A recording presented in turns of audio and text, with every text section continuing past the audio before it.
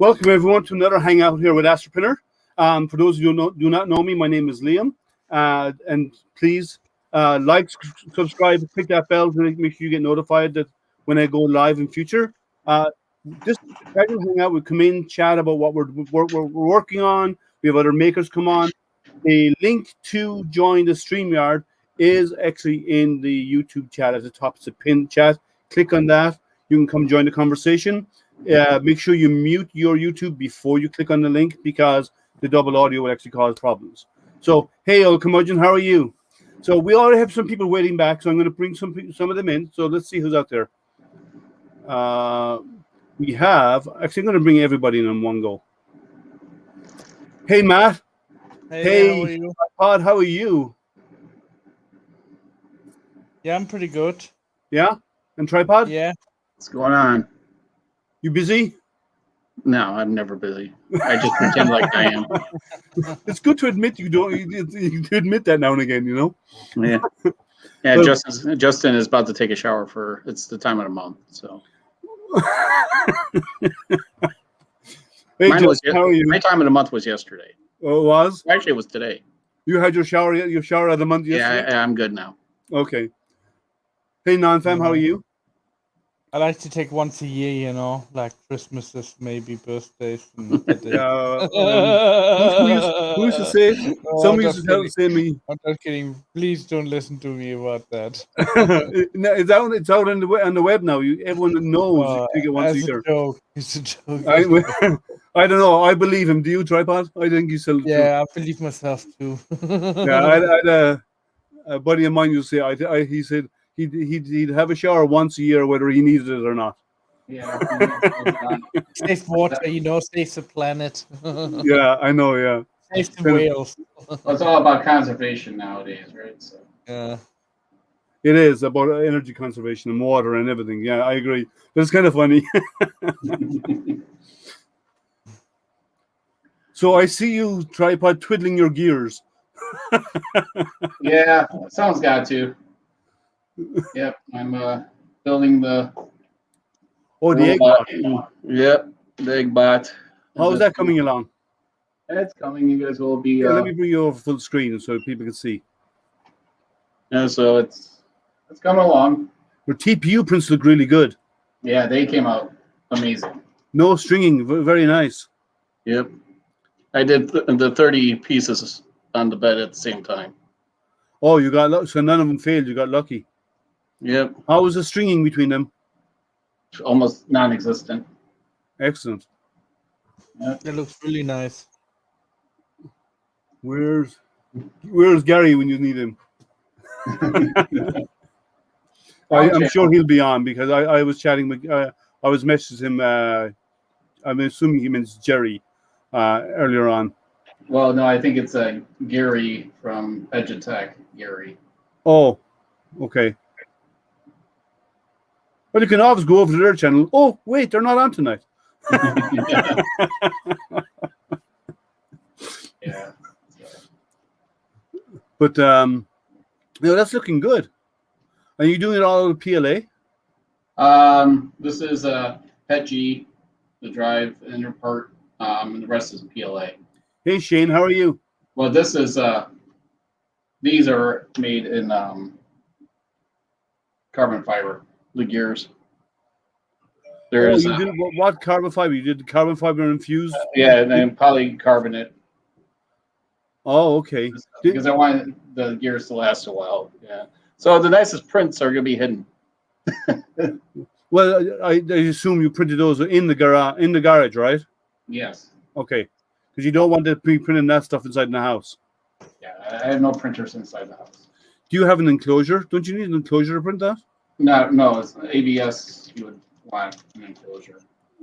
But also, it's warm enough there to not worry about. Yeah, when I printed, it was at around 65, 70 degrees in the garage. Okay, we had snow this morning. We had a little bit of flurries, but nothing. Yeah, no, we had about an inch of snow. We were supposed to get between 4 and 6 inches, but it went south of us, so Ohio got it instead of us. Hey, that's nice. But tonight's supposed to be very cold. We're supposed to go way down tonight before, so it's going to be really cold and clear. And then it's supposed to warm up into the 60s and 70s again this weekend. Yeah, it's supposed to definitely be a lot nicer going into the weekend. I don't know how much further I can go with this because I am running out of screws. My kit's here. We'll see. Well, it's looking like a good build. It's looking really good. Yeah, some of the PETG didn't come out that great, but they're not. It's hidden. As long as there's no moving part rubbing against it, you're okay, right? Yeah. When you're doing PETG, do you enable outer wall wipe? I do not. You should. Well, and then this is the first time I ever did PETG. Oh, okay. Yeah. Well, So still a learning curve for me. that's fair enough. Yeah. I normally do PETG around 135, or sorry, 235, and I turn on outer wall wipe. So what that does is basically when it prints the outside wall, the nozzle moves in the part. So it does a retraction, and the nozzle moves into the part and then hops to the next location. And it actually cleans the nozzle before it moves. And as long as your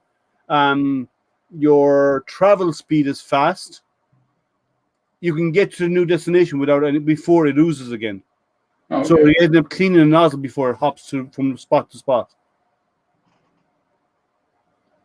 So it's a simple little thing, but it does make a big difference. Let's find out what Matt's up to. Matt, what are you up to? Well, I've been selling some of my STL files the last Oh, couple you're of days. slicing them for somebody and giving them out to people? No, not slicing them. I make the STL files. I have to slice it themselves. Oh, all right. And, like my cans, etc. So I sold a few of those. So okay. So that's going to pay for your Luban. Well, it's already paid for. I'm not saying though, but the money you're getting out of that actually I know you paid for Luban yourself, but I'm just saying by selling some of the files that you create, you're actually making back the money you paid for Luban. What is Luban? $70 or something? $350. Oh, $350. I thought it was less than that. Okay, so $350. So yeah, for unlimited license. What are the different licenses they have? They have yearly one, £70 or $70, and then you have a $350 for basically to the year 79 to the year 79. Basically, it's unlimited license, and I don't have to pay anymore. And yeah, it's really nice. So you'll be about 100 by the time your license runs out. Yep. That's a good license. Yeah. So. And that includes all free all upgrades and every update ever from now until then. Yeah. Cool. Yep. So I'm pretty much made with it. Also, next time you see me, I might have a new microphone. Really? Yeah. Somebody actually sponsored me on Jerry's show. Gave me $25 or a pound, and I was really happy and glad. So, as a thank you, I sent him an STL file, one of my pictures, what he liked. So, he's doing first time lithophane, but he seemed to be experienced printer. So yeah. Nice. Who was it? Give him a shout out. I really can't say his name because I don't have the permission to say his name. Okay. All I can say is Jason M. Jason M. Okay. Yeah, I can't say the last name. That's fine. I was just going to give him credit for being helpful. That's all. Yeah. I want to give him credit, but I did ask him actually if he wanted credit, so I have to ask him. But as a thank you, I send him an STL file. Yeah, that's I'm nice. happy. So I've been doing the testing of my 10 log D3 IDEX printer. Hey, Olkamoja, welcome back. But I've been doing testing of it, and it's a nice printer. It works really well. It does dual colors really well. It does dual mode and mirror mode really well. I'm actually going to do a review, actually record a review for it this coming weekend.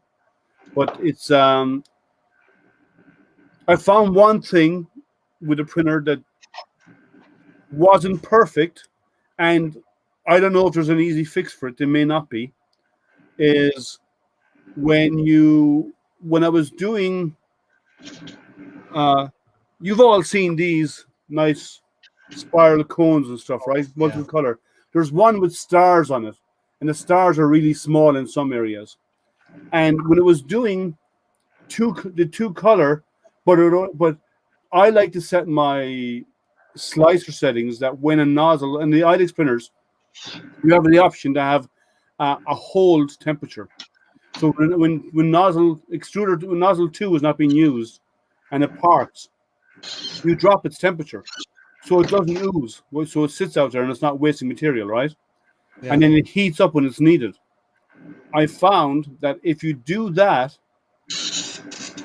with that star cone, it gave me an error on the heating because it was trying to heat and cool so often because it would print an area and then come in and try and do a bit of gold, do one of the other colors and then leave and then print another and then come back in a few minutes later. And there wasn't enough time for it to fluctuate. And that caused it to kick an error saying extruder 2 could not, heating error on extruder 2. And I thought it might have been a problem with the extruder.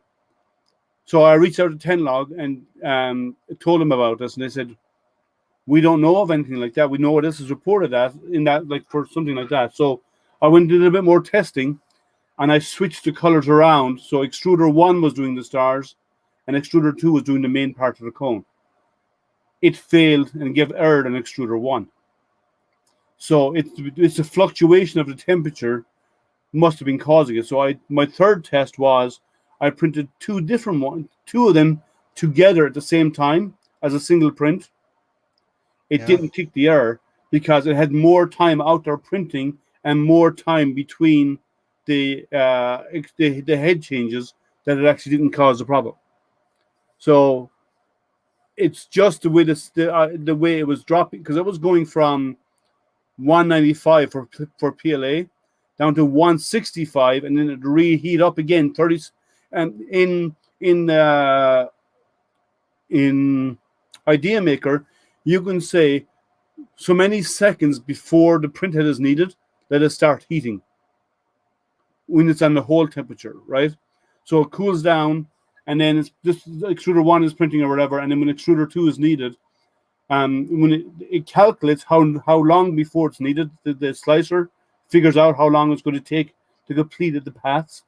So it starts reheating extruder 2 30 seconds or whatever beforehand and then brings it in when it's ready. So it doesn't stay hot too long. It only heats it as required, right?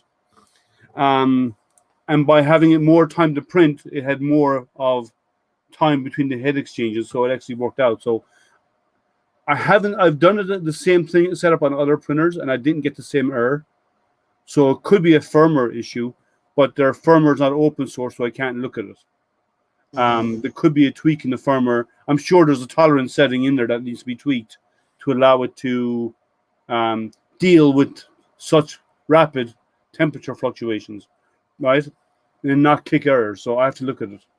If they give me the firmware, I look at myself. If not, they need to. But it works great other than that. And most people will not be printing like that anyway. So that's not an issue, I don't think. But it's just I stress tested it doing that, and I got it to fail. But it's not a failure that most people will run into. So I don't think it's a problem, really. What do you guys think? Ooh, hard thing to say. I have no experience with such printers, so Yeah, well, I know, but I'm just saying, what you like? It's not that hard. It's I think that's all it is. It's only a tolerance setting to not kick an error. They probably have it set very high, and we just need to back down that setting a little bit. But it should be an easy one to do.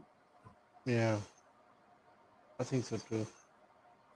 If you can break it, I didn't actually break it. I got it to fail for an unusual circumstance. And most people do not set the the weight temperature as low as I did. I set it at 165. Most people set it at about 180 because at 180 the filament just starts to start about 165, 175 it starts to melt, and at 180 you can just about start printing, but then when you get into 190s it's actually fluid enough to print. So I don't think it's a problem. I think it's just the way I pushed it. Probably. I mean, I'd say I found something that needs to be improved in the firmware. Yes, I won't say broke because I didn't break anything. I found an area of the firmware that needs to be tweaked a little bit to make it better, to allow it to complete tasks like I tested it with. Well, most people, 99% of the people out there who use IDEX will never use it for like that, I don't think. Depends on the PLA and the manufacturer, but some can, yes. I agree. They can do it 170. That's why I've had mine set to 165, because then most PLAs will never get one. It's only enough to warm the PLA and not enough to melt it.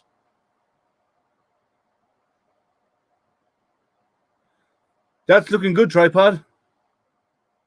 Yeah, looks really nice. Thank you. Yeah. Sadly, I was able to print mine because I have too many things right now going on, and I keep having trouble with my printer, and it's basically maintenance time. I have to replace the whole thing, basically. The whole what? Bells, wheels. All your idlers have to be done as well. No, I don't think so. Or the wheels under the bed. Yeah, underneath the bed and the belt. But maybe the X-axis, but the Z-axis find the wheels. Yeah, but you run your printers continuously, right? Yeah. So if I was running printers continuously, I would have sets of wheels in a drawer ready to go because they're all the same, right? And I would buy lengths of belt and I would have it sitting in the drawer, because when your printers never stop, you're probably looking maybe like, how long ago did you last replace anything in that printer? How old is it? A year now. Exactly a year out of belts when you're going non-stop in wheels. That's good going. It went 13 and a half months, 14 months without any type of belt maintenance or anything like that. The fact that you've gone that long with something that's continuously in use, it never, like, that runs 5 or 6 days at a time, and then you take off a part and you start a new one, right? So the fact you go that long without having to do any maintenance, you've done well. Yeah, I think so too, because I slowed down my speed and from 50 to 35 MMS a second. That kind of reduced the wear and tear too. It does. You're correct. Because when you're running at 50 or 60 millimeters a second, you're pulling and dragging in the mechanisms a lot more, and they get stretched out faster, and they do fail faster. So you are correct on that. But still, I think you're doing really well if you can. If you got a year out of it of continuous use without having to change a belt. Like, if I was using a printer like that, I'd be replacing belts every 6 months, just because I know they're wearing out. Yeah. Maybe every 8 months or 9 months at the most. I would plan the schedule to change them out. There's 3 teeth missing on the belt. They're totally rubbed off. So. What's up, tripod? What'd you say? No, I said 3 teeth missing on the belt. I said, oh, geez. Yeah, you're pushing it. So, yeah, I would buy a big roll of belt. You can buy the larger rolls of it and have a good quality one and keep it in the drawer, because if that's only a year old, I'm sure the others are about a year old as well, or close to it. Maybe they all need to be, once you get one up and running, go to the next oldest one and do a refurb on that one, and maybe set a schedule of every 6 to 9 months, because they are always going. So do a schedule every once a year at least, if not maybe 9 months. Do a belt repair. Do you ever lube it up or anything? Yeah, nope. You see, I once a month, because you use it so often, I'd lube the Z screws. I would Oh would yeah, check yeah, yeah, yeah. everything. You saw loop with dry loop, but not the belt itself. Oh no, Because normally never the belt. Yeah.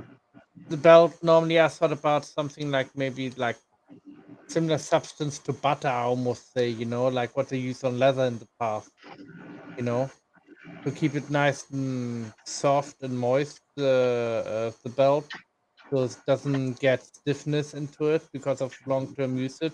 Yeah. Hey, Chris. But don't use butter, that's bad. No, no. Dry. Yeah, I like the dry PTFE but lube. yeah, yeah, but it's not good for belt, the alcohol. It dries it out. It'll crack it. Yeah. Yeah. So I would use probably something like a small oil formula for the belt to keep it looped and Well, moist. come on, chat is quiet because you need to share and invite people over to come join the stream. Get out Yeah, there and share I the stream with people, I do guys. now. Because the more people that know about it, the more people can join. But because I put it out on YouTube, it's on YouTube, so everyone who subscribes are notified, and I put it out on Facebook and on some groups as well. Yeah, he's not talking about lubing the belts. He lubes the screw, all the metal elements, never the belts, because yeah, it does. It actually dries up the belts, so he doesn't do that. But he's been running a year without having to do without replacing any components. Belts wear down. Like some of the one that failed on him recently is missing 2 or 3 teeth off the belt, so they've actually been torn up. So it's time they were replaced. So I would say I check my printers probably once every, depending how much I'm printing, probably once every 2 months or two. I will check them, and I'll loop stuff up. I check the tension on the belts. I check the quality of the belts, make sure they're not fraying on the edges or anything. If I'm printing a lot, I'd probably check them monthly instead of every 2 months. Like constantly going like you do, Matt. And then, like, once I start the droid print, Yeah. and that's months of printing. My guess is I will schedule at least one machine a month being down while I do maintenance on it, and I'll be Yeah. running multiple printers. So I'll be running a few printers at the same time. So like for the base, all the parts for the base, I'll put them a piece on each printer and run them. I'll do test pieces first to make sure the dimensional accuracy is good, and then I'll print them with all the same settings. Hey, Michael, how are you? So, yeah, because that's going to take me 2 months of printing, I'm guessing, maybe more. I don't have a big printer, so it might take me more because I have to break it down into smaller components and print it. I was hoping to try and get a larger printer, and that hasn't happened yet. I'm still hoping to do my lithophane R2D2. Your lithophane of R2D2? Oh, you mean the R2D2 shell? Yeah. You'd basically have to redesign your own. You have to design your own one. Yeah, the skeleton I need, the body itself. Yeah, but see, there's no skeleton in the ones that's out there. So you'd have to take what they've done, the design files, and cut out segments where you want to put lithophanes into it, and then so you're redesigning is what you're doing, and then you'd build the frame with the cutouts, or print the frame with the cutouts. So then your lithophanes clip into the spots is what you'd have to do. Yeah, I thought a similar thing. I thought about to make him in 4/4 the lithophanes, like maybe up to 5 pieces. So you have 4/4. So one you stick on the front, and then the other 2 you stick from the side, but it will all match up to go together. Yeah, the only thing that I see is with a what's it called? The feet I see a problem with. That they need the most strength, I think. Altered proxy. Have I started yet? Are you referring to the large build? No, I haven't. I haven't started yet. I don't have all my materials yet. I'm waiting on them. Yeah, dry rot does crack them too, but that's why you should replace them once a year. I would say at least yearly, if not earlier, especially at the amount you print. I would because those printers are never stopping. Yeah, You might stop one night while you when it finishes late and you come around the next day and you put the next one on. So I would probably do maybe between 6 and 9 months. I would plan on changing all my belts, X and Y. So buy a big roll of good belt material, and switch them out. yeah. I was thinking also to get those special wheels, the nylon wheels. I think The they're called. nylon wheels last longer. They do. They cost So, more, but they're worth it.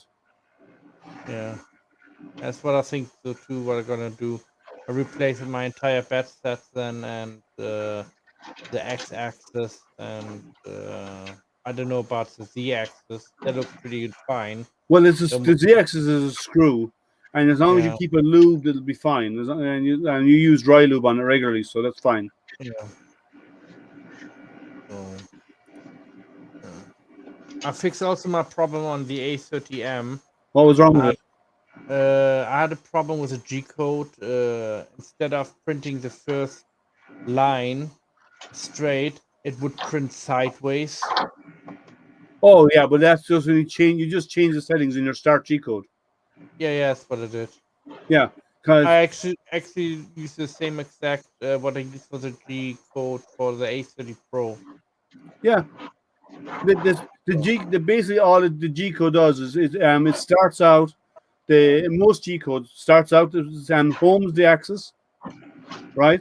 Then it moves to a spot, or no, it sets the extruder to relative mode, moves to a spot, right? Extrudes a distance either either on X or Y, and then moves over a 0.2 of a millimeter or something like that, and then extrudes again in the opposite direction. That's what all they often do. Um, so yeah, that G code is easy enough to solve. Yeah. What's tripod got? Alter proxy. Everyone wants to know what you got. What? What do I So have I'm there? asking about what you're working on. Let's bring it up again. Oh, this is the droid. It's Like the his new Eggbot. upskirt cam. Yeah. Yeah, it's got the tracks kinda going cool. here. You're never going to live that down. You know that, don't you? What? Your upskirt cam. Oh yeah. Well, that's this robot right here. Hey, Michael, how are you? There's the upskirt robot. Yeah. So in that case, then when my full size R2D2, it won't be able to do any of those because it'll be too tall. It'll be standing about 4 feet tall. Yeah, but you can always make it like a little designer arm, but flips out and have the camera on. Oh, yeah. Well, actually, it does have components that do move like that. It will all once I get all the servos in there. That's looking good. Are you going to leave it the blue or are you going to change it? I ain't gonna change it. It's Suggestion. I gotta use filler primer. It's no suggestion. Leave the top dome. It's translucent blue, right? Yeah, I know that I gotta paint the inside black, so No. you don't want to get any color bleed. No, I was going to say paint the bottom part, but leave the top part blue and put a light in the top part so at nighttime it glows blue when it drives. Yeah, there you go. That would be kind of cool. What do you think? Yeah, I'm still undecided what I'm going to totally do with it. But Yeah. Because all you need is a small set of LEDs that would run off 5-volt power, and put them in the dome so they look upwards. yeah, it's Or you can even have the LEDs that change color, mhm. the RGB sets, so it'll alternate color. So the dome head will actually fluctuate color as you drive around. Yeah, I got Yeah, let me get my electronics here. Hold on 1 second. That looks like a nice print. Yeah, it does look really clean. Just a His goodie bag. Yeah, I got speed controllers. 1, 2. You need 3 of them, don't How much- you? How Or much 2 then? did you buy? There's a, How many did you buy? we got some. Oh, nanos. Okay. Got your. What's that? Yes, so you could just plug the Nano in there and have terminal blocks, basically. Oh, okay, okay. What else? Got some batteries. Liam, I have to pop off for half an hour or so because I have some things coming around. So Sure. No problem. thank you. I'll be See ya. back. Take care. And we got some voltage reducers right here. Okay, cool. And- Let's see. There's questions there. Is the dome printed in one piece Yes, with no supports, correct? no supports. It's got ridges on the inside, doesn't it, to help support the dome? Nope. Here, Oh. hold on. Let me put this all away and then I'll show you. Cool.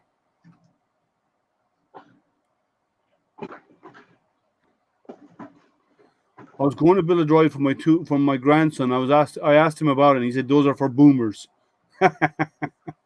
Well, Well, no droid for him then. no droid for you then. So that's the He inside. built it for himself. Oh, I'm surprised there's no support at the top. There's no No. like girders or anything like that running up the sides to support. No.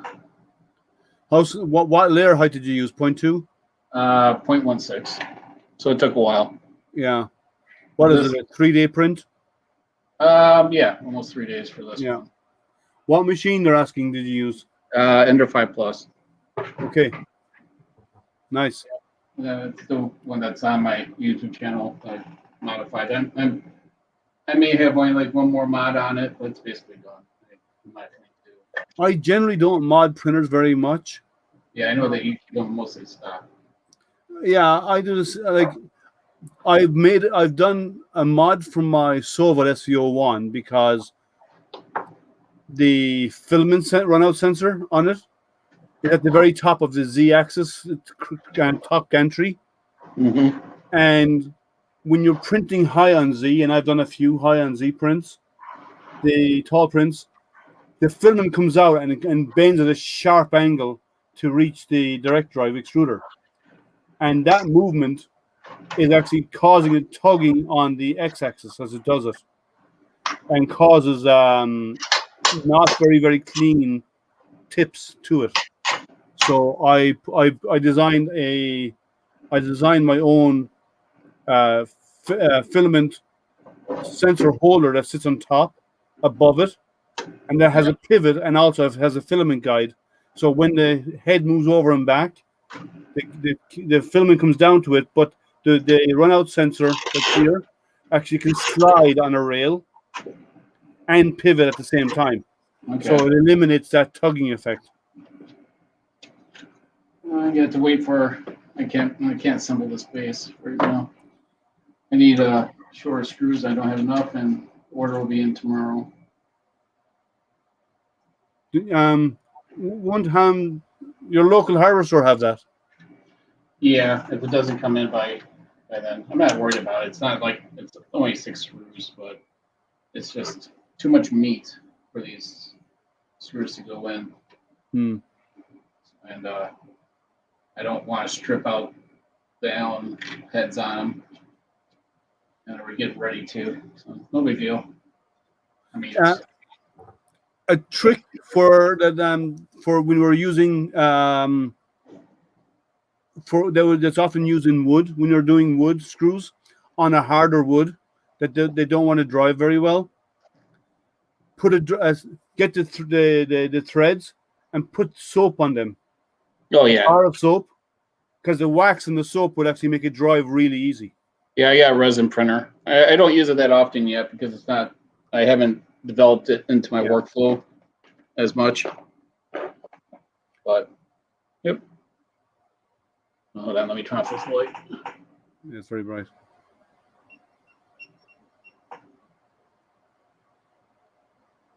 Nice. Yeah, I the last resin thing I did was a couple of weeks ago, which was the hand. But you've seen the hand, right? Yeah, that's cool. All right, so now I need to put in. I don't do a lot of resin, but that was the last resin thing I printed. Here comes the tricky part. Did you test the movement of the Lazy Susan? Oh, you guys want to see that? Oh, powered, I mean. Oh no, not powered yet. I mean, I can, but I got a couple spare motors just in case. But yeah, fill this in with these plastic ball bearings. Hey, Jerry. Come join us. The link's in the top of chat.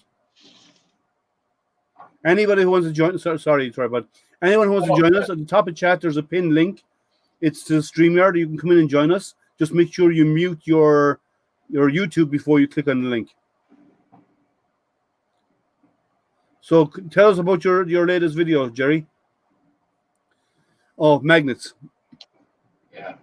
So yeah, make sure these are. They're neodymium, are they? Yeah. Yep. You know, Harbor Freight sells those.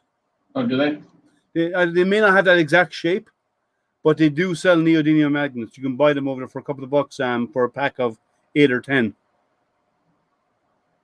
Yeah, I go to I have some actually decent Harbor Freight tools.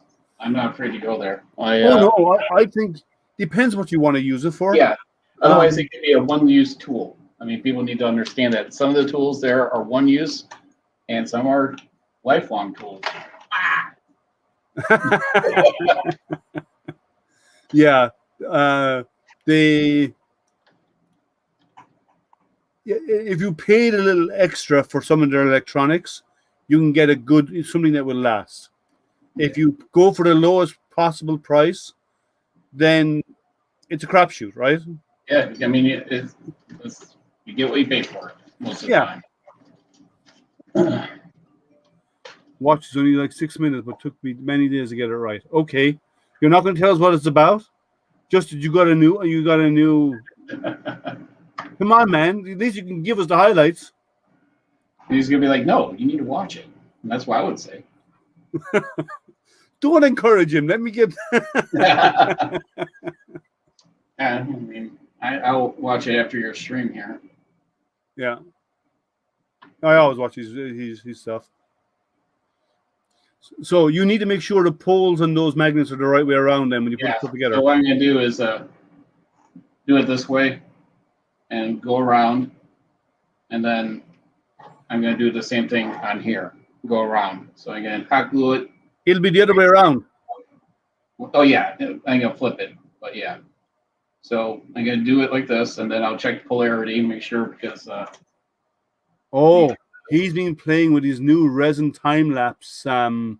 Right. He's fancy now. Yeah, fancy pantsy Jerry, huh? Yeah. I just got my Octoprint time lapse going. Oh, she wants me to see if I share it and you got something on it, I'll get dinged. Okay. We love you, Liam. It's fine. Let me see. Give me a moment. So he wants me to show the time lapse. I'll tell you what. I'll show it without any audio. That way, then it's legal, right? No. I mean, if he does, you won't get dinged for it unless it's. Depending on his audio. Oh, I mean, if he has paid for music, but. Yeah, let's see. All my music I've paid for on my channel. Yeah, I'm looking right now to see what's on there.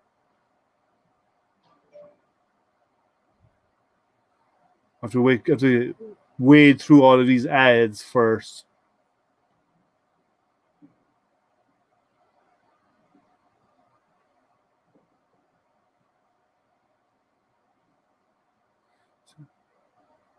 Now, see, I can't put my my microphone will cancel the noise. So the audio, I don't know if the audio will come through. Tell me if you can hear this, guys. I don't hear anything yet. Do you hear it? Some of my blue ink dye in it, and we're gonna see if we can make a. I don't think it'll work because I think my microphone will cancel it. And I'm attempting to do a time lapse, a resin lapse. Yeah, Jerry. The problem is my my microphone will can. You might hear it a little bit. Okay, let's give it a try. I'll turn the audio up. Just let me split out that screen and bring it over here. 1 second.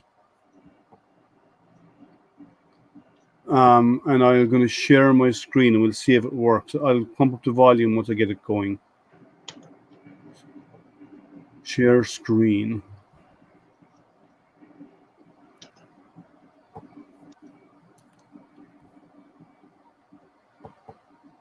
Okay, so you see it?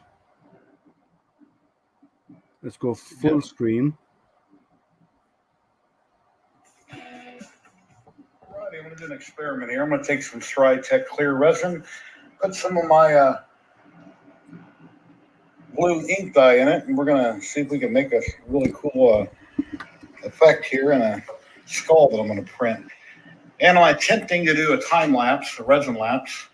Got my new camera set up, got the resin lapse cord set up from Uncle Jesse, and hopefully it's going to work okay. I'm not sure if it will or not, but we're going to try. So, we're just for those who don't know, this is Jerry's new video he just published about his time lapse for resin printing. Oh, okay, now that's cool. Quite a few drops in there. It's like doing like a marble type effect, I believe. Yeah. Pre-mix that a little bit with the spatula. Oh, so he's going to have like a rippling effect because he's not fully mixing. He's going to have strands and stuff going through it.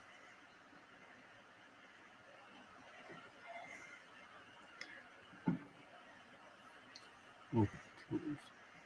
Real nice color. Oh, you're fully mixing it. Very pretty. So it won't be stranded then. Yeah. Well, let's see how that comes out. Go ahead and start it and see if it works. Everything's tight, good to go. The resin printer looks too clean. It's not being used enough, Jerry. Back. Print. I don't know if you guys can hear it. Let me know in chat if you can hear it. I can't go much louder. It's because I can hear it. Okay, good. Yeah, that's his brand new printer. It is, yeah. I think it's yeah, that's it right there. So it's going to be a translucent blue skull. Maybe. Oh, nice.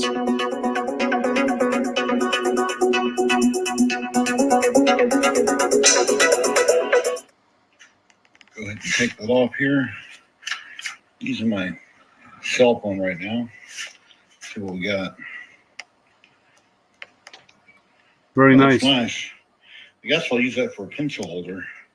Or pens, I guess. Markers, pens.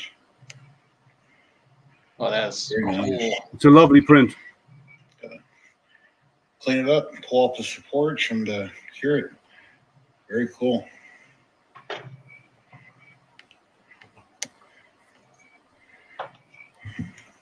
Alrighty, number 2 got done. Go ahead and take it off here so I can do this one-handed. Oh, so you did 2 of them. Take a look at it.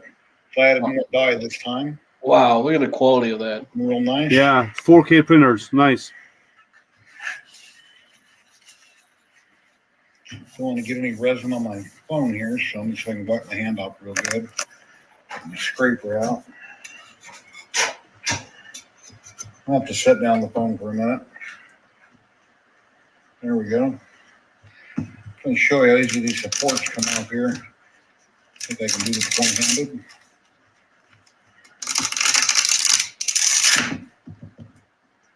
And that was that.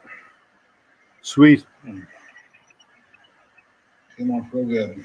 And let me throw that in some IPA and get it all cleaned up. Yeah, it'd be cool. Nice looking pencil holder or pen holder, I guess. Yeah, very cool. Tools or whatever. That's a beautiful print. Awesome. I got two of them. I wanted one to be a little bit darker, so I put in more of the blue dye. And they both basically came out the same, but it didn't mix very well, and they came out nice. I'll put a link below where you can find this at. I believe I got it on Bangs, this file. But that'll be an awesome pen holder, or put wrenches or screwdrivers or just whatever in. But yeah, came out amazingly well. Very cool. And Andrew Sink and Uncle Jesse, thank you very much for this resin lapse cable. It is awesome. I love it. And I'm so happy that I got to get a new DSLR camera for the first time and try it out. But I'll put a link below in the description where you can find it, where you can find all this at. The resin lapse cable, I'll put a link where you can find that and where these models came from and the ink dyes that I used for this video. But thank you very much, everybody. Please like, subscribe, and share the video. Happy resin printing. See ya.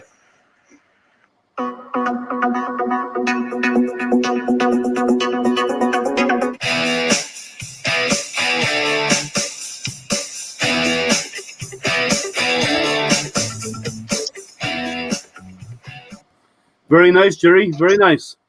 It looks fantastic. Yeah, Jerry got me into resin printing. I was on the fence for a long time. Now, I have a resin printer. I actually have two of them, but I don't use them very often.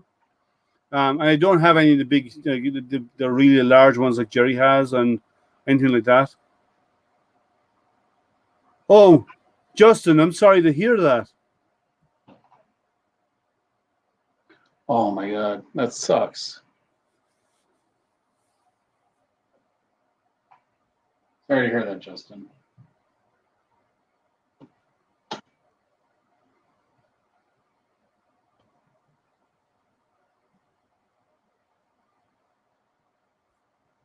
Yeah, that's sad. We my company went through some layoffs a week ago or so as well. So it's happening. Companies are doing it because they're trying to keep the doors open, you know. Yeah. Okay. The answer: can you print articulated print in place models with resin? Maybe. And the reason why there's a maybe. It depends on how close the articulating parts are. If they're like links of a chain and there's a big gap between them and there's lots of space, you could probably do in-place printing in a resin. If not, and they are close, really close together, there's not an awful lot of space between the parts as in it, then no, because any leftover resin in there will probably cure, because chances are you're going to get some bleed of light and it's going to cure a little bit more than what's around it, a fraction. And the more translucent the material is, the more light bleed you're going to get, which means softer edges, which means parts that are really close together will probably end up being stuck together. So it depends, but generally the rule of thumb is no, but there are some use cases where it can work.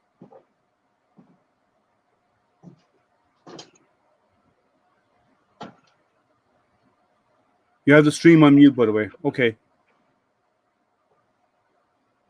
Well, we're all very sorry to hear that, Justin. That's not good news to happen at any time.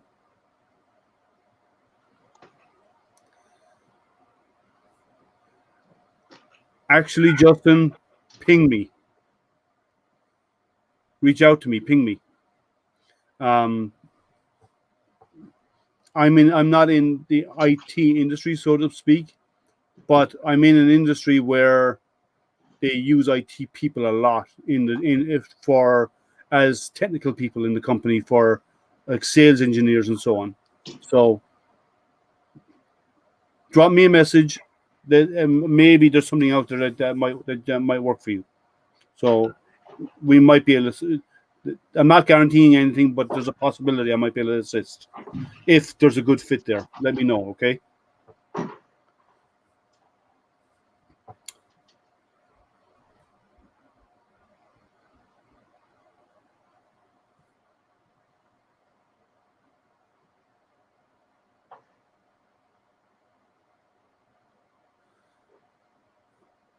Yeah, it's harder right now, Victor. At the moment, a lot of companies are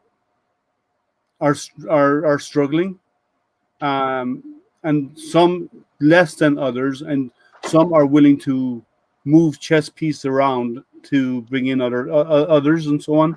So.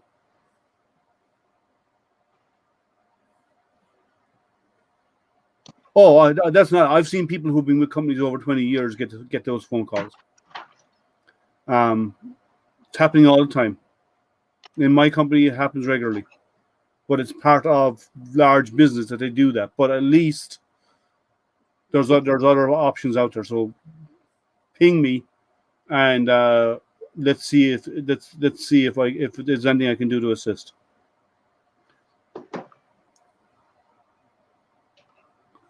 Built over bot. Around here, it's hard to find anyone who shows up for work. You need to explain that more, because there's enough people who are not working who are scrambling to get employment. So. Well, that's the biggest problem with remote computing now, is that people are like not available. How do you mean by not available? They're busy goofing around. Yeah, if you're busy goofing around and not actually working, then But yeah, let's see what we can just ping me, Justin. Maybe I can arrange. There might be something that would fit. If that type of work would suit you, my company even though we do layoffs on a regular, fairly regularly because of cleanup. You have to clean up some stuff. There's always openings for positions, so the worst you can do is try. Oh, here comes trouble. What's going on, guys? How are you? What's going on?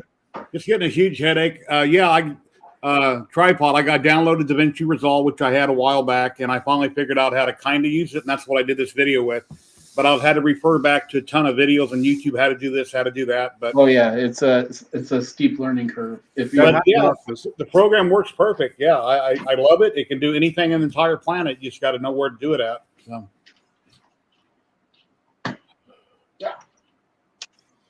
Yeah, I heard a lot of people that were still out of work. A guy on TV said he's having trouble hiring people because people can draw so much money on unemployment plus additional money each week. They don't want to come back to work because they're making more money staying at home. Oh, you heard about McDonald's just offering $50 just to show up for an interview? Oh, that's probably because so many people are making so much on unemployment. They're like, well, I can make more sitting at home.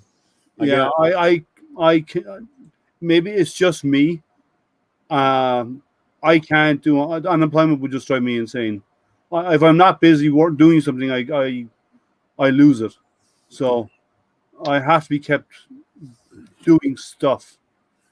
My first attempt at a resin lapse, the flash was coming on. I had it set to automatic, not manual, and every time I tried to film it, I wasn't close enough, and the flash kept going off. So the one you've seen was the second one. And then I took it back down. I reversed it. I had to research how to reverse the video. So I'd go back down and come up. That wasn't the second print coming back up. That was just this one going up and down. I figured it'd be a little bit different. But yeah, they came out really cool. Yeah. Let me bring you up full screen so you can share, Jerry. That's a lovely print.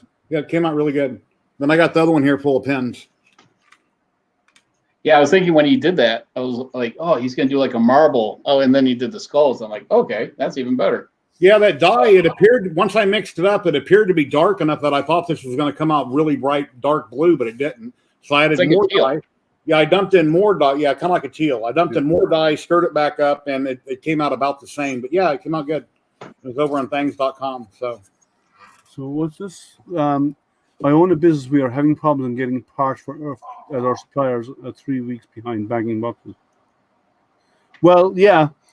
Well, it depends. Yeah, it does depend on the area. I find some areas it's easier to get physical labor workers who are packing boxes and stuff, and other areas it's really hard, and it varies from company to company as well. You know.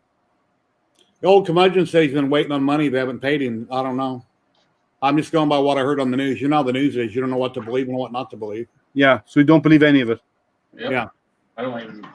Yeah. It doesn't. I wonder if you actually did streaks, Jerry, of a darker color, and just put drops in of really dark color in areas. So as it comes down, it'll pick up the color and then lifts up, so it leaves streak marks. You know.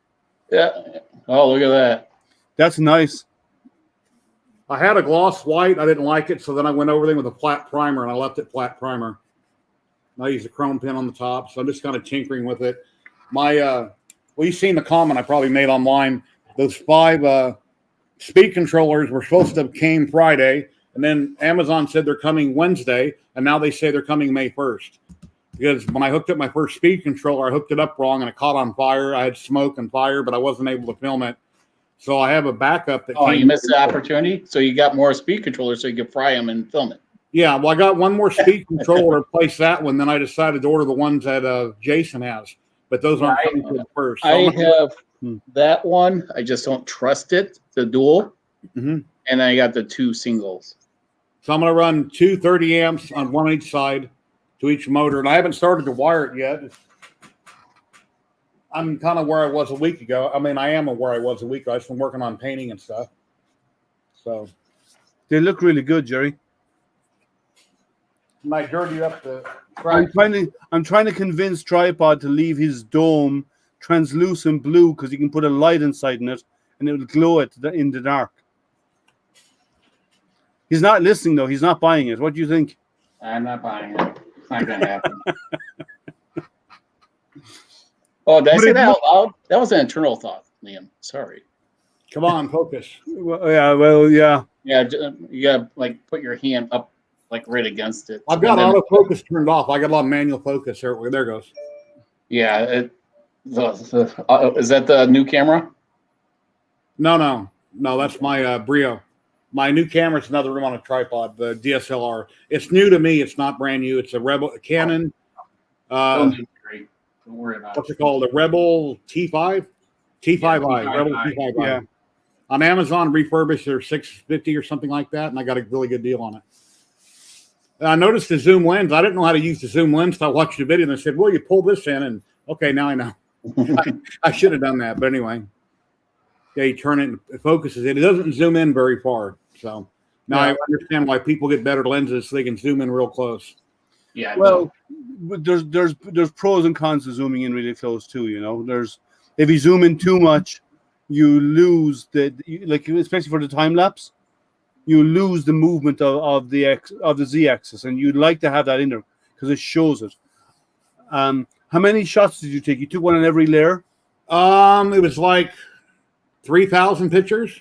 What's your frame rate you did for when you converted it to an image? I don't remember. I would drop it down a little bit because it looks cool when it's coming up, but it comes up really fast. Slow it down because it looks like it's actually building it on itself. Then it's going to build slowly. I think that would be nice. What do you think, Tripod? I just try not to even use autofocus anymore. No, I'm talking about the speed when he compiles it into video, all the shots. If he slows it down a bit, the frame rate, that way then he gets a slower movement of it rising up, and it looks more natural of a print. I gotta kill OBS and then bring it back up because I'm frozen on there. You can take me off full screen. No, I want to keep you there, Jerry. You still frozen? You are. No, I would just dabble in it, honestly, Jerry. The resin lapse, you're like the only second person I've ever seen use it. Dabble in it. It looks really cool though. But you can leave a resin printer to cover off it for a whole print. Yeah, it's fine. It's indoors. There's no UV light from outside. Just an LED on the ceiling above it. No problems. Okay. I was thinking more of, I suppose the orders. It's in a separate room. The orders usually don't bother you. So No. And I've got a Winx air purifier on the floor, which I haven't ran in a few days. Normally I have it running when I resin print. No, I didn't notice anything funny from it. okay. And the Resin Lab cords, he just came out with them a matter of weeks ago, so there isn't many videos out there using them.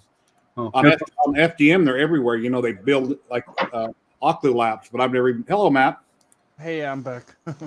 I've never done an octolaps either. So Oh, I've done octolaps, and like I've done, and I even have an app on a Windows machine that if I don't have a Pi set up, I can do time lapse with just a camera looking at it connected to a PC, and I can set it how often. It's all based on not by layer, but it's based on a timing.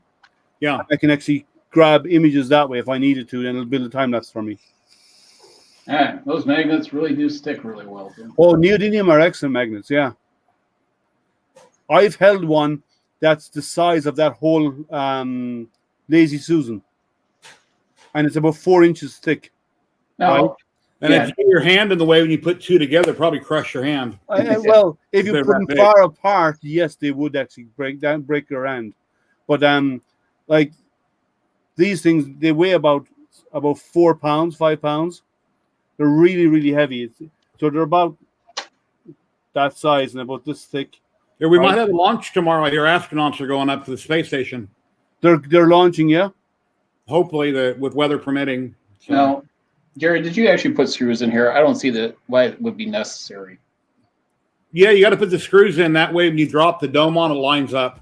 They're just they're dowel pins to line it up when you put the dome on. Okay.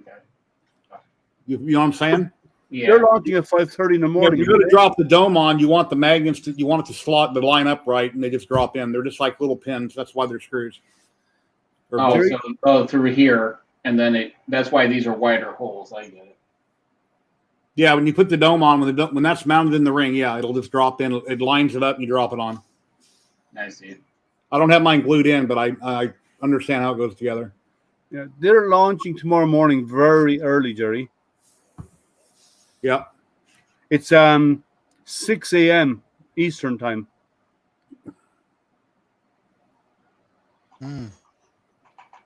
So that is what, 3 a.m. for you, Jerry?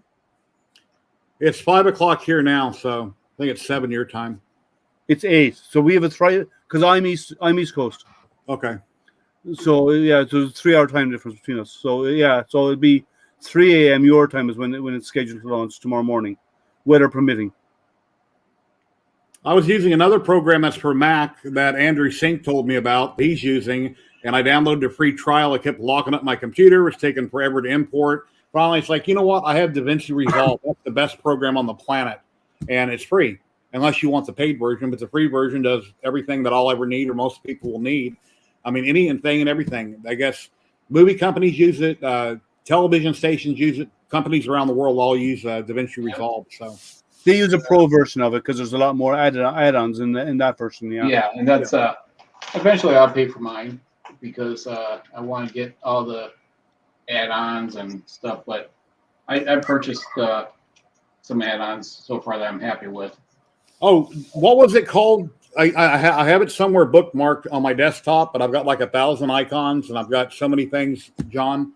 What's it called when you bring in those bullets where you put the titles on the screen, the arrows are pointing to them? Yeah, those are called call-outs. Call-outs. Yeah. Okay, I know more about it now that I've watched all these videos. So, and there's one website that you were going to where you got those from. You told me about. Yeah. I could give you the link again later if you can't get any more. No problem. Yeah, I need to make a folder because I got too much stuff everywhere on my computer. Yeah. Yeah. The callouts are a lot easier when you don't have to make them by scratch all the time. Yeah. Get the add-in for them. One problem that I had, though, when I was going from my edit screen to my cut screen, my video was shadow, what do you call it, letterbox? It was real tiny. Oh. It's like, why when I edit here, it looks fine. Then I go over here and it's small. So I had to scroll all the way through it. And when I got on each section, then I had to go in and, make it bigger. And I re-uploaded it like 3 times till I got it right. So I kept finding an error with it when I upload. It's like, wow, that's real tiny on the screen. Can't you select them all and then just resize them all in one go? that's what you think, but evidently what I was doing, working out of 2 different screens, it wasn't, I don't know. I'll figure it out eventually. I kind of done it the long way, but I got it done. So I started yesterday editing, and I just got done a little bit ago. And I seen your live, you're like, come on in. It's like, man, my head, I got to calm down for a minute. So, yeah, when you first use that and you're used to another piece of software, so I've done my last 2 videos were with DaVinci Resolve. That last one, I mean, the one before, it literally took me 3 days to do that video. Well, you saw how complex it was, even though it wasn't that complex of a video. I showed him my timeline. He was like, oh, and Jerry was like, what? I said, yeah, Mike. I've seen a screen where somebody showed me all the buttons, so I got to go back in the program, find that, and print it out where it shows all the shortcut keys. Because there's so many things I couldn't figure out to do, so I had to Google it, watch a video, pause the video, and then I knew what to do. Yeah, I do a lot of videos for work, and as part of that, I don't use Resolve. I use Camtasia. It's made by a company here in Michigan, actually, and I use that. And it's not as powerful as Resolve, but when you want to do editing and basic editing and stuff, and adding in like transitions and call outs and all this kind of stuff, you can even build interactive videos with Camtasia, whereas you play the video, and when you click on an area in the screen, it goes off and it plays a different section. So you can link a different part of the video with an action on an area in the screen. So if I click on a button on the screen, it will play this section of video. By clicking this button, it will play this section. It will actually jump around based on the option I choose. A really cool feature that I seen in the video when I was watching it yesterday, guy was telling all about it, is he said, for an example, let's say we couldn't show that painting on the wall for some reason. He clicked on the wall by it, and he just colored it out, and you couldn't tell it was ever there. Yeah, you do the dropper, He didn't like the color of the roses. He changed the color of the roses on the table very carefully. You can, it's just amazing the stuff you can do with it. Yeah, it's you're I mean, I was being lazy, or actually I didn't want to pay for anything, because after Adobe went to what I call mortgageware, where you have to pay every month, I said, I'm not doing it anymore. And everything. People think, well, that's only $5, that's only $10. Well, look how many things that you're already paying for, and they just stay up. It's streaming services. You go to Home Depot and buy a sheet of 1/4-inch plywood right now, and you could almost go out and buy a new hot tub. I mean, my point is everything has just went through the roof on prices. I had to buy a battery for my truck the other day. AutoZone, they no longer prorate batteries. It was a 3-year battery, and that's it. It was $138. Well, that used to be a $60, $65, $70 battery, and they would prorate it. Now it's $130, and they don't. It's just ridiculous. Yeah, the supply is the problem. The supply chain. That's what they're saying. That's what they want us to believe. But at what point is that not going to be true, and they're going to keep saying it? Well, no. What happens depends on the product, right? Like there's computer chips that are used in cars and stuff that are not being manufactured because of COVID, and the supply is gone. So they say. Well, no, I know for a fact, because I know some of the guys who work in automotive, and they said they're only able to build like the new electric car from the new electric car from GM, or where you from Ford. Oh, Ford. Oh, the Mustang E. Yeah. They're only able to build X amount of those per year, and they want to do more, but they can't because they can't get the batteries because the supply is not there. And guys who make the batteries said we can own our maximum right now because of what's happening. We can only make you 50,000 batteries a year. So that's what you're stuck with, and you can't go beyond that. When we ramp up, when things get better and we can ramp up the production again, then we can actually start supplying more of them. But there is limits right now on stuff like that. Also, you got rare earth minerals that all these batteries are being used. Oh, yeah. I just looked at the folder. I put all those pictures in just where it's coming out of the resin one time. That's over 16 gigs of pictures. Oh, yeah. So that's a lot of pictures. Well, it's because your camera takes higher resolution images. Yeah. So they're larger files. They're a couple of megs each. Yeah. Per file.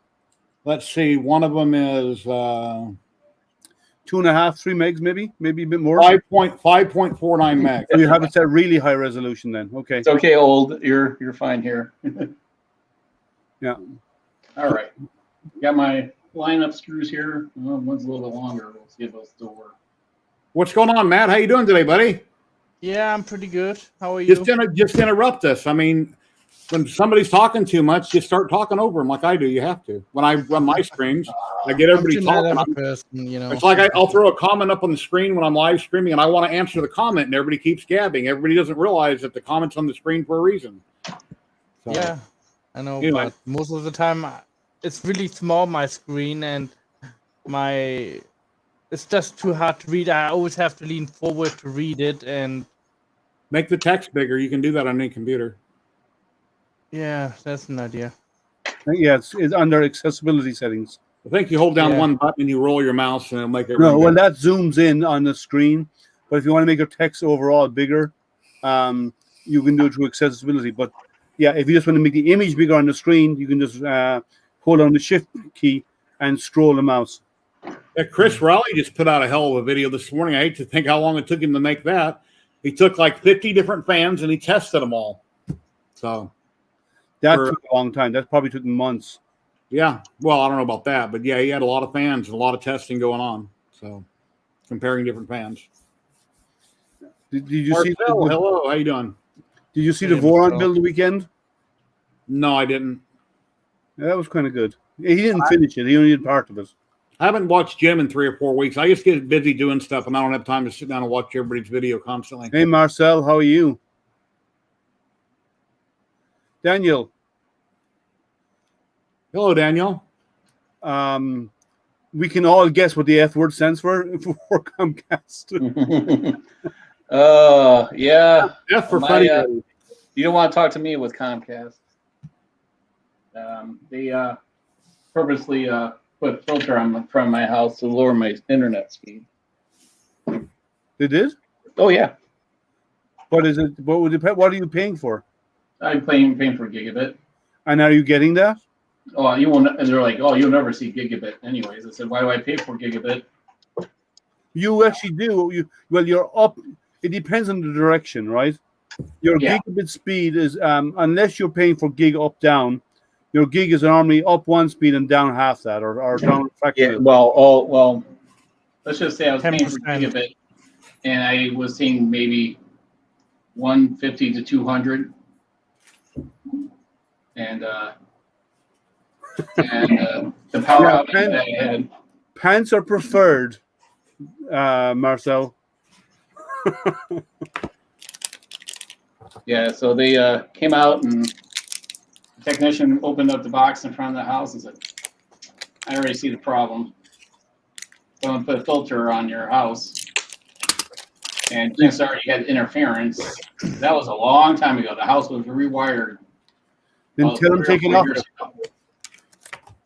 Did he remove it? Yeah. Good. And then he rewired it, and then even they're gonna bury a new ground line. All right, let's see if this works now. The last time I needed a new ground line installed, I called them. They were out within 4 hours laying me new cable. All right. There we Oh, go. Jerry, one of your patrons donated £25 to me last time on your show, and I still have to thank him. And you know him too. He lives with you in Las Vegas, Jason M. Yes, Jason live streams with us every Friday, and he might be watching Yeah. right now. All right. If you're out there, Thank Jason, you very hey, much. Pretty soon, hopefully in the next couple of days, I can get my new microphone, and it's gonna be like a boom set. I'll PM here in a minute and let him know you said thank you and that you're on live right now on Yeah. Liam's channel. Yeah, Yeah, I I'm not thanked him. I gave him an STL file of mine. So is that the one you fried? Yeah. Yeah. wow. Smoke fire. Yeah. Yeah, I'm not gonna glue this right now. I'm gonna wait. I'm gonna probably glue it after I paint it. That's probably a good idea. Yeah, because you don't want electronics in it when you're painting. But I'm still Oh, hoping this- you're going to leave it translucent blue and put a light. Oh in no! it. What the way I'm thinking about Liam is that this will lay nice and flat. and this way I can just make sure everything's working nicely before. Well, you know what you could do? You could put see the Lazy Susan is inset a little bit, correct? Or is it flat? That's pretty flat.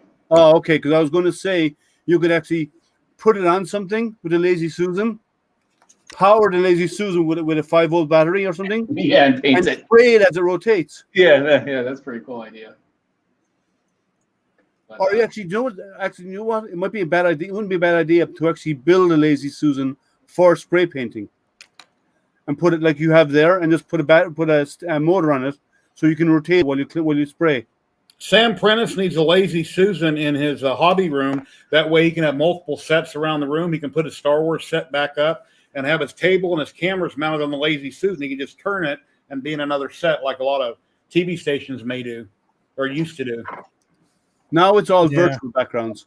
Yeah. On TV, they actually change it via software. They just drop it in. yeah. It's all green screen virtual background. Kind of Right. boring. Yeah, I've used green screening is actually kind of cool. If you have the right lighting and the right surface, the right plain color behind you, you can do an awful lot, because 90% of the movies you see today are green screened.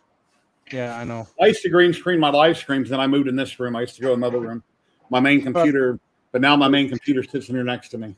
Yeah, Because they used to make the movies. That was cool, you know? Like, I mean, it took some kind of idea, man, to create actually this type of episode in a film. You know, like... oh, it did, but oh, wow.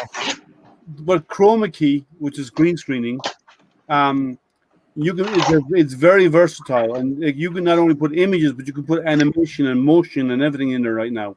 So you can do an awful lot with chroma key that you could not do in the past. Oh yeah. I mean, everything was done handmade. Take care, and Victor. everything. Take care, Victor. You too. Have a good Later, one. Victor. Good night, Victor. Yeah, I've used chroma key. Like I'm involved with a TV program. I used to be more involved. I'm kind of backed off a little bit recently, but with a TV program that for astronomy, and they use chroma key for some of it. Now, in the early days we didn't, but recently they're starting to use chroma key because the studio has a chroma key set up with the new equipment they have, and they've been playing around with chroma key, and it's really nice. You can do an awful lot of really cool stuff. Like, so I could record a video of my screen doing an animation of a tour of the night sky or whatever, right?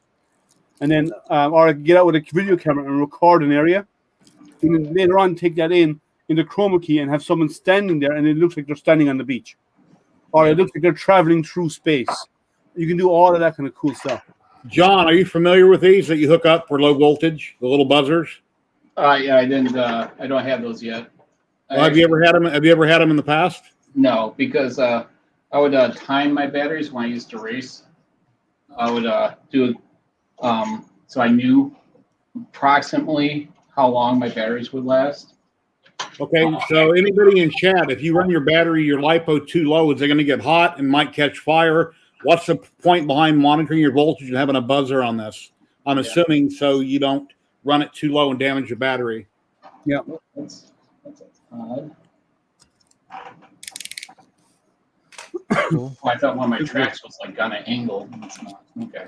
Oh, those tracks, do they move easily, or are they stiff, tripod? When I took the motors out, it moved very fluently. I haven't. Tomorrow is wiring day.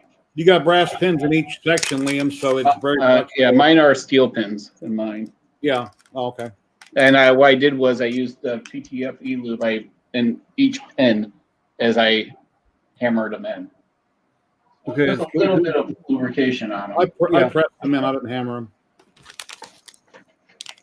Yeah. So I still had to cut these rods because there's. See this? There's a proof that I pressed them in.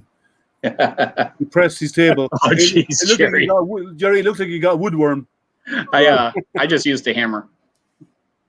Yeah, I got one started. I lined up the two pieces of track. I pressed on the table to line up the second hole, the third hole. Then once I got it all the way done, I took a pair of cutters or whatever, and I pressed it in flush. in future, a pair of pliers on the table and put the pin over the pliers when you're tapping it down. Why didn't I pressed them in? I know, even if But I you're used to be able to but press that way again. then it doesn't dig a hole in your desk. Well, now I can do a video on how to sand your hobby room desk with a. I can go to belt sander out, and I can have sawdust going everywhere, and I can let the handle go and let it run across the table. Say, never tape your handle down when you're using this, and let it run into something and knock over something. And, Oh, that's Yeah. Ever the optimist, Jerry. Ever the optimist. Why is this? Why is the body so low? It's supposed to be, isn't it? Because the dome is just sitting that's just slightly above the track. No, it's Chris says if I run them too low, they'll become damaged. Okay. So Yeah. when the buzzer goes off, okay. no, Thank it's here. Let me stop the time lapse. I'm time lapsing this whole build. I think I'm done. Makers, Daniel, there is a setup, and I believe Comcast have started doing it to home users, that if your data usage is above X amount, because they give you so much data per month, they actually curtail your usage and drop you all the way down. Yeah, mine is unlimited now because during the pandemic it was found out that they did that. So here, this is what I'm talking about. Is It's rubbing. a bit of a problem here, where the shoulders is dipping below the tracks. Did you already mount your rods there before you put the track on?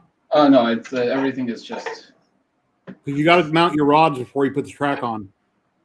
Yeah, it's Okay. called Oh, throttling. you're just setting it there. Okay. Yeah, I was just putting it there. I've taken my tracks off 3 times. I decided I'm going to paint something else. The first time I was lazy and I figured I'm just going to put blue tape around the tracks and spray paint it. I still got white overspray on them. So I had to get some acetone and a rag and rub the side of my tracks to get the paint Yeah, off. because these shoulders. Look at that. There.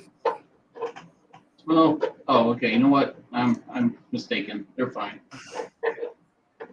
They're okay. Just seemed odd. And it was so you only put in one screw to hold them in place. Wow. Do you have a chopstick in the house? A wooden chopstick like you barbecue with? Yeah. I took that. I took nippers. I cut them down. I use those for the pins on the body. So when I put glue on the fender, I could line it up and stick it on.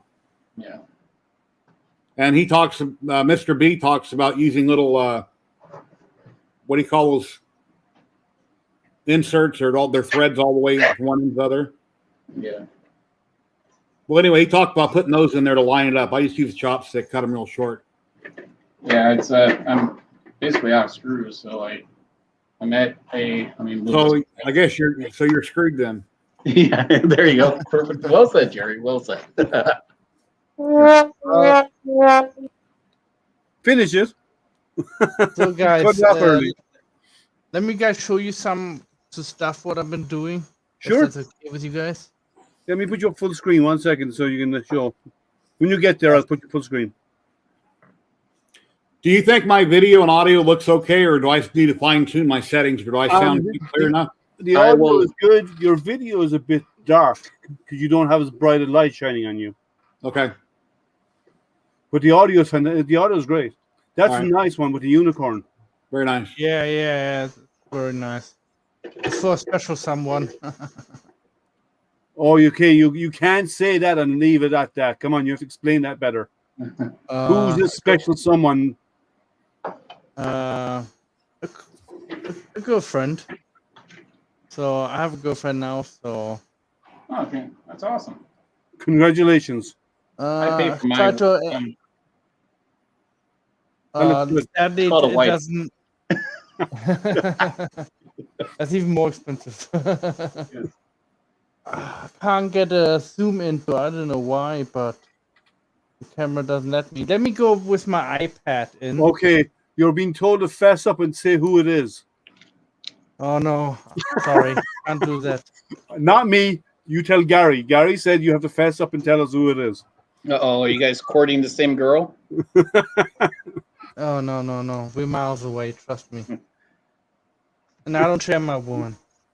No way. You don't want to share your woman? No. Matt is into ladies a little older than himself, I believe. That's the rumors going around anyway. What is you? You're what, 35? I am 42. You're 42? Yeah. Man, you're old. Yeah, I know. I'm Oh. 47. So Some Daniel's animals better. don't get that old. Daniel's met her and she's nice. Well then, Matt, if Dan has met her, you have to invite her to the stream sometime. I will. Don't worry, I'm we won't give her a hard time. yeah, Sorry, I Liam can't may get not. his face. Liam may not, but Just keep her away from tripods, cameras. I Yeah, have no idea what especially, you're talking about. especially How the are- obscured camera. John, how are you filming your builds? You got your DSLR set up on time lapse mode or something? For this, Yeah. I'm just actually using my phone for a time lapse. It does Oh, a you really set good it- job. Yeah, Okay. because it the videos are smaller in size, and I don't have to really monitor it as Does much. the phone have a time lapse option, or does it program You you know, for install? it, well, the iPhone has one built in. I know the Android, you can easily download an app. There's 50 of them, yeah. Yeah, there's a ton of them. Yeah. I don't know. I thought that don't you have a Samsung? Yeah, Galaxy S10, yes. Yeah, it should. I would think it would have one native in there. I think it's Which camera are you using, the forward facing or the backward? The one. Oh, on the back? I don't use the forward facing for anything anymore. Okay, so you line it up, you line your shot up, you walk around, make sure it looks good, and then you hit record, and then you start doing your thing. Yeah. So what you guys didn't see was I had this mini tripod. Look, Jerry, there's a hyperlapse option on the camera So I had this. from Samsung's. So I had this right here, off to the side. I filmed It's my like- video. That video you just watched was with my Galaxy S10 that I filmed it with. And I just had it pointing here. Okay. Mute your audio on one of the masks. Yeah, sorry, I did. Let's see actually how it turned out, Sorry, guys. because there's a lot of pauses in You it. see, you I see mean, what not Dominic pauses. said? Yeah, put the other one. I'm on the other one. Okay, 1 second. So 1 second, I'll bring up the other one. He wants to show this. Yeah, it looks way better in this. That's putting the bearings in. Man, your hands move fast. I know. Yeah, I had to put one or two in and then spin it, put one in, spin it. I think I did that on one of my live streams. It actually took less time than I thought. And then if I turned it with my thumb wasn't over, then it spit them back out. Yeah. Every time I thought it was done, there was another gap. Yeah. You should put a little groove in there that you can actually slot them into and feed it around. And this was during the stream. I had to edit a lot of it. Yeah, I don't have anything ready for Friday. I haven't built anything, so I just got the video up. So now it's my job for the next 2 days is to see how much I can get done and get it running. Yeah, there's a lot of. For my videos, I would clean up a lot of it. If a person wanted to save a lot of money, when we do the next build, you could take this droid halfway apart and use a drivetrain on it to put on the next build, and then just interchange them. Is the next build going to be the LTO? The drink droid, yeah. That's the mini R2 with the drinks. Yeah. I don't know why that happened. I can't understand why that happened. Yeah, It looks like stringing, but it's pretty heavy duty. yeah, it didn't make sense at all. It's stringing. I just don't know why it's so heavy duty like that. Yeah, it was. I mean, I go to the printer in the morning. I'm like, look at that. What the heck is going on? It looks like it was too hot, or the retractions were not working properly. Oh, wow. Yeah, but- it looks like it's in the channel also. Yeah, it took a little while to get rid of it. Cut out What what you can and take a little torch to it. Are you streaming again, Matt? Here, let me add it in. Oh, that's cool looking. Look at that. Let me bring it up. Final to the Fantasy. screen. 1 second. Yeah, LiffyPick just tried doing that. I seen Matt commented he had some setting wrong or something. His colors looked all mushed. Yeah, True. I think it That'd be says good. resolution might have been the problem.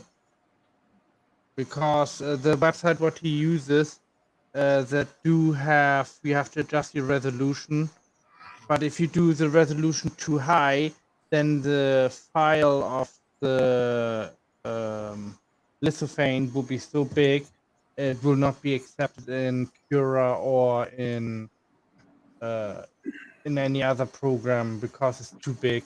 Anything above 450 megabyte, and you have problems Cura loading it.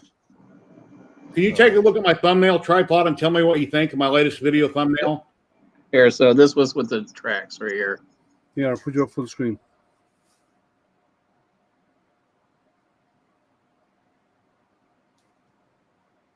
I dipped each pin into the lube right there, and then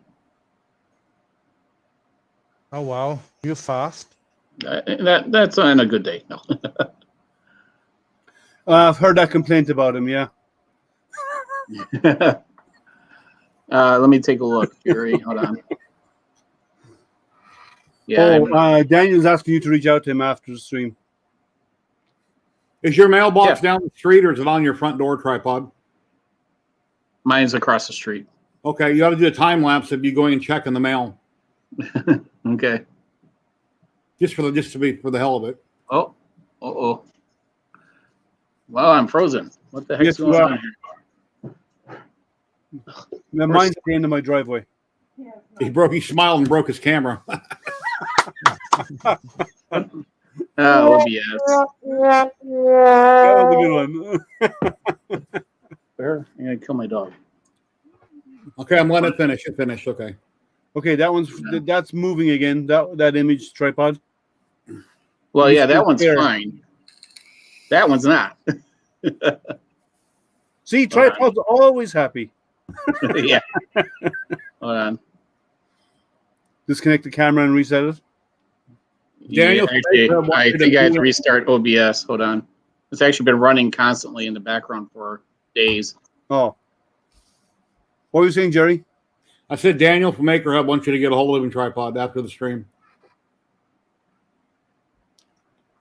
Yeah. I told him that a while ago. He knows. When I added the second camera at OBS while I was getting ready to drop in, it wouldn't see it, so I had to shut down OBS, restart it, and then it seen what I had plugged in a USB. You're back. Yep. And I got delivery. Oh, you got burgers. Wow. Nice. I'm going to grow my beard back, too. Come back with the Santa Claus look. You should let it grow like a ZZ Top, Jerry, all the way down. My uncles were like that. My uncles used to have big, long beards. I don't like long beards. Let me see here. Let's go to Jerry's channel here. I am subscribed, so it better come up. Yeah, I took the small picture of the resin lapse cable. That's Uncle Jesse holding it. I cut that from their website, and then I just kind of threw something together. Just wondering what you thought of it. If it looks You know what? It's not as busy as your other ones. I think it's very clean. So you went with a short basically on this one, like I did on my last video. It's short? 5 minutes under or around 5 minutes. All the time it took to make that and put everything together, I thought it was going to be much longer. And once I got done, it's like, where did it all go? Oh, I mean, I still have to do the Take care, Daniel. Net Hornet review. I have to do another review of a scanner. The scanner I thought was going to be my easiest video ever. And I'm like, I was so happy to get, and it's wound up being the longest testing video I've ever done. Congress sent me that $50 laser like a month ago, and I said I'd have the video without in 2 weeks. The laser works fine. I can't find any software that I can throw on the Ender 3 and it just prints. I'm just still sitting. Haven't finished the video. So for your next thumbnail, I know I'm not the best at it. Okay. You know, I'm trying to get better at it. If you want, send me the pictures that you want. And let me see what I can do for you to help you out. What do you think about the title? Does the title sound okay? Let me watch the video. I haven't even watched it yet. I only watched it with this. Okay. So let me watch it, and I'll ping you on the group chat or individually. So What do you think of my on my openings that I've been using, the new ones I've been using? Not on these, but do you really want me to say it publicly right now? Yes, of course. I actually fast forward a lot of the openings, so Most people do. Yeah, and I get right to the meat of it. Yeah. YouTube just bought my battery. I got paid by AdSense this morning, and I finally got paid for it too. So that was awesome. Sweet. That driveway video is spiking again. Awesome. That's good. It's 145 an hour. 145 views an hour. Yeah, That's a lot. that's not too bad. Yeah, but the comments are always interesting. I'm still waiting to finally get the Colorful, I one bet. video that takes off, and I've never found it yet. So maybe one of these days. Yeah, I don't mind Yeah. you about the same, all of them, like especially the Yeah, unboxing stuff. Makers Hub, just ping me when you're ready, and then I'll reach out to you because he's dropping Take care, off Daniel. Yeah, he said it a while ago. Yeah. if he's still on. Big G, how you doing? Hey, big. Yeah, I like the colors. I like how it's separated. I was told many years ago not to use red, and because it's hard for colorblind people to decipher between overlapping colors, right? Mhm. And you know what? I've been using a lot more red in mine. I know not to put text at the bottom of your thumbnail because in YouTube it'll get covered up by, Yeah. whatever. But What I do is I position my thumbnail and I start working in boundaries, like where to make it friendly on the phone for the small thumbnails as well as the big thumbnails on a computer. yeah, I've never Because- looked at clones or anything to see how it looks. I just throw them together and it goes up. Well, when you go into so if I go into your channel on the phone, you will see that how big the timestamp is, or how long the video is. Yeah. So Okay. when I go into mine, what I'm doing is I try to make it. Yeah, I didn't do it very well on some of them, but like with the Hornet one, I made sure that try to keep lettering away, because if I go into the home, or like here for Astro Printer, right? Look how small the live is right there, or just anything else. So, and right here, like look how small the timestamp on that was. So small on the phone in the lower left or at the time counter versus when you go onto someone's page. It would be nice if YouTube can make that consistent, because you're constantly battling. They're changing that all the time. So that little time of how long your video is, if it's like an hour or more, like the live streams, it eats up more space on your thumbnail. Yeah.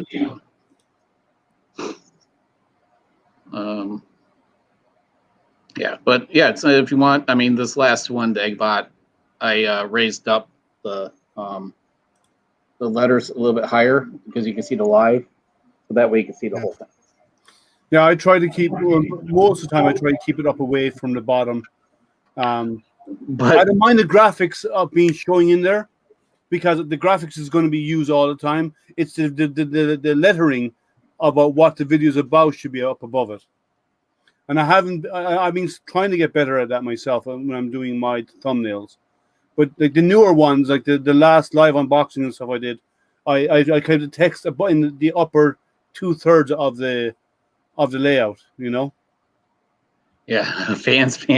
See, I just got the Chris Riley. I haven't been on YouTube almost all day.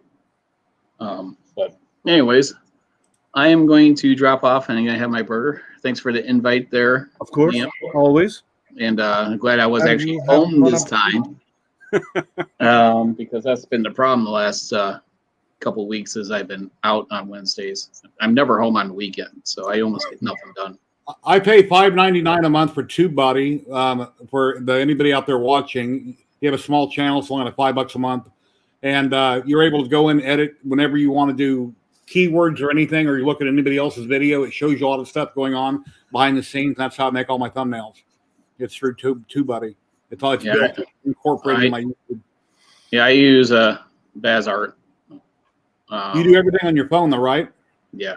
Yeah, I can't. My phone is so little. It drives. I try to just call people on it, and I try not to use it like a computer. I've got to have my keyboard and my big screens. Yeah, and some, I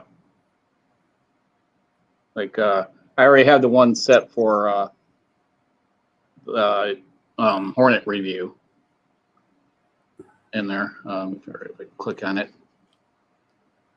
My son had an idea for because it's yellow. my son had an idea for me sitting on a generic printer, having multiple hands, and then have like a screwdriver, a hammer, a drill, a skill saw, a bunch of things in my hand since I Like do so Vishnu. many things. Huh? I said like Vishnu. Well, I'm not sure, but there's the man that made a tripod and Sam Prentice's little cartoon guy. Yeah. In his logos. I spoke to him and he said, well, give me an idea. Yeah. An idea what you might like. And my son said, well, Dad, why don't you sit on the bed of a 3D printer, like a Cartesian printer, and have multiple hands, and in each, or my idea, and to have multiple hands, like 4 of them, and have like parentheses around them like they're moving, and have a skill saw, a drill, a screwdriver, filament, just have multiple things since I do many different things. Yeah, what I'm trying to do is make mine just different every time. And sometimes I could just whip them out really quickly, the thumbnails. And like for ours, I just keep the template in the background and I just replace the picture and the wording. Yeah. So I make it consistent of what we're doing. But sometimes it's just so difficult. I can spend anywhere from 2 minutes to hour plus on a darn thumbnail. I just want to make it different and unique. Does DaVinci Resolve auto save? Because my other program didn't, and when it locked up, I would have to go. I go up all the time to file save, file save. Is that the No, there isn't. You gotta do it. It Okay. sucks. I lost a lot of work one time because it crashed on me. My other program used to crash all the time on this computer, and DaVinci never crashed once, but I kept hitting save. Yeah, I switched to a different Mac on it. I decided not to use this one Mac. It's done. It's fried. It's done. I went to a newer one. I've been using that. It's been fine. You guys set in DaVinci Resolve, though, under your preferences, if you have a dropped frame, it could crash your render. So you need to go in there. And it was the first time I used it. I'm like, at a certain time, a lot of programs were film editing. If it detects a frame drop during rendering, it will kill it. So, but DaVinci Resolve, after wasting 6 hours, found out that there is a thing that will skip that, and it'll pass it. So what do you check? You go into preferences and you have to check something about drop frames? Yeah, it's you could easily find the video online for it. It's just a couple settings, and yeah, it will save you a huge headache because the iPhone will drop frames when recording. I've noticed that compared to my Canon. I don't even use my Canon that often anymore because it's hard getting into some of the spaces, especially when I'm trying to get really close into a 3D printer for the close-up shots or something. So I actually use my iPhone a lot more now than I do my Canon. There is a way to turn on autosave in DaVinci Resolve, and it's done in the project settings. Oh, is it under projects? Okay. Yeah, projects. It's project for me. It's project for you. But under those settings, there is an option in there where you can actually turn autosave on. It's off by default. Okay, I'll fix that. And then I also seen a template a guy pulled up on the screen that showed all the shortcuts on your keyboard if you don't go out and spend buy their $1,000 dials and switches. And I want to print that out because a lot of things I'm not going to be able to remember. So if I had a paper in front of me, hopefully I could remember it. If I don't lose the paper, I mean, I'll probably have to glue it to the desk because I'm not very organized. So a lot of times people will just even put Post-it on their monitor and just overhang it on the side. Yeah, that's true. Then eventually you will get it. I actually don't use much shortcuts. I'm more the mouse person. Yeah, well, I am too, but there's a couple things I didn't know how to do. I took out a section. I had like 15 clips, and I took out a section right here and deleted them. I was like, okay, how do I move them all up to close it? I was dragging each one with audio, and I'm closing it up, and I realized if I click on the blank section, I hit delete, it shows them all together, and it took me a day to figure that out. Well, because it shrunk your timeline. Well, no, I took a section out I didn't want to see, and now I have a big gap in my video. I have all these clips stacked up behind it that are already done and finished, and I didn't know how to get rid of the gap. You click on the gap, it highlights a box, hit delete on your keyboard, and it should pull it all together. I was dragging each one of them up and trying to reline everything up, the audio and everything. And that's the thing with DaVinci Resolve. It has its stages of how you're editing your video. Yeah. So, and that's Anyway, What you I hope do. people like the 6-minute video. It took me many, great. many, many, many hours to make it happen. No, it looked great. It did. It looked really good. And usually I'm sitting down, I'm talking, I'm showing people things. It doesn't need to be all that. Let's just film what we're going to do, and I don't need to be on camera. Yeah. My last video was the first time I didn't do any narration or anything. I just, so I'm like, I was feeling under the weather so bad. When I did that video, I just like, okay, I got to get something out. And my second shot didn't phase me at all. I didn't have a headache. My arm was sore, but other than that, nothing. Oh, I was sick. I had no problems. Oh, I was sick from my second shot. I had a bad dose of the flu. I had headaches. I had chills. I had shivers. I had 101 temp. I had aches and pains in places I didn't even know I had places. Brandy gets her second shot. Brandy gets her second shot Saturday, and she's currently in bed where she is every day. She rarely ever gets out of bed or wakes up, and that's my life with my wife. So if you guys always wonder why do I talk to my wife the way I do, well, it's like I'm living here by myself. She's always in bed watching TV or sleeping. That's kind of how she is all the time. Yeah, but some people suffer with aches and pains, others don't. But I know some people who felt like mild flu-like symptoms or cold symptoms, and then others, it just knocks them out for a few days, and you might feel tired for a few days beyond that again. But there's also this tiredness illness where it affects you. Whatever you do, your body is constantly tired, and it does affect people. I know several people who suffer from that condition, and that really. That's the biggest problem I had was I was just tired, and I felt like I didn't feel like totally bad. It was literally I felt like I could sleep in every day, and I was just tired. I mean, it wasn't.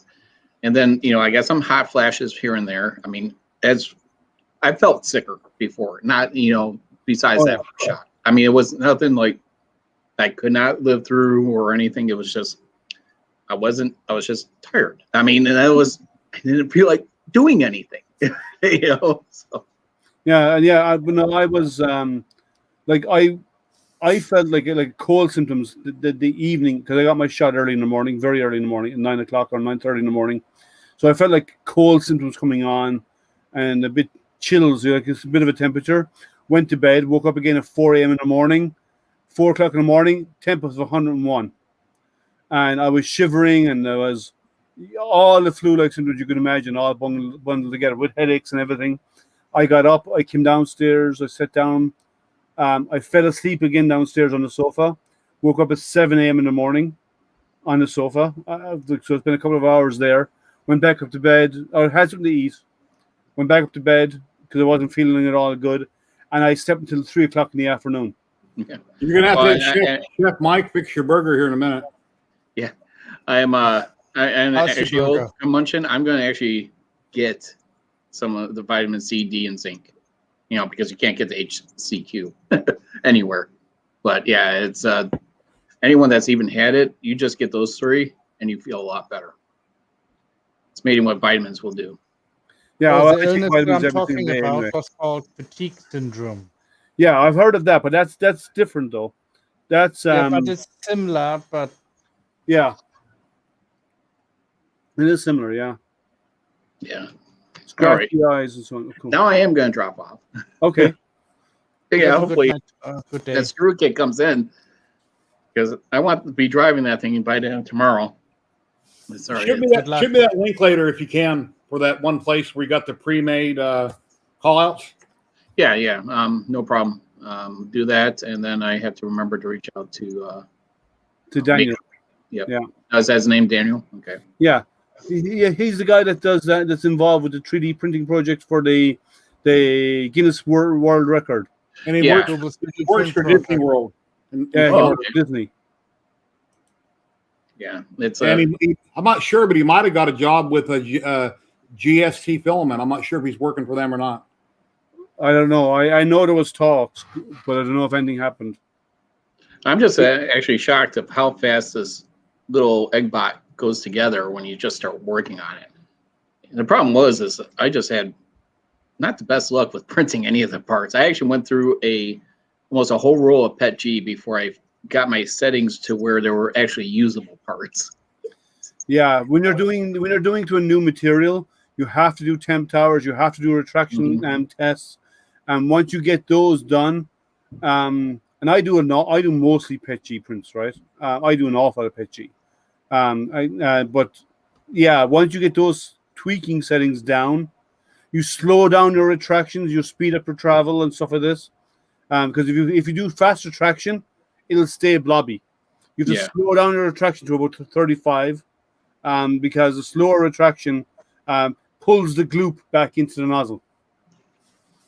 You know? Because my wife was like, with the white, she's like, "What is that? Why is it gold?" And I'm like, that's because it's melted, it's burnt. You know. Oh yeah, and it sticks to the nozzle. You have to clean the nozzle between your prints. It loves adhering to the nozzle. You can get nozzles out there that actually are coated to prevent that or decrease it, but like you're paying a lot for those. Like they may be $20 a nozzle. Yeah, I have a hardened steel nozzle. I'm running the direct drive under 5+. So my profiles, I'm working on them for a long time until I actually get them somewhat perfected, because they're never out.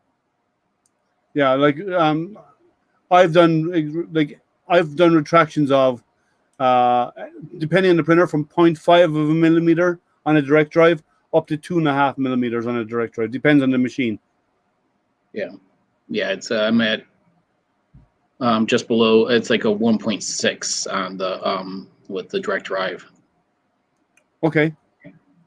That's kind of high as well on the direct drive, but still. Well, it depends on material. Otherwise, it's 1.2. Matt, I just sent Jason a message that you thanked him for the money, and I sent him a link to Liam's YouTube channel right now if he wants to pop in chat. Yeah, he's always welcome. More the merrier. All right, now I'm out. Thanks for having me, Liam. Thank you. And Jerry, I'll send you the information. Matt, well, thank you. Take care. Take care. Yeah. Later, everyone. Bye. And later, chat, everyone. Yeah, if it wasn't for chat, we wouldn't be here. So always talk to chat and always encourage. Oh, I always do. Yeah. Yeah, it's all for chat. And that's why I do this. I do this because I like the interaction with people. And everybody out there on chat, you're always invited to come in. If you go to the top of your YouTube, there's a pinned link. Mute your YouTube before you click on the link to come in to join StreamYard. Everybody is welcome. You don't have to be one of this three amigos that are on screen right now. If anybody out there is interested in trying out StreamYard, Liam can post a referral link in chat, and you're welcome to try it out for free. There's free and paid versions. If you ever decide to buy it, then he'll get a small kickback for doing that. But you don't have to go live. Hey, what's going on, man? I'm not actually an affiliate with StreamYard. No, you go into your back end. There's a referral link over on the right side. You can post a referral link. If anybody should ever buy it, then you get credit towards your account.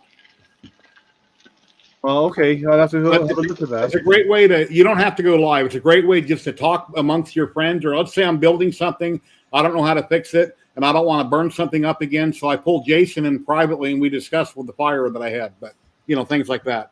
I didn't know that. So I'll have to copy the invite link. Isn't that it? It's a referral link, not the invite link. Invite your friends. I don't see a referral link. I see. It's on the right side. I think it's when you come in. You'd have to do it before you went live. It's over on the right side before you go into StreamYard. It's on the right side. One of the buttons you click is you can. Every week I copy and paste my referral link on Facebook, and Twitter once a week. I don't see it in here, but okay, because I'm in the main Facebook StreamYard page right now. Okay, let me pull up another screen. Under my account, even I checked under there. Oh, Liam, I want to set up now my own private my account referrals right there. It's under my account. 1 second, Matt. Okay, but under there I have copy invite link, share on Facebook, share on Twitter. Yeah, you can share on your Twitter or Facebook, wherever you want, and then you can just type a note in above it. If you don't like what the referral link is going to say in advance, you can add to it. It's a great program. They get free and paid versions, et cetera, and then post it. You should do that every week. Oh, so just copy the invite link is what I would need to do then, yeah? Or just copy it and you can put your own heading above it. I've got claimed $50 in credit, and I got 250 pending. I've done 12 referrals and had 135 clicks over the last year. Cool. Well, I'll just put the referral link there, guys. If you Thanks, Jerry. I didn't know It they had that says, option. I didn't sign up. invite your friends to StreamYard. They'll get $10 in credit, and once they spend $25, that you'll get a $25 credit. So it's beneficial to repost this every week on multiple platforms for yourself. Yeah, cool. Cool. So you have the link there, guys, if you want to use it. Matt, there's Jason. You want to say Yes. something, sir? No, Jace. Oh, you're the one who gave me the 25 quid. Thank you very much. Yes. Thank you. That was Thank kind you of you, so much. Jason. I hope Thank you you for like the the lithophane. STL file. Yes, you're welcome. Yes.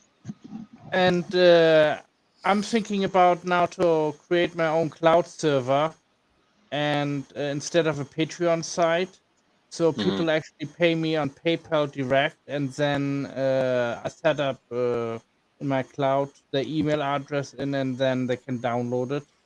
That's I probably think that better. seems to be- yeah.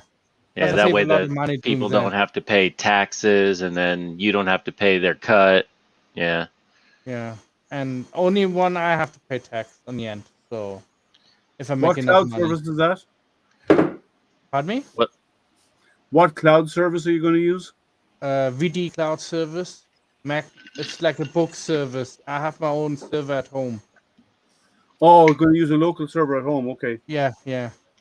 So for downloading, I thought about maybe to get a second line, an internet line, and hook it up to that, so I have one separate for streaming. You don't and need one to. You just for- need to use Dyn DNS and register the server with Dyn DNS. So in case your IP changes, it will let you reach out and update Dyn DNS. So the IP will always resolve.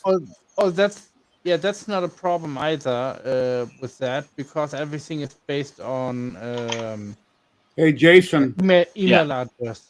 that quick So- resin lapse video that Even I if just email posted, address changes, that little bit of movement where it's coming up out of the resin, that was 3,095 pictures. Wow. It was 16 gigs. So it's one per layer then, right? Yeah. Yeah. So How much space did that take? Like, how big was the file when it was done? 16 gigs on my camera. Oh, okay, I didn't hear you. Okay. Yeah, 16 gigs. A little over Wow. 16.7 gigs. Wow. I mean, by today's standards, that's not huge, but yeah, wow. It's like 5.5 megs a file. So that's why I figured I want to reverse it. I want it to be different. So let's have it coming out real quick, go back down, come back up again. And since I done 2 of them, a lot of people might think the second time it came up was the second one, but it wasn't. It's just the one video. I just reversed it. Okay. Yeah. No, I thought it was the same one. Yeah, I didn't think Yeah. it was 2 separate ones. Because And I not thought- until later when you said you were making a second one that was Yeah. or you tried to make it darker. Yeah. Yeah, I didn't want But to no, re-time lapse the same thing all over again. I figured I would just, and it was too quick. It happened too fast. So I Yeah. want to try to make it a little bit longer. But yeah, I've been working on that for days and days. It came out really good. It did. Really good. You Thanks. should make a bunch of them and do those YouTube shorts, and just like whatever you're printing, just show the resin lapse. Yeah, all the stuff we're doing on the droids, I show those clips during our Fridays where I kind of put it together with music. I need to Right. go back and post all those on my YouTube channel as I just you can do them on Instagram as well, Jerry. I haven't posted on there in like 4 or 5 months. I used to be real active on Instagram. It's just one of those things. There's too many different things going on, and the days fly by too quick. But yeah, Yeah. But So every many bit of things social on media Facebook. helps, it helps promote. yeah. So what are you up to, Jason? I'm just working on some wiring for just doing the last couple LEDs on that droid we're working on. Oh, Eggbot, okay. Yeah, because I had it running around over the weekend and was driving it out in the back and chasing the neighbor's dog and crashed it pretty hard. So yeah, so I reprinted the dome. I had to remake the dome completely. So it's out in the garage getting drying with some primer on it, waiting for my painter to come back home so she can paint it for me That because I'm horrible at painting. the 30 amp that I had wired to both of the motors and I burned up. I did get another one of those in the mail, so I can wire one for each drive. And like I mentioned, the ones that I ordered, like Okay. yours, aren't going to be here till May 1st now. They're supposed to Yeah. be here Friday, then they said no, they'll be here Wednesday. Now they're saying May 1st. So Yeah, stupid Amazon. Yeah, just make sure that you get 30 amps. So those motors, they don't pull even two of them together out of one like I have. Is it's basically oh look, tripod's still in. He's eating a Hey, hamburger. He's eating a no, you hamburger know right now. what? That's like one of those fake cardboard cities because Yeah. if you just blow on it, it'll fall over. We know your tricks, John. See? Proof. No, but the motors, Size of your Jerry, they print. don't really pull much more than 5 amps. In fact, they stall at I think at 5.6 or 5.9 amps. So Yeah. 5 amps is good. 30 amps through one, I think you might have just got one of the leads wrong and had power go in the wrong direction. But Okay. that's just me from a Well, a wiring perspective. John may be able to, from an RC perspective, jump into that a little better. yeah, I went from Yeah. black to black, red to red, so I'm not sure what happened. But Yeah, yeah, the only not thing every I'm- red is the same red though. You got to Yeah, be I'm just careful. concerned about the step down blocks that I got, if they're even gonna work right. So I'm a little iffy on those because I mean they're like this Yeah. big.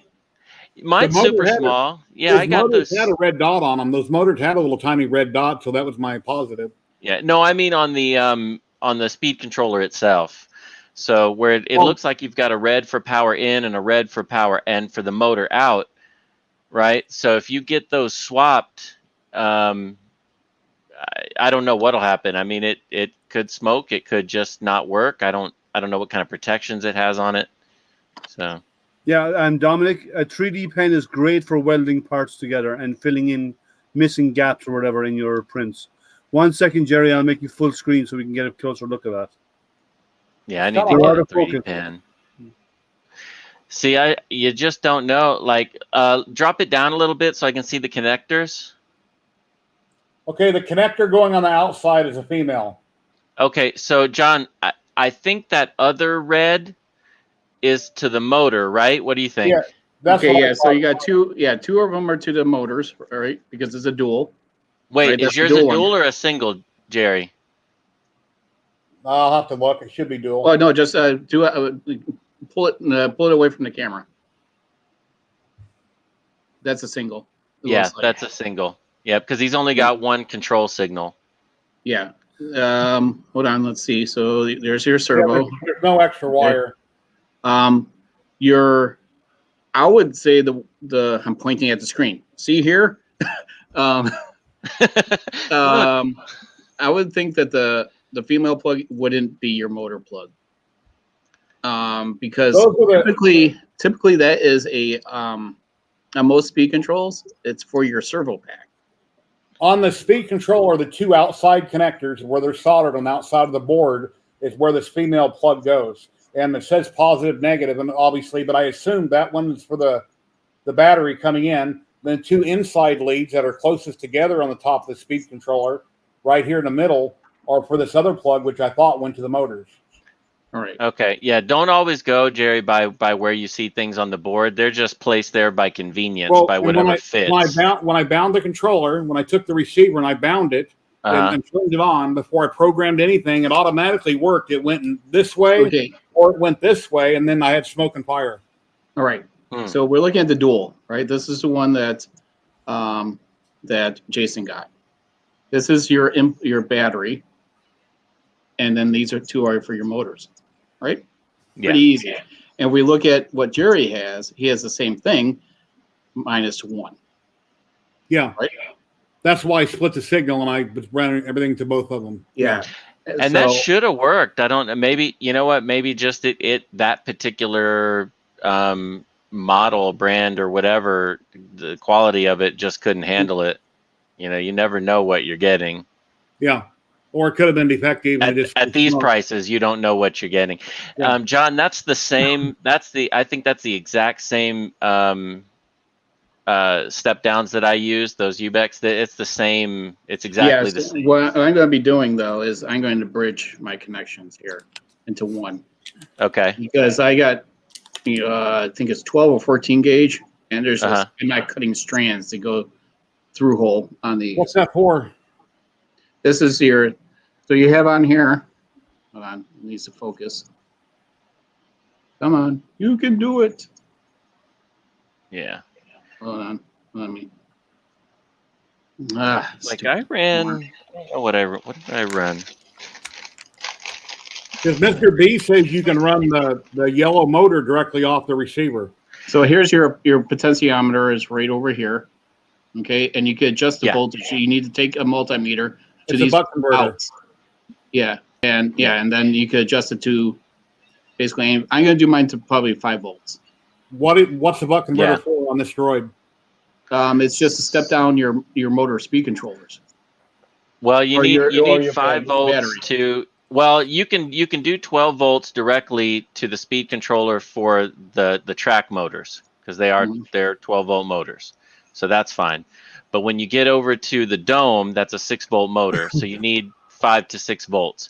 And for Mr. the B said to Arduino, you plug it need in 5 volts. Mr. B said to plug the receiver with that video that he posted that I shared. You to plug can, the yes. receiver. Yeah, what you can do so that the receiver, the row that's positive, that center pin, wherever you put 12 or 5 volts into it, that entire row has 5 volts. So you can pull 5 volts back out of it, but you're relying on that component to supply 5 volts plus enough current to everything else you want to drive. So it would work, but it might be a little weak. Yeah, so I'm gonna test mine out a little bit. I got Not 2 of these, yeah. and as for my drive, and then I was like, okay, I'm old school when it comes to this. I don't trust this thing at all. No heat sink, no fan. We have brushless motors. Isn't that one in your hand for brushed motors with only No, 3 our motors are brushed. Okay, so that's for brushless. Okay, No, this is brushed. All right, okay. Yeah, it's so you have to be very careful when you buy them, brushed or brushless. You just don't try to mix the technologies. Yeah. But I really had to pick my brain. Even though thank you for the schematic, Jason. It's the way that I do it is I place everything in there and start cutting and splicing and then go from there. But I'm not sure if I'm going to use the step down. Mm-hmm. Because it's again, I'm running that battery. They are 12-volt motors, as you said, right? But it's the lipo, the instant power that just kind of freaks me out there. Even though it's 7.4 volts. I drove mine around for about an hour over the weekend, out up and down the sidewalk, around the street, chasing dogs and cats and children and stuff. And when I brought it back in the garage, I pulled the dome off, stuck my hand in there. Nothing was hot. I was surprised. Nothing was hot. So now, hey, Viking, how are you? Did you put these on your battery, Jason? Yes, I do. I do have those. Yes. So how low did it have to get before the alarm went off? I think I left it how it came, so like 3 volts or whatever, or 3.6 volts or something. You can set it. There's a button. There should be a button on it where you can set it to whatever voltage you want it to stop at. Okay. I set mine to like 7 volts. I'm not sure what pins to use. I'll have to read it, I guess. So as you hold it, if you hold it, Jerry, hold it up so that the display faces me or faces the camera. Okay, pins down. So now to the left. Nope. Turn it back around. It's listed on the back. Yeah, turn it back around. Okay, so that pin to the left, it should be a ground. So when you hold up your balance charger cable from your battery, the first ground cable pin should connect right to that. Is that your battery? Okay, these two plug together. I didn't know that. Yes, it goes in there. So if you plug that in right to your battery, but make sure you don't get it wrong. Yeah, I'm putting on my left.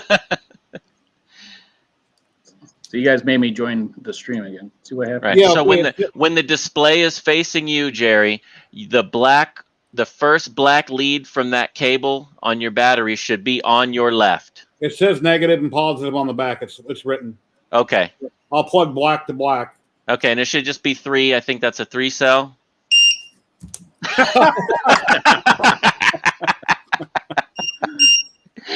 Look, the dog came to finish the kill. Yeah, that was awesome. It says 4.16, then it says 3. Now it says 4.20 all. Oh, Yeah. you can't see Yeah, that. it's going to give you a reading of each cell, and then it's going to give you the whole That was pretty overall cool. charge. When you Yeah. guys had them on there, I'm like, what the heck are you guys doing? I wasn't even really paying attention to the. Hey, chicken. Okay. All right. Well, maybe you've changed my mind there, You did? Jason, on this dual motor one. Here, baby. I just, like I said, I come from the world of overheating my speed controllers, running modified motors, and trusting something like this that's less than $15. Well, that big fancy one probably looks like the little cheap thing inside of it. They just got the big block on it to make it look. Yeah, pretty. well, I mean, it's the heat sink. That's what you. And now Well, a lot of the get brushless yourself a ones- heat sink and put it on. I know. Yeah. Oh, but then I get to take off this awesome shrink wrap. Oh man, It is Well, fancy, but well, then you can choose whatever color you like. that's you can true. get the heat shrinks from the Raspberry Pis, and they would fit perfectly on that. The ones for cooling Raspberry Pis. One of my other builds, Yeah. I never used it, but I bought from that heat shrink. I only needed 2 inches, but I had to buy like 25 feet, so I got enough for the rest of my life. So now I had to compete with Jason on ultimate wiring. That looks really good. Okay, Make your it's life very easy. neat. Oh no, it's not. Mine is not good. It's pretty, by my standards, it's pretty janky. I just didn't care Okay. enough. Well, So- because I was thinking with the 2-speed controllers, nice and Mhm. centered, on both sides, balancing and having everything uniform. But, yeah. I mean, on the inside, you had to call me out that it wasn't all together. Well, I ran out of screws. I was looking at my well, you didn't see I hear that if you do Yeah, this for it's- bacon and take it's it in the not oven, there. it comes out real crunchy. Oops. Sorry, Jerry, what'd you say? Somebody put some bacon on a video. I was watching a TikTok video. Oh, Dan posted that TikTok video. And I sat here for about an hour just going through TikTok videos, watching one after another. Oh, I hate Hilarious. going down that rabbit hole of videos. Yeah, I I'm don't- sorry if anyone does that to mine. But And the guy that stepped on the board and hit him in the face, that had to have been done on purpose. I watched that He one just- like he 3 just got- times. he got hurt in the process, but he probably did that on purpose just to make the video. Well, Just- hey, it why gets the would- clicks, right? I'm not on TikTok, so I wouldn't know. I don't watch that crap. Did you? Yeah, I don't watch This it is on either. But I'll Facebook. tell you, there's one video that I love, and I actually saved it because it makes me happy to watch it every now and then. So if if anybody gets offended, then whatever. But this guy made this basket trap on his porch, and a little squirrel comes up on the porch, and he gets into the basket, and when he gets in, it's a slingshot, and it just flings the squirrel out into the yard. I watched that over and over. It makes me so happy. I'm sorry. Did you glue your dome on there right away, or did you just wait for a while? No, I did that last. What I did was once I knew I got the magnets right and that ring was set onto the Lazy Susan, then I took some epoxy and I went around and then sat the dome down and made sure it was kind of right and look in the gap around it. I have to say, looked this good. is a really good design with the magnets. I mean, it's Look, let me tell you what. I'm debating. I'm going to take 3 magnets of the rare earth magnets and 3 of like these other cheaper ones that are like fridge magnets, because when mine crashed, the magnets held together and it tore the Lazy Susan in half. oh yeah, you did say that. I mean, and it's my honestly balls really ended in the strong. dirt. I mean, We won't ask you to expound on that comment. No, I have pictures. No picture. No, I'm kidding. Don't need mine either. And literally, I had to pick them all up and wash them. Oh my god, the conversation is getting worse. all that save yourself $2. Right. Well, It was more of reordering and waiting. That's actually what it really was. yeah, the neodymium magnets are really, really strong. Yeah. They are really strong. So you're just using this down converter just Yeah. for the Oh, that Yep. fucking murder? Right. Yeah, I just set it to I don't know. I got close to 5. It's 5.2, whatever Yeah. it is. It's close enough. If you pay like $10 a piece, they have a little screen on them like this sensor does. You can just hit them with your finger and they're pre-programmed and set them that way. Yeah, I got Oh, a I didn't meter. see that. So, yeah. Yeah, Close again of your eyes. Or we're so. There old you go. school, Jerry. I'm the oldest one here. You take Unfortunately. a screwdriver and you put it clip your meter to it, and as you turn it, you're reading the voltage right there. That's all you Yeah. got to do. It's what I do for do I even have the navigator clips for mine? voltage on the stepper motors on printers. Mhm. Exact Yep, same process. thing. Yeah. Yeah. And I don't use any of these Yeah, fancy because, ceramic screwdrivers either. Okay, so maybe I will just use the dual one for both the motors, and then the single list for the dome. It's a little bit of overkill, or maybe Well, I'll just do reverse, like I was planning. That's the great thing about 3D printing, right? So if your eggbot ends up in flames, you just print a new one. That's true. Here's my That's TV it. to watch my cameras around the property. And just do a reorder on Amazon. Reorder. No, all those parts that failed, you return them and say they went bad. You get new. Oh, that's right. That's all. Oh, just like what that's- was it, Fox CNC or whatever? He said, yeah, we'd like you to do a review, but after you're done, oh, am I calling them out? Oh, yes, I am. Oh no. They said, yeah, just return it and we'll give you a refund. Just return it through Amazon. No. Yeah, I got the chat history. Yeah. Will you just review our product for free, waste your time, and then send it back and get nothing for it? Yeah, that's the way no. most computer stuff is like that.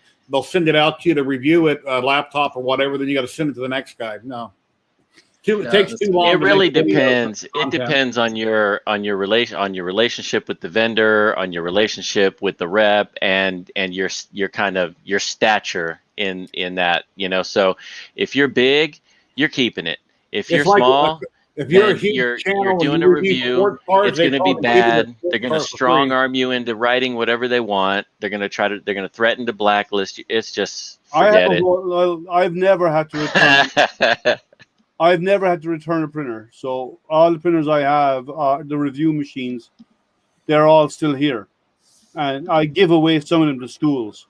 Yeah. Yeah, it's called Fox Alien, and there it is. Yeah. No. Yeah, it's like I will not do reviews Shady, man, if I have to shady. buy the material, because that's not a proper unbiased review. Then you're giving a review on something you purchased. Exactly. And even if they say they're going to refund it, Amazon is catching on to these companies who are saying we'll fully refund you.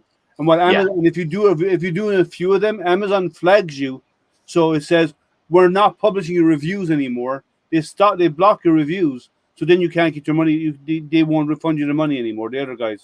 Everything I buy, I will based not put on Amazon reviews. review for that. Yeah, because Everything they I want buy you to is have based that on reviews. verified purchase when you do your review. Yeah. Say that again, Jerry. Sorry. Everything I buy is based on reviews. So if they're all bogus, you don't know what to buy and what not to buy. Oh, yeah.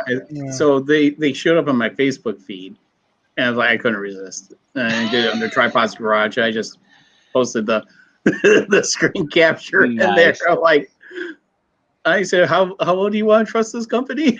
Wow. Nice. Yeah. I'm like, you know what? No, absolutely. They should all be called out for that. I completely believe that. And when I see like I use YouTube really as a tool, right? If I want to find something out or want to see how somebody's doing something, I go to YouTube. Okay. Yeah.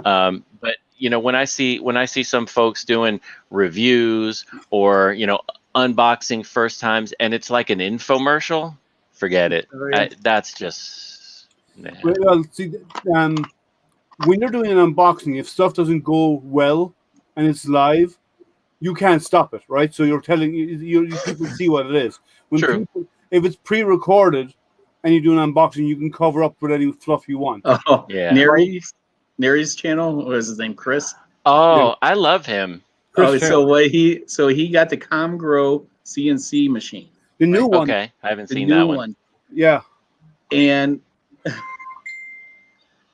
oh my gosh, He doesn't do CNCs though. He doesn't have a. I know he was a little lost. He's got so a I helped ton him of through- 3D I helped him printers. through it. Yeah. He should Yeah. invite someone to join his stream to help him through stuff like that. Yeah. He was struggling a little bit, but he turned it on, and the connector or whatever linear bearing connector, right? Mhm. Popped right out. Oh, Of the the rod? seats. Oh. Yeah, out of the rod. No, out of the housing for the spindle. For the So- wow. Astro It was- Printer, do you want Chris to pop in? I can PM him if you might want him to drop in. Chris whom? Chris That's- Mary. that's Gary- the Oh, reason. Maurice is always welcome. Yeah, yeah. Yes, and it was like All right, I guys, was really I'm trying gonna to help drop him. off here. All And right. I'm not an Yeah. expert in it, but I That's See everybody. dangerous when you've got a And mill thank you, James. and Jason. yeah. what's that? Thank And- you, Jason. Matt, Thank he's you. saying thank you again, Jason. Oh, I'm dropping oh, off. Matt. Huh. Stop. See you later, Matt. Take care, Matt. See ya. Take care, Matt. Yeah. Have a great night. Yeah. Well, the thing is, unlike a 3D printer, most of the time, if it's configured correctly, the CNC is going to get resistance and drag on Sure. on the spindle.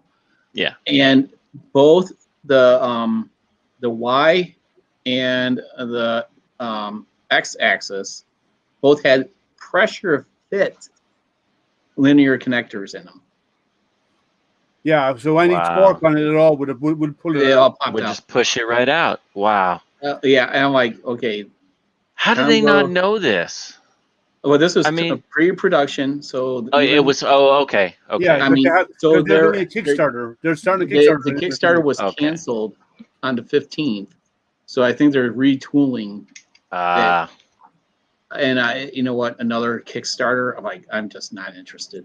Well, so what happens now? I mean, do people that had already put money against it? I don't do think they, anyone do they put get like a place in line, or did they lose I their don't money? think anyone put any money in yet. if you What- cancel Okay. the Kickstarter, well, what happens in the Kickstarter is if you put your money down in the Kickstarter, right, the Mhm. money stays on your card and doesn't go anywhere until the Kickstarter closes Yeah. and they've reached their goal. If they reach Okay. their goal and they close, let's say they have 30 days, and after 28 days they reach their goal, on day 30 when they say it's done, that's when your card is credited.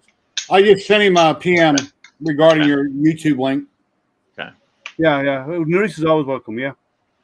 Yeah, I was really trying to help them because I mean, when you're going through the chat, it's like, and then I'm on my lunch break. And I'm like trying to type as fast as I can. I'm like, no, that's not what I meant to say. You know? Yeah. It's hard typing. Yeah. I type with two fingers really fast. I've done it for so many years. And then God. there's like the autocorrect changes things. I'm like, no, I did not say On your that. phone, especially. Yeah. That's So, horrible. if you think that's bad, try answering questions and so on when you're in your phone and you're using voice to text. Oh, my wife has got down to a science on that, and she can actually talk like really fast, and she's basically like yelling. It, Then to the phone. varies, right? Oh, thank you. I got found- delivery. Oh, That's nice. nice. Hey, oh wait, where's my Nice. koozie? I got it, from Maddie's Craft Corner. Look at that. Look at that. Look at that. Damn. But Oh, like tripod I getting gotta some get weight. one of those. There you go. I'll send you some. Is the It's bottom? being No, no, I'll buy one. Why is the No, bottom I- open? Huh? Is the bottom ripped on that? No, it's just so if it's Little vent or okay, whatever. so Yeah. it can fold. Yeah. If it's a solid piece, it won't fold. Yep. Yeah, so it's kind of yeah. So I don't like YouTube or Amazon reviews because of that, Mhm. because it automatically biases you against it and it can turn against you. And I did some early like long time ago, and they figure it out. They see this happening too often, and they Why? actually stop the reviews. Yeah. Stop what? Amazon will stop you posting reviews if you're doing like you buy from Amazon, you do and you post a review, and they refund you. They actually they have algorithms that figure that kind of stuff out, and they will actually block your reviews. They won't accept your reviews. I had one that was set for 2 weeks. It would not be. They would not review it. They would not accept it. Shake it Wow. up before you open it. Let's see it on camera. In future, Jerry, say that before you do make those movements, okay? Yeah, that was a little disturbing. Yeah. But so yeah, but so I don't like those type of reviews, and like I've had companies saying, can you buy our printer and we'll give you big discounts and so on. Again, that's not a proper review. Then It would have been worse if I would have done this. Well, I won't enter that. I won't go there. I just won't do them both at the same time. But I don't want to know this. But I've had the companies recently ask me about doing that. That's nice. You print that? This is I'm going to try to recreate it with the scanner that was given to me by a company, because I tried doing. Oh, I'm sorry, I'm taking over your conversation. No, it's okay. It's okay. So I had a part that broke on our snow thrower, because this is why we can't have nice things inside in our house. So I took it off, and I actually just glued it. This part right here, it's just this part. Glued it back on, and I put it on the scanner. And because it can't read black, so I spray painted it all white. I had a feeling I would have a problem with some of these, interior mold Yeah, parts. but you don't care if they're full because I can care less if it even turns out like crap. Yeah. I'm worried about the through hole. Okay. It will not get the hole. No, it won't get the hole properly. There's Nerys is in chat. Chris is in chat. Well, tell Right. hey, Noreen, Chris, come how in you and join. The link's at the top of chat if you want to come in and join the conversation. Yeah, because Just mute your Nerys, YouTube before you come in. I mentioned about the Comgrow nightmare that you just experienced. Yeah, so we want to discuss your Comgrow.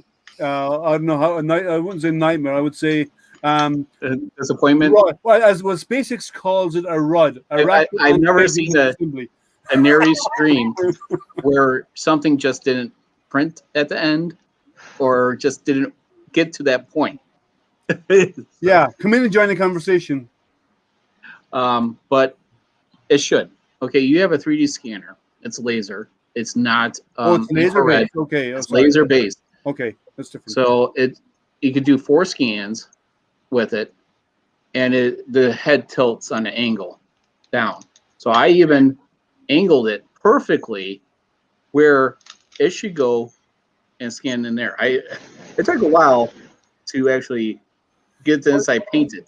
But even if it doesn't do that, you can always make it. You can always measure that with calipers. And Okay, I understand. I'm just saying. this is an end user review, right? This is someone that says, I'm going to buy a scanner and I want to be able to reproduce a part or mold or something, right?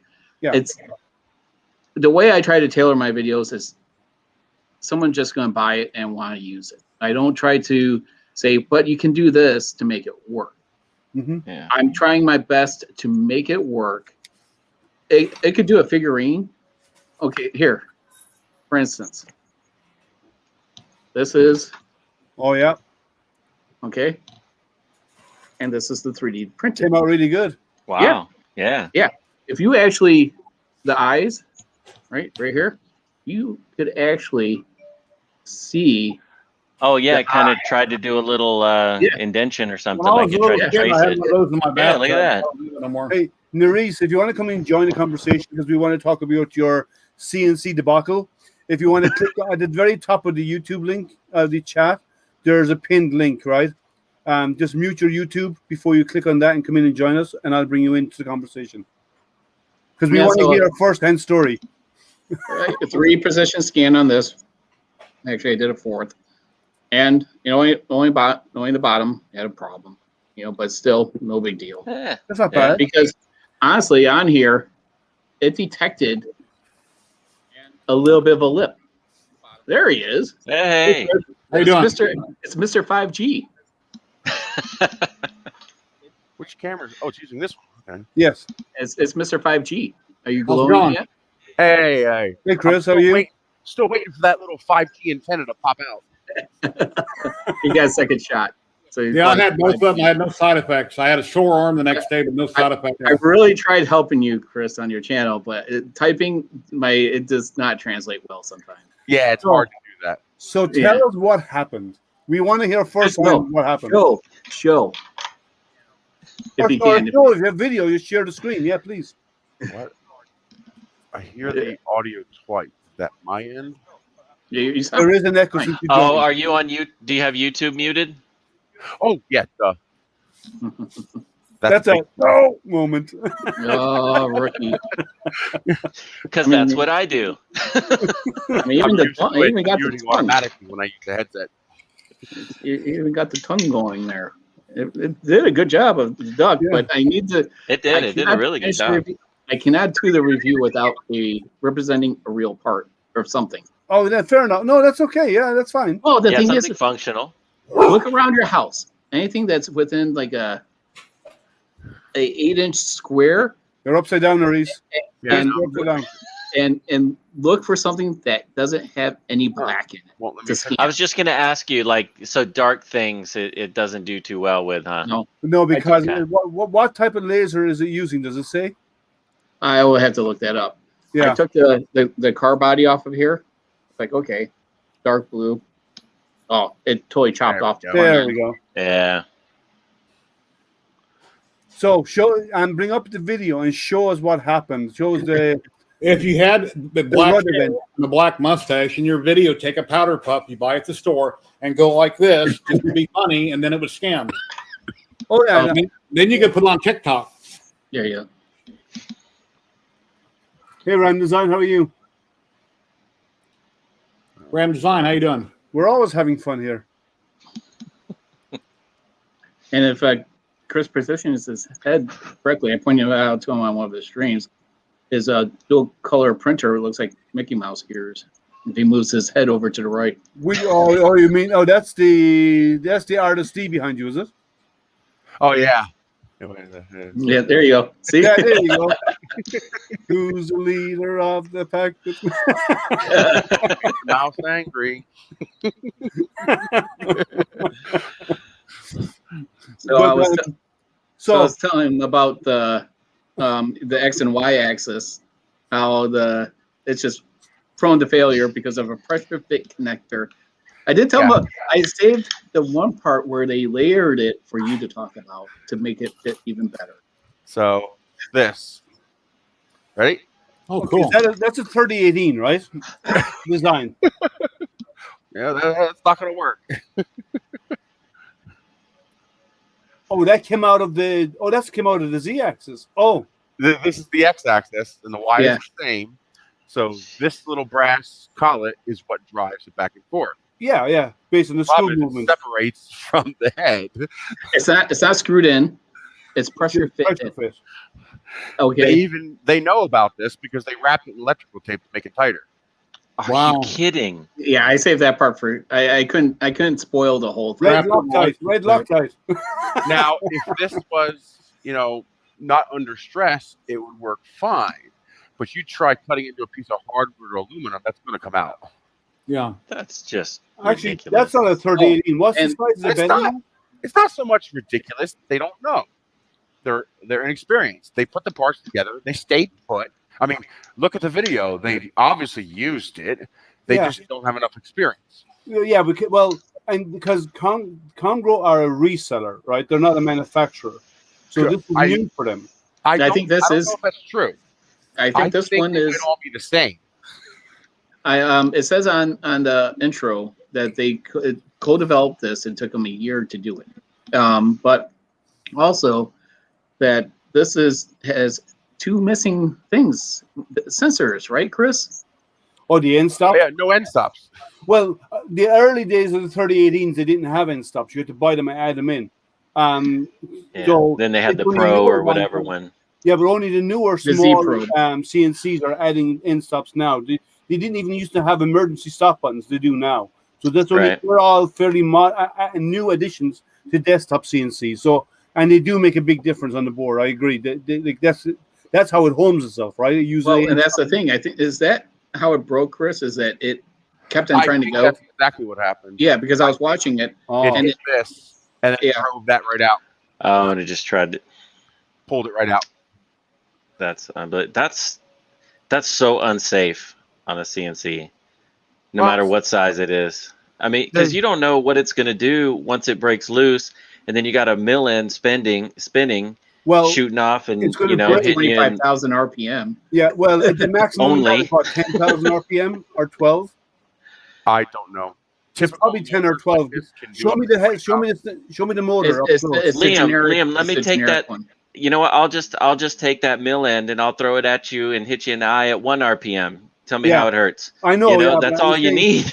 Yeah, that's probably a 10 or a 12 is what it is, right? It's Maybe bad. even 8. Yeah. But Well, even then, the end mill split is shattering because when that comes off, the axis will actually twist, and that will cause the spinning mill to shatter because Yeah, they're hardened steel. They break with any pressure, especially under rotation. So that is bad. yeah, Now, like I have a 3018 here, and like that's bigger than a 3018 though. That's probably a 3020. the thing to keep in mind is not available to the public.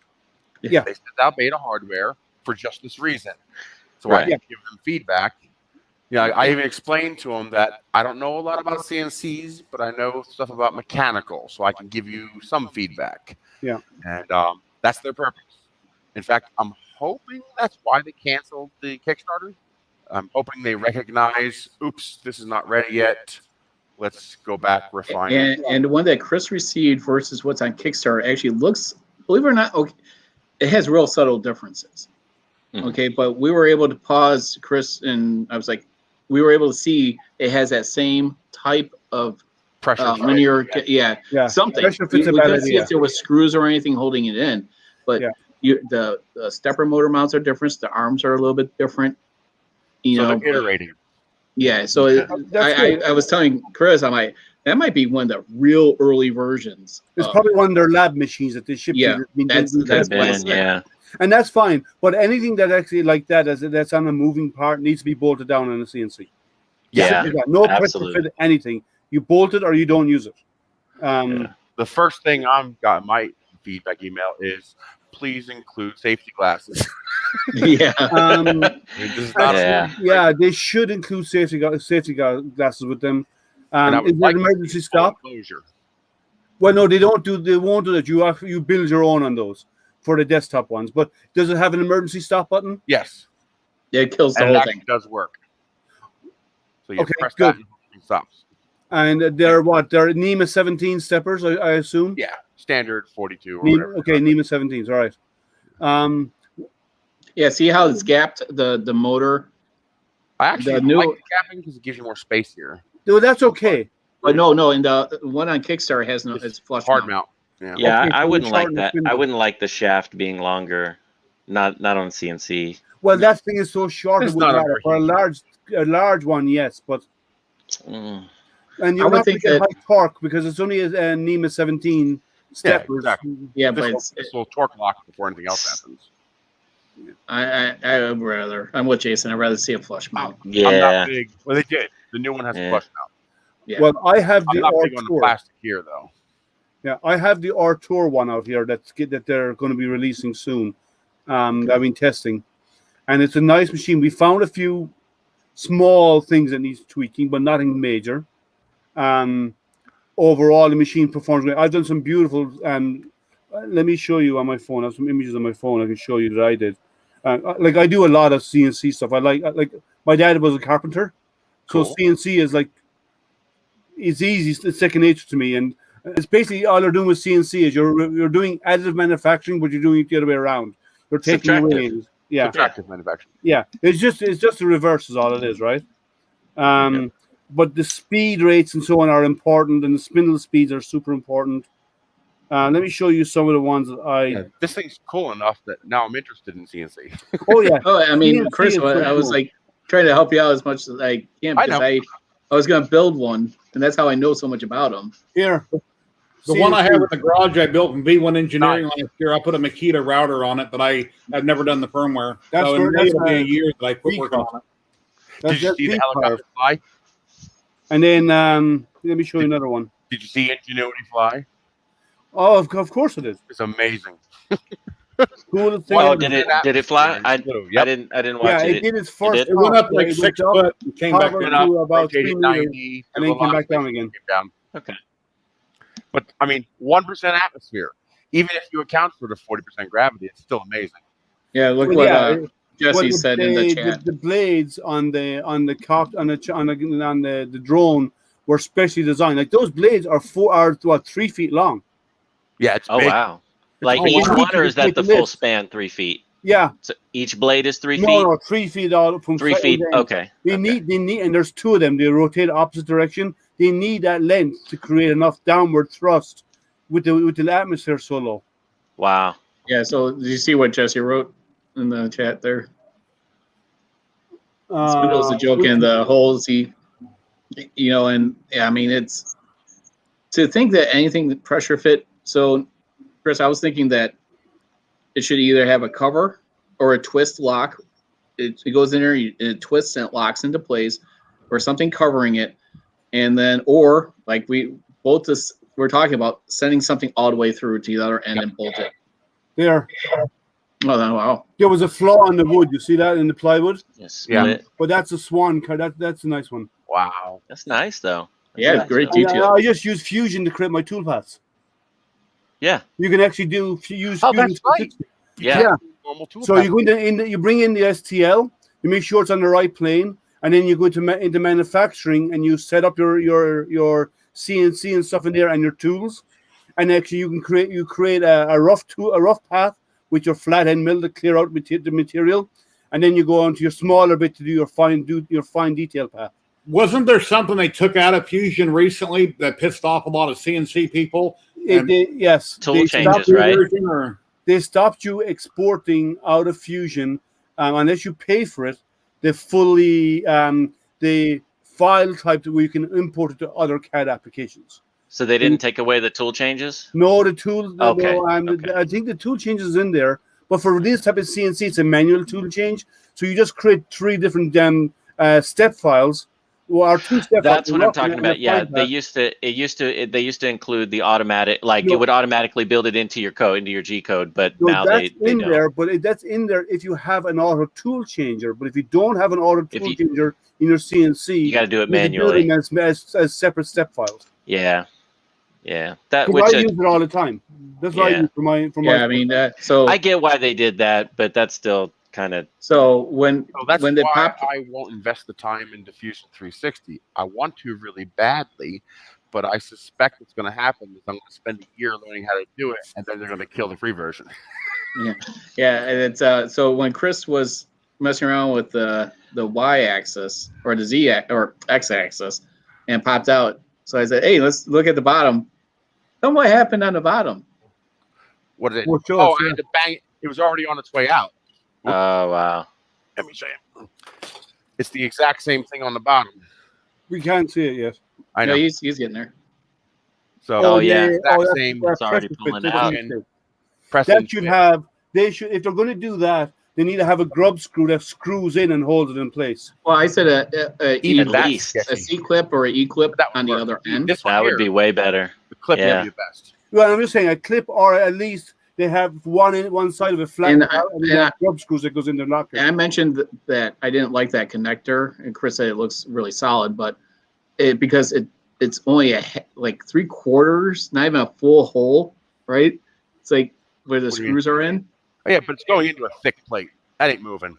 Okay, I mean it just looks iffy to me. Is that bracket metal or is it plastic, Chris?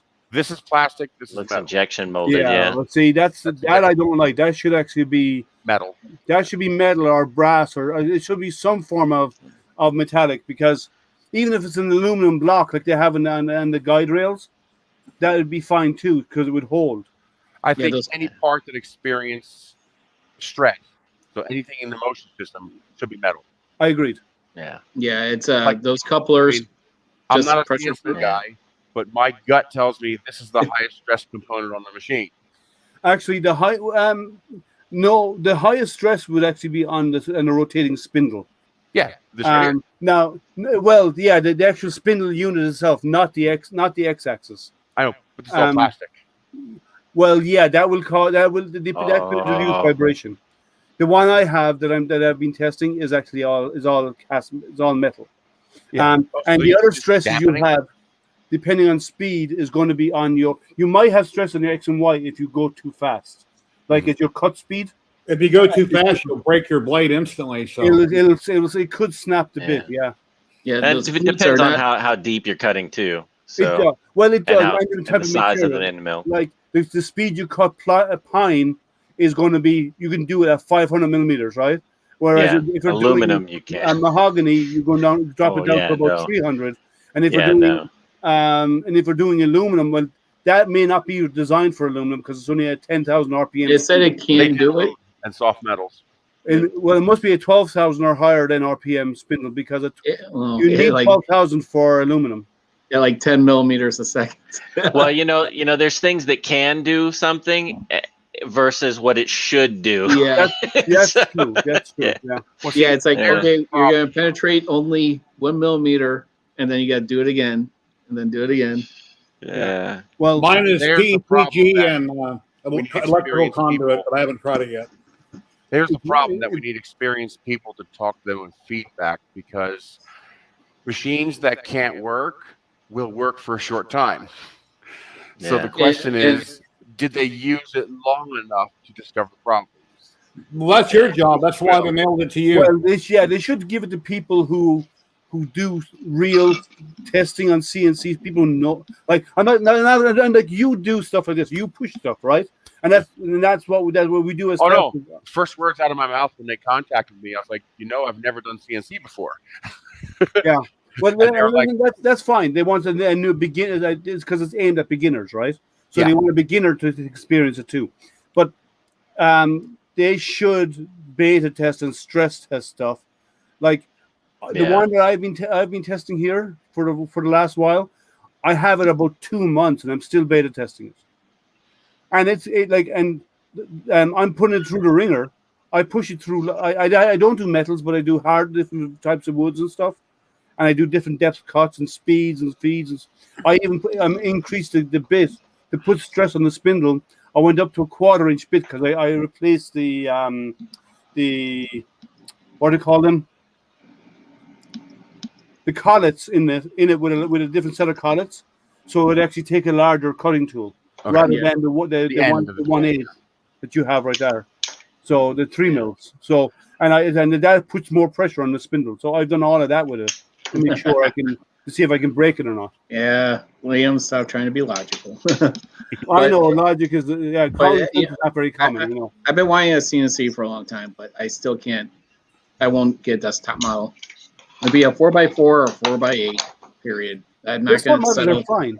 Well, the What? advantage of things like this is that it's the same as the reason that A8, even though it was the steeping pile of trash, was so popular. It made possible what was not possible before. Yes. I mean, It before the introduces A8, people to if it. you wanted a 3D printer, it was $3,000. Yeah. Now you got one for $200. Well, Yeah, so the but price I mean, point you can find a 3018 like everywhere. You can Yes. find them on Amazon, and so it's That's not not the a first 3080. one. That's Yeah. that's bigger. That's a 3020, I think. No, it's Okay. the same build volume. Same The difference 3018. between the Okay. typical 3080 It looks bigger. is that oh this is shit! What were the dimensions? It gantry. was. a 300 by 180 by 45. Yep. Thank you, Chris. And I was like, So- I knew I typed it in there. On all the 3018s, the bed moves. On this one, the gantry moves. Yeah. That's nice because you can extend it with just a screw with just a screw. If they can get it right, Yeah, in theory, yeah. you can extend the bed length by just changing the screw, adding a new screw on it, and actually the whole gantry can move, and you can extend the gantry. It's not that hard to do. Have they confirmed when SN15 is going up? Maybe Friday? They're hoping for Friday, yes. Okay, I hope it does. And I hope it actually They lands. had to switch out. They had to do some work on one of the Raptors today. Yeah, I've seen that. Now, the engines in the Starship are totally different from the ones in the Falcon 9. Yes, they're Raptor engines. That's They're a why brand I'm new having so much design. trouble. Yeah. Well, no, Did you say they're ramjet covered design? because of the way they're building. I thought you said The, ramjet.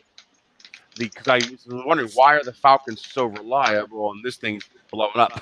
Yeah. It's because it's new Well, engines. the Falcon is the type of engine, and the Falcon 9 has got 9 engines, right? They're Merlins, I believe that they are. Yes. But, and on the Raptor, on the Starship, they're hydrogen based. They're using hydrogen and LOX, right, as their fuel. No. And So methane. oh, sorry, methane and LOX. Sorry, and they're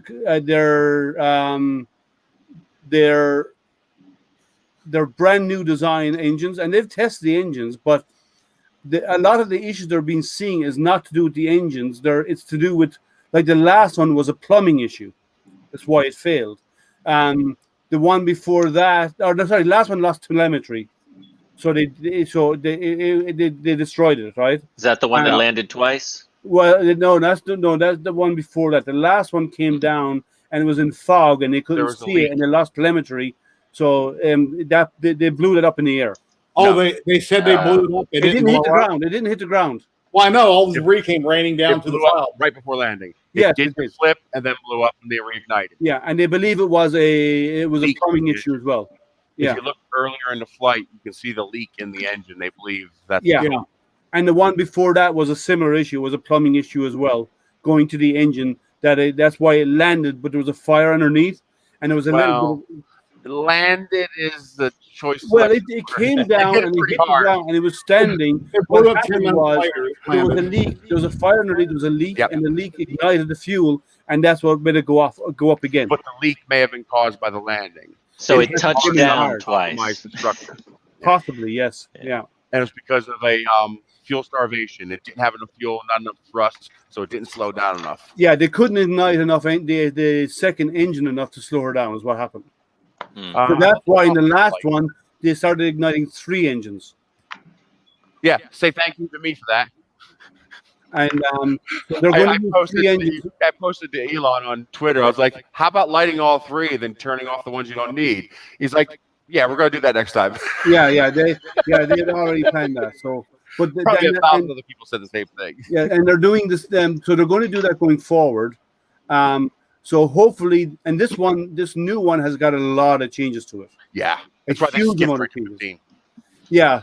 So hopefully this one will come in, land safely, and they might even relaunch it again within a few days.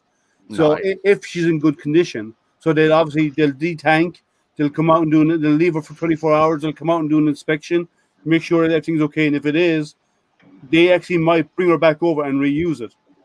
Wow. But they're already doing that. This is Essence 15, 16, 17, 18 are already being built, and then they have already 2 boosters being built as well. And as soon as the first booster comes out, another one's going to go into production. Right. So without the boosters, they don't get into orbit. So they're only testing suborbital right now. It was like bouncing a baby on a leg. It bounced. It bounces. Right. I attribute SpaceX to what I call junkyard rockergy. It's like they crank them out and they learn by iteration, and it's Yeah. freaking working. Well, that's, Yeah. well, Well, that's that's how the Wright brothers did it. Yeah. You know, Yeah. It just Try it, tried try it, it, try it. tried again. It's a, Yeah. well, it's Hey, like our Chris. manufacturing process. That's why we're into FDM. We try something. If it doesn't work, we tweak it. We do it again. We tweak it. We do it again until we get the part that fits. Right. Yep. Well, the And then problem those darn resin printers came out and made it a lot easier. is we do nothing but R&D until the final product. We might do an engine burn, and that's about it. So the problem is when it fails, it costs a lot. Yeah. What are you going to say, Jerry? Hey, Chris, I posted connectors. my first resin lapse video earlier. I got that quote from Uncle Jesse and Andrew Sink. It was 16 gigs worth, 16.7 gigs over 3,000 files for about 10 seconds. Yeah. Well, there's a It file gets for big every layer. fast. So What's that? there's a file for every layer. Yeah. Not just that, but I'm guessing you're using an SLR, so it's a big file. Yeah. DSLRs Yeah. are used to use larger files. Yeah. I just bought a house here in the city, and I would like to know if anyone can repair a patch of concrete surface on my driveway. Hey, you've got a good driveway company, don't you, John? Oh yeah, this place is amazing. Let's see how many views this thing is getting right now. It is at 137 every hour now. There you go. What's next on your testing list, Nerys? I don't know. I'm just waiting for him to glow. Oh, one other thing. Creality contacted me for this. ComGrow sent it to me, and the main board says Soval 3D. Soval is let's admit it. Soval and Creality are Same thing. the same machine, right? Soval is the front end. Everybody knows this. Everybody knows this. Yeah. They Oh, use the first thing same I board. said on his stream was like, "Who cloned this?" who really is making this? Because they all Yeah. look the same. So- They all look the same. They're the same size, the same color, Yep. the same shape, the So same. They're all the same. But the thing is, it is the unique one out of that because it is more narrow, and like Chris says, it's The way that it moves. the Y moves, Yeah. not the X. Others So- do that though. There's Well, other the companies first that do thing- that. I tell people is stop talking about cloning. They're all clones. Yeah, Everyone yeah. is a clone of but something. when Yeah. Comgrow Trick is says when in their video that they were designing this and engineering it for a year. Yep. I was like, okay, I was searching everywhere to see if I could find a picture of something that looked like that one. nice. That's a lovely print. I wound up doing. I did two Who of them. was it? Spy GPS. What was the guy on my channel? He did find one very similar to this, but it was all metal. It was on. So what is the up stands for the Z made out of? What's the what? The side up stands for the Z. Aluminum. It's literally aluminum? Yeah, it's all aluminum. Yeah. Okay, good. there's very little plastic, and they decided to use it on The head. the carriages. The critical Yeah. parts. Yeah. Yeah. Well, the fact that it's all aluminum, that's good. They should Yep. put aluminum around a spindle. They Mhm. should, and those no pressure fit anything. All They're of that probably- should be put in They're place. probably running out of money. I don't know. Let's make it out of plastic now. Yeah. Well, you always try to do it, the cheapest way first, right? And Yeah, of then see what works and what doesn't, rather than, go with the the gold knob on the outhouse door. Yeah, you don't want to start that way. What Chris, people forget is that the economies of scale in China are very, very different than here. Here, you could not do it this way because you're wasting money making molds for something that may or may not work. But over there, doing this is so ungodly cheap. It's worth trying to see if it works. Yeah, and half the time it's free because there's a factory that's already making those Yeah. CNCs for another company, and when the day ends, they do an off-book run and they make or they try and they end up with products that are off-label. They're the same as somebody else's, so they get opportunities to make and try things out a lot cheaper than you would here. The other thing is here, it would have to be safe before they said, Oh, to guys, some degree. there's a comment there from Big Mike about who you're buying your electronics from. We got the motors from them. I live here in Vegas also, and so does Jason. Yeah, we all bought the motors from His them. grandson works there. From Palolu. Cool. Yep. Yeah, we bought the it's motors it's are a from very Paloma. interesting site of and it was like, and the shipping was very quick even here to Illinois. I was pleasantly surprised. Mine I got took mine a the while, next but I day. think that was because of USPS. I had to wait like 4 or 5 days, and I live in Hollywood and Lake Mead. Yeah, but Wow, and you gotta mine make sure you showed use up the good next day. connectors. I reached out to him, Jerry, and asked him, if I could just come pick it up, and they said no, because of the COVID, and I was like, okay. So, and they said, look, if you just put the order in now, you'll get it tomorrow. And I was like, I put my order at like 4 or 5 o'clock at night, and it was already in the mail that day. yeah, and I was was like, yeah, amazing. okay, Amazing. whatever. And sure enough, and they didn't charge me for shipping either. It just showed up the next day. Cool. You talk about crazy shipping. Yeah. I ordered 3 cameras last week. My brother, as you know, stole my cameras. Well, some of the high-speed cameras that I had, I didn't think I'd ever be able to replace them. And then I, just on a lark, someone asked me about high-speed. I checked online, and they're available for dirt. So I bought them. Well, these two, first of all, if you want a camera, buy from Japan because they're all mint. I mean, this camera's 15 years old, and it's mint. Wow. I paid 160 for that one. I was gonna say standard 35, standard 35s. No, Or these the- are high speeds. Oh, high speeds. Yeah, so this will What's do the- 1,200 frames per second or 6 megapixels stills and 60 frames per second. Nice. Wait, So very you said cool. 1,200 frames a second? Yep. Nice. Although usability stops at 600. Yeah, I was gonna say your I would 1200 say is a that little your video on resolution, that. yeah, is like. But it worked. But it goes it's to a, 11. Shut up, it's a- John. Yeah, it's a 160 by 160 cube. But I ordered 3 of them because I also found one called the FH100. It's a handheld that has precognition I use. I got that from Amazon, but not shipped by Amazon. I ordered them all at the same time. The 2 cameras from Japan got here today. The Amazon's still not here. Wow. You From should send out, Japan. you should post a link Wow. in chat about where you bought them, because really fast cameras like that. I have what make are they? What's the manufacturer? Casio. Casio. I've never This used is Casio, the but this is the um, Casio EX-F1, and this is the Casio FH25. Yeah, Casio's been around forever. Yes. the reason why I'm asking is for like if I ever want to. I'm into astronomy. You'd never. No, you are. But, but Since when?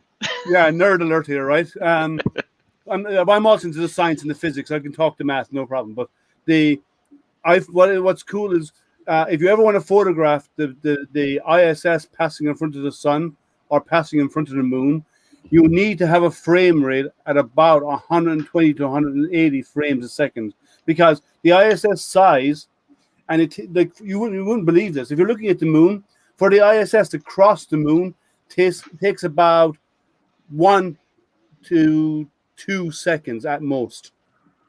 Like 1.5 seconds is kind of a stretch. Well, 2 then seconds is a 60 frames really is long enough. time. I've seen it go by in the sky last summer when they're talking about it on the news. You're outside, you see what looks like a star going by. Oh yeah. Well, If it's you wanna moving capture- 17,500 miles an hour.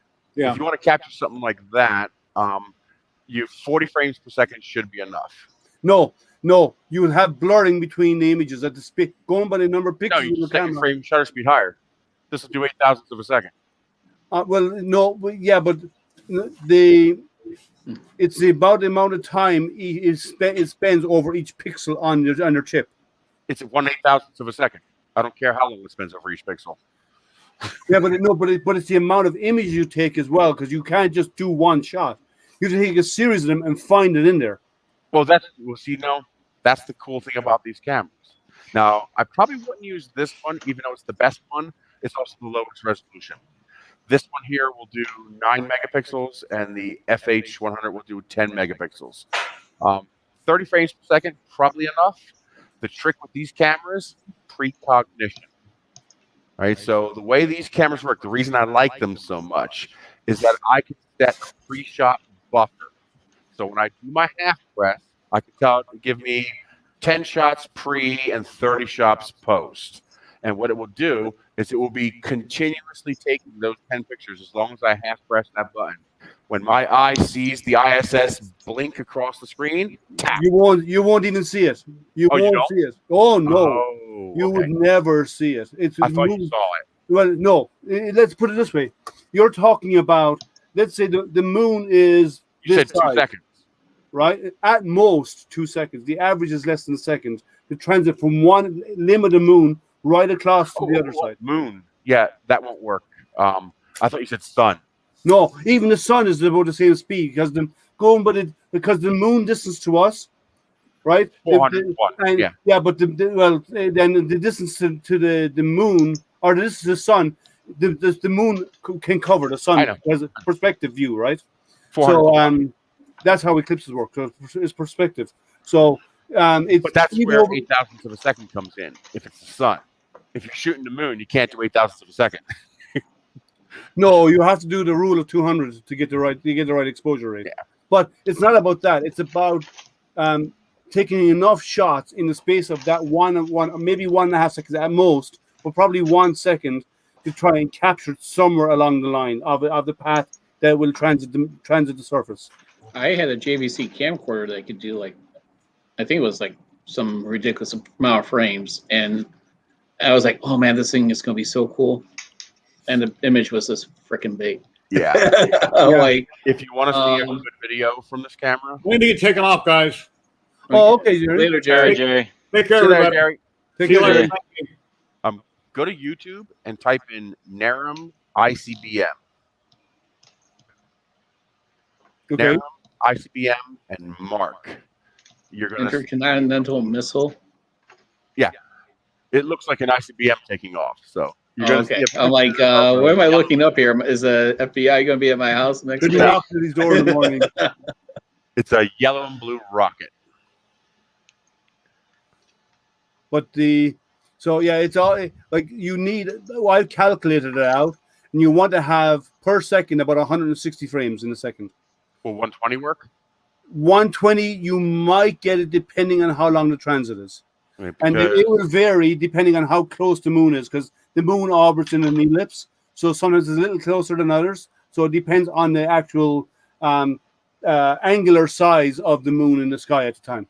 Because if you grab yourself one of these little Sony Xperia phone, They won't do it. Their chips are not sensitive enough. it's 24 millimeter f2, and it does 4K video at 120 frames per second. But you can't mount it on a telescope. Yes, you can. No. I do that all Not the time. properly. You do eyepiece projection. That's Exactly. different. Yeah. Not enough resolution. Yeah, well, it wouldn't have enough resolution, and you don't want anything in the optical path that can change the light and refract the light, bend the light, so you have to get fringing around your imaging. So you'd lose the space station and the distortion. It would look like a multicolored. It depends on the eyepieces you're using and so on. It's not very good.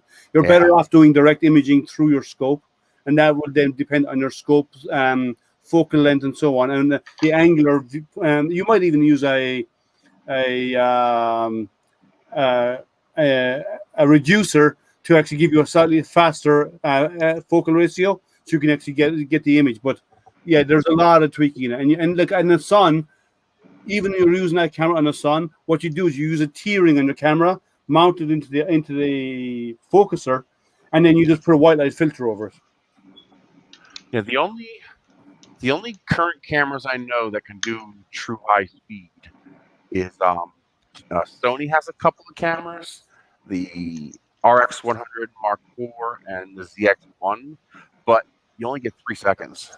Yeah, no, well, there's astrophotography cameras that will do it. They were built for astrophotography.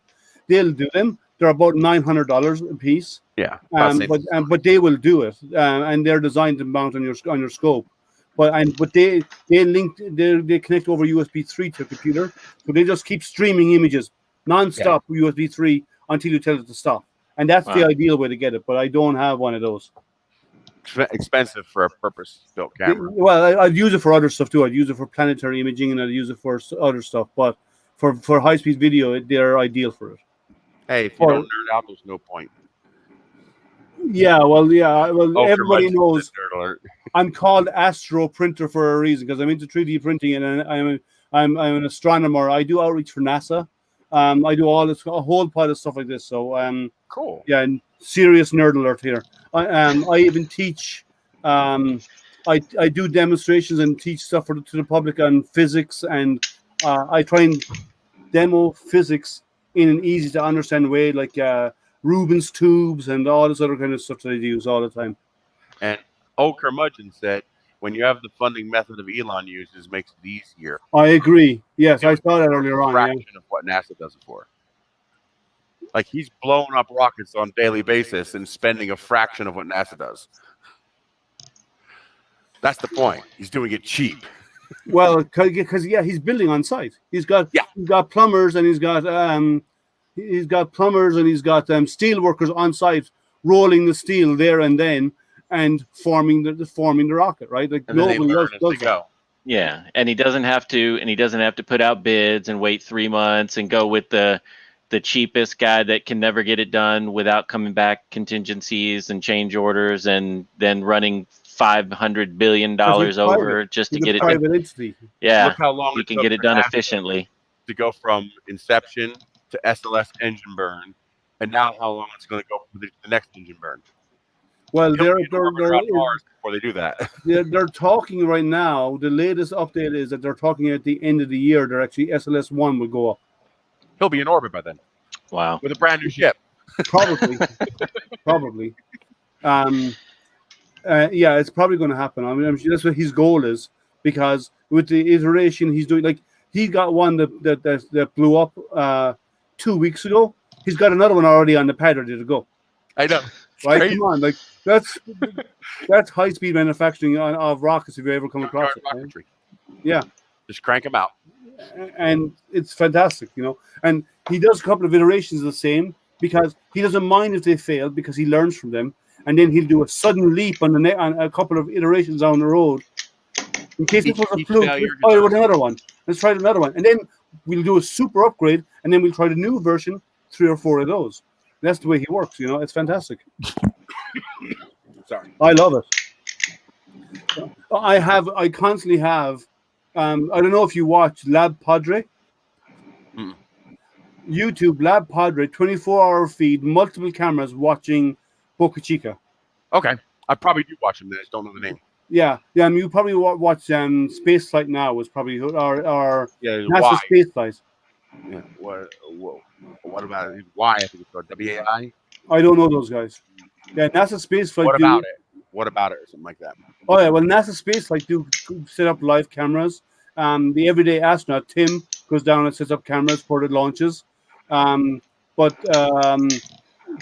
Lab Padre, he has 24 hours a day, 7 days a week, about 5 or 6 cameras trained on on the manufacturing side and the different areas of it. So he's constantly being watched, 24 hours a day, 7 days a week streamed. Is he like a Hawaiian guy or a No, Pacific? he just lives No? in Chica, Texas. No. Elon Okay. Musk. Free publicity. Sorry. Elon Musk. He's getting free publicity. Oh yeah, and he like at one point, someone came along and the security took down cameras that were there, and the guy Lab Padre tweeted Elon and complained. Elon went back and says, "Guys, you have to put those back. They're not yours. They're not your property. They're allowed to be there." So he actually sanctioned them when that happened. That was only recently. Smart But he man. sanctioned them.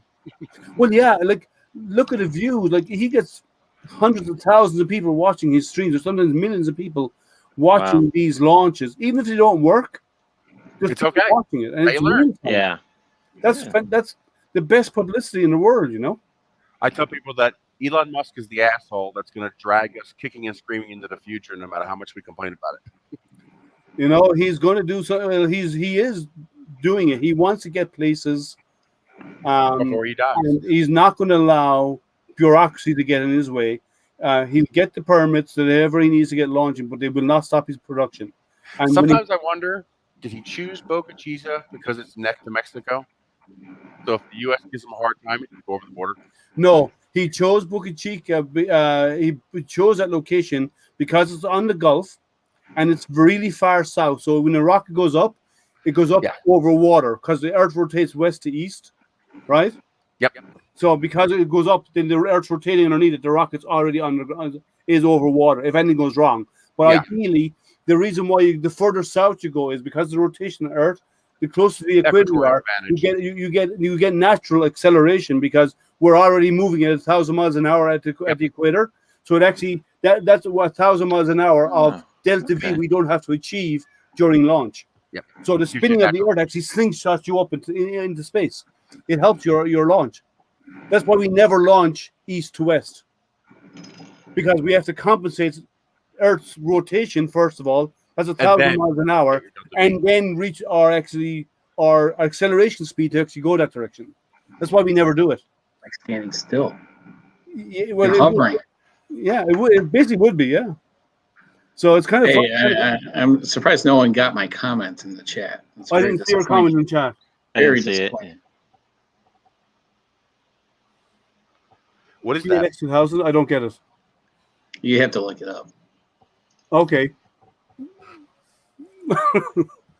What's the PLX 2000? Oh Jesus! I saw one of those in a thrift store once. If you could buy one. Okay, so it was a camera built in The laser gun 1988. looking one? Yeah. It used regular cassette tapes. Audio cassette tapes? Audio cassette tapes. Yeah. Oh, I was now basically storing digital or magnetic info. Yeah, PXL 2000 was shot in black and white. It was used regular cassette tapes, audio tapes, 90-minute tapes, and it would do the audio on, you know how you would flip a tape, Yep. you know, The B side. to do audio on one side of it and video on the other. That's funny. Oh my God! They're $600 on eBay. Oh my, yeah. I was so close to buying one like 10 plus years ago, and just for nostalgic purposes, you know, nothing, you know, it'd be like I remember the commercials when I was a kid on this camera. You know, I it's don't just ever remember something. seeing that. How much was it 10 years ago when you were considering it? It was about half the price. The one Yeah. I saw was about $5. Yeah. Kind of wish I got it. So if you ever see one in a garage sale, scoop it up. I mean, the monitor is even more rare because no one ever bought the monitor. Hmm. The accessories, yeah. Cool. Yeah, I mean, I never had. I never had video cameras when we were growing up. It was always still images we used. But yeah, that's it's interesting. So an audio tape. That's. I used to That's use awesome. audio tapes for games on the Commodore VIC-20 and the Commodore Yep, 64. 20. Yep. Yeah, still I had a remember Commodore Truth 16. Invaders. I had a 16. I had a VIC-20. I had a 64. I had a 128. I had the Amiga 250, the Amiga 500. I had all of the Commodores. It probably Yeah, makes you cry if you saw all the old computers I threw away. I mean, I had multiple variations of the VIC and the Amigas and TRS-80s, the trashes. Oh, I the had, Trash I had the 80. metallic Loved it. Aquarius. Oh, wait, now Sinclair Spectrum. I had a Spectrum. we only had I tried to IBM give them away. Nobody wanted them.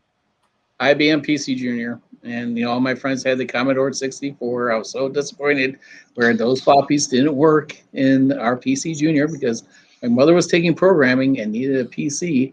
Yet all my friends had Atari computers and Commodore 64s, and I've had almost every video game console up until they went to CD-ROM.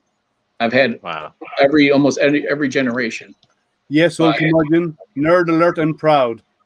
And, I have an old Atari XE that almost no one even knows about. Where not the computer. They used It to was build a console They used to computer. build, they used to build Ataris in where I grew up, in the city I grew up in. This had it competed with the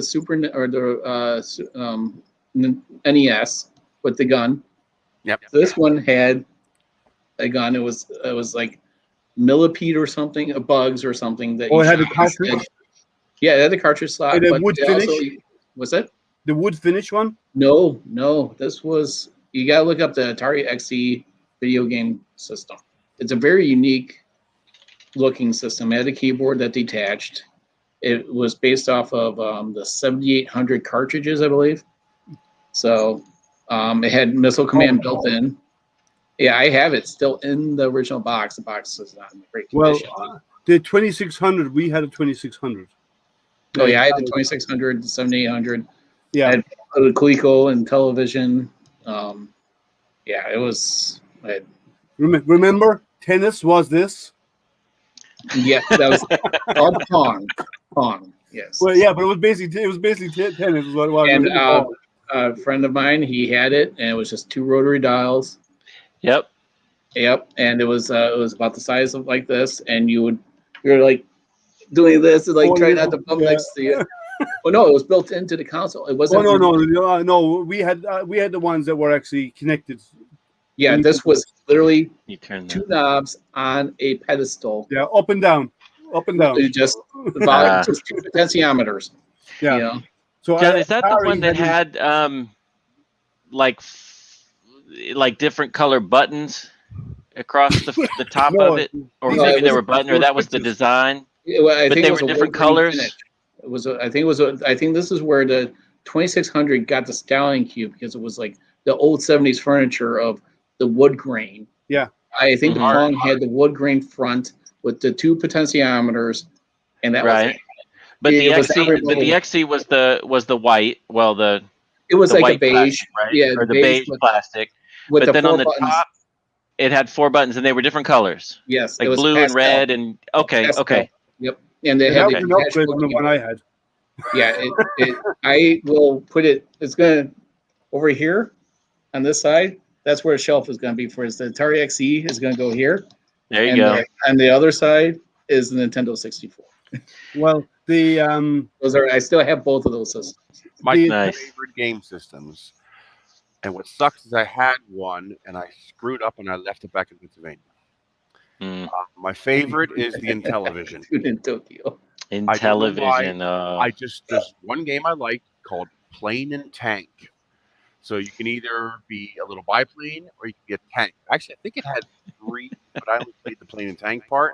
But the cool thing is, it was true multiplayer. So you had 2 airplanes on the screen at the same time, and you would have to dogfight each other or fight with tanks. The other one was Vectrix.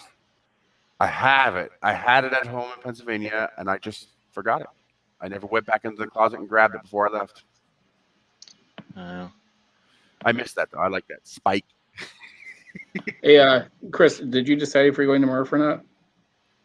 I don't know. I got to see if I can get enough money.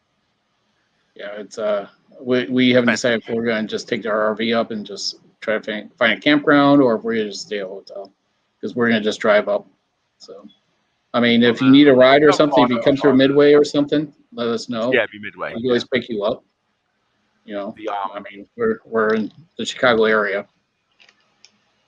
The big thing will be see if I can find somebody. I'm going to see if maybe Luke's going again. We can split a room with him, because that's the big thing. If I can split the cost. Yeah, I don't think the wife will allow me to split a room with you and her. It's just, I said that Chris spoons too much. So I eat people. yeah, he got a cold call today on the stream. Really? What did you say? The scammer. Oh, yeah, I I love I talked to you a little bit. That guy just hung up. So boring. No, I like to give them a hard time. I like to give him a hard time. Now, I had one guy that actually that wanted to do the computer. That wanted to get access to your computer, right? So I have servers here. I have a IT infrastructure here at home. So I have a virtual machine I allow them into. Yeah, and they always use sharing applications that allows two-way communication. They get into yours, but you get into theirs. So I just delete their files. Nice. Yeah. You go into the machine, Now, delete, your star files dot back, star / get me S a green dot / gift Y. card for $300. Sorry? Turn it around on them. Yeah. I fixed your computer problems. You owe me money now. Right. Make them go get you a gift card to get their files back. Right. Exactly. I've Yeah. heard guys You want doing all that. your files back, I've heard or I'm guys going to doing issue that. a warrant for your arrest. There you go. Does you want to share this? Yeah, so that's what the Atari. Oh, wow. XE There it system is. Yes. Yep. Oh, I've never look at seen one of that those before. pastels. Oh, those were such nice color We buttons. didn't have one, but we used one. Yeah, it was it was 65E computer system. So this was actually, of course, in true Atari fashion, they were going to expand this out to be basically a computer. It had a computer cartridge too, for a programming language, but it was like, all these other devices you could hook up to it and all this other stuff. I'm like, and we all know, like, you're in the history of Atari of failures. They were the first one to say that we're going to introduce an affordable CD-ROM that took them like 3 years to produce. But yeah, it was unique. I think I was the only one of the kids in the neighborhood that had it, because no one knew of it.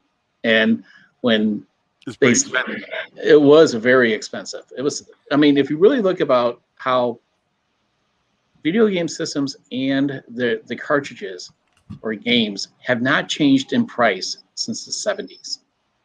They've always, for a game, has always been $40 to $50. Mm-hmm. Consoles has been $250 to $300. And with inflation and all that other crap, right? It stayed the same type of pricing. It's kind of weird. It's actually gone up by multiple. Well, yeah, but now it has. But you're talking about like the Atari. 10 times more expensive than a $50 game in 1980. Oh, okay, but because right, the cost of the money, right, cost almost $50. But you look at the Nintendo 64, and before you got into the level after the Wii, all these consoles cost $300-ish, or $250, $300 when they came out with package deals, of course. But this, I got this because and then wasn't just enough games, and then the NES came out, and Atari had a chance to buy Nintendo, and they blew it. But they would have found a way to screw up Nintendo too. Yeah. Actually, interesting info. the Atari plant that was in Ireland, where we were making all of them for all of Europe. The Atari plant there, when Atari shut their doors, basically, right, and moved and left, it was taken over by Dell. Dell took over the plant. And Dell were in there for 15 years. Okay. Wow. And the old Wang plant was taken over again in where I grew up, because the old Wang facility was taken over by AST computers. I remember them. Yeah, they weren't around. Like I worked for Wang for a while. I worked for AST. I worked for Dell. I worked for all of the big boys in the computer industry, doing various jobs. And then I eventually went into automotive after that. But that's where my background was. I used to manage in Dell. I used to manage the non-stop Himalaya series production systems. I don't know if any of you know what a non-stop system is. Nope. These things have super high speed backplanes. So each one is a standalone system, and it's connected to multiple versions of it, right? And what happens is when you start a job running on it, the job that spins up also spins up a copy of the job over here. So every task that happens here, this one knows about it. Every single thing that happens instantaneously, they know about each other, what's going on. And the moment this one fails, this resumes the job instantly. So it never, ever, ever goes down. Hence the name non-stop systems. HP later bought them, but it was if HP bought them, then you know they're no longer around. That's essentially how like a voice switch would knows how work. to kill a company. Yeah. They take the Like a intellectual rapid property, deployment voice switch. Yeah. and That's what I work on, the Littons. Well, they're Northrop now, but they were Littons before Northrop bought them. But same thing. You know, two processors, two DVAs, You can do more. You can do more. Like this thing had 15 processors or 20 processors per box. Right. One of these could run all the ATMs in the whole East Coast of the US, and they had 6 of them running Dell manufacturing. Yep. Yeah, that's just the system that I maintain. It's dumbed down. It's only doing maybe at best 20% of what it was planned to do, but it's the same system FedEx uses to manage all their route tracking, their communications, their truck tracing, package tracing. It's the same exact box. They just use it at 100% scale. We use it to order pizza. Basically, it's like that's how feature rich ours is. Yeah, because we just didn't need all the functionality, but it was a solid system. And this system ran on its database was a custom version of it wasn't SQL. They called it Squelchy. Was a database that used to run in the background. It was so everything was input via Squelchy command. So the whole production environment for Dell, every component was scanned into the system. Every stage of the manufacturing, everything was scanned. What went into the box, what components were put on the tray to be built, the serial number of it, the whole production, all the way through shipping, was all managed by these systems. So like there's millions. Like David should do. What's he hiding? I don't know. He's a robot. What are you doing back there, John? John, what are you up to? Put the camera down. Put the camera down. Got some goodies in there? Wait. Oh, there's like candy in there or something. Oh, Jason, what did you do? I took all your parts and I made it look like this. I thought he had some candy hidden in there or something. Oh, cool. Yeah, they're building droids. We have a stream on Fridays of building R2s and droids. So Cool. Jason's a little ahead of me. I work 7 days a week of almost 80 hours a week. So it's like I try to sneak in time where I can. And I had it all together, and he totally sold me out. He's like, we know how John operates. He's like, it looks disassembled, but you tap it and it falls apart, and that's what I did. I tapped it, it all came apart. So held together by Pritt stick. Oh yeah, but no, I literally ran out of screws Of course, So he's a fuse. with Michael's designs, he uses the same size screws. I know the M310s, M312s, M320s constantly. Yeah, and you can't find just you constantly have to order the multiple pack. Yeah, and Yeah. then it's like, which ones? You know, I got this is a great wiring kit right here because it's got all These connectors. Okay, Yeah, the so- XT60s and yeah some Deans in there. Yeah. Deans, yeah. Those are only two I'm going to use in it. Mhm. But yeah, this is the Lazy Susan that we have to build. We built, and Jason's exploded. All the plastic ball bearings that you put in here. Oh, Just, like all 100 came of them. Just I crashed the whole thing. It doesn't jump well. I don't think it's when I hit the side of a driveway going up, and it had a slope, and I couldn't see it because of what I was doing, and it went instead of like going over it, I hit it too hard, and I saw it kind of last second, and I tried to turn. So one track hit it, it flipped it up, back over, bounced off its egghead, flipped over again, shot, and then kind of leaned back. And when it did that, the dome and the body hit the ground so hard that the dome is held on by magnets.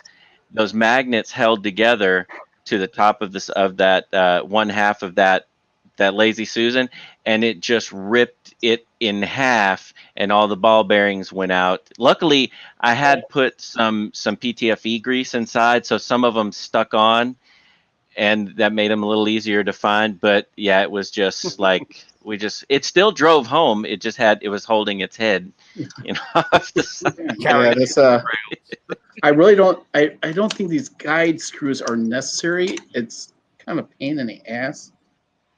But I For that assume with ring. yeah. Yeah. He was wondering what wiring kit that was, Tripod. What's that? Oh, the wiring, the Guarantee box, was wondering what connectors. wiring kit was that? Yeah, see, and already a magnet came out. So this Yeah. wiring right here, this is for the If top you of want the to dome. stop the magnets coming out, don't use hot glue. Use a drop of super glue. Epoxy. Epoxy Yeah. or super glue will hold it in. Yeah. Hot glue will actually pull. Yeah. Yeah. Well, John, those guide screws, what'll happen if they're not there, when that motor starts to turn, it'll shift a little bit on the magnets. It's not enough to spin it all the way around, but it I don't know. I think I don't think it's necessary. I don't but think they need to be as long as what he says. At least maybe half. But again, Probably yeah. not. I mean, it's. Right now it's. Yeah, it's Hold on, I a got- solid design though. Yeah. Oh, yeah. And that may just be a little over engineered, but Better Yeah. over you know, but And hey, he engineered it. I didn't have to. yeah, I'm going to. I'm going to start building. Start printing the parts probably in the next week or so for a full size droid. So Nice. it's kind of about 3.5 feet, maybe 4 feet tall. Yeah, I got the Full size to me is Jaeger size. Well, full size. What is full size of an R2D2? There you go. there's a mini R2 going on the 6 right there. Yeah. oh yeah. Yeah, I was Well, at eyeballing least the body to it anyway. It's about halfway done. It looks like. Oh, what wiring kit was that? Oh, I'm sorry. Ish. I've been trying to ask Reality This would they is, be interested in sponsoring me for It's made in China. the S5 because I need a 500 by 500 bed, and they haven't responded yet. Well, they said we're still waiting for a response from management. From who? Who is that? Reality. Oh, from Creality. If they're gonna do They something have new, the S5 is a 500 by 500 bed. right? That's what that one is right there. Yeah, and that's what that I I've got need to do torn down. the full size droid in one piece without cutting it up. Have you looked at the rat rigs, Liam? The which? The rat rig. That's what Look Sam at Princess Rat- has. Those are amazing. I have one. I'm just waiting for their V3. It's supposed to be out soon. It should be shipping soon. He got his early because he's the real Sam Prentice. But yeah, I yeah. gotta meet the fake one. I'm tired Right. of dealing with the real one. Or the V Right. style? Yeah, the VCore 3. It's a Core XY. It's 500 by 500 by 500. That's what I need to print this. And In one in piece. terms of the price versus what Creality wants for that S5, $700. Just get rid of Creality. Go no, to them. I was hoping Creality, they're thinking about maybe even sponsoring me the printer. Oh, if it's free, then Yeah, well, whatever. yeah. Yeah, The best price. $700. But I'll tell you that S5 still is so basic. It's still 12 volts. It's still got the same issues it had from day one, and the space that you need and the mass that it moves on that plate. You really with other options available. Mhm. Honestly, you just don't even want it. But when I'm printing with a 1.2 millimeter nozzle, a 0.6 millimeter layer height at 25 millimeters per second, I don't care how much weight it's moving. Well, true, but hey, Ethan's dead. Hi. And this is Ethan's uncle. Oh, I was going to say, is that that's Ethan's a dad beta tester, 2.0? right? Like I was thinking, Ethan grew up fast. Wow. Marcus, is that your app tester? Yes. This is EM3D alpha tester. We've That's what it is. we've heard lots about you. Never heard your name, but we've heard lots about you. I'm Troy. Hello, Hey, Troy. Welcome. Hello, Troy. Yeah. But So, yeah, Chris, that's what it's supposed to look like, but mine's really fragile right now. So, Fragile. That's okay. Italian filament. Yes. I knew someone will get it. Well, it's better than it being Italian spaghetti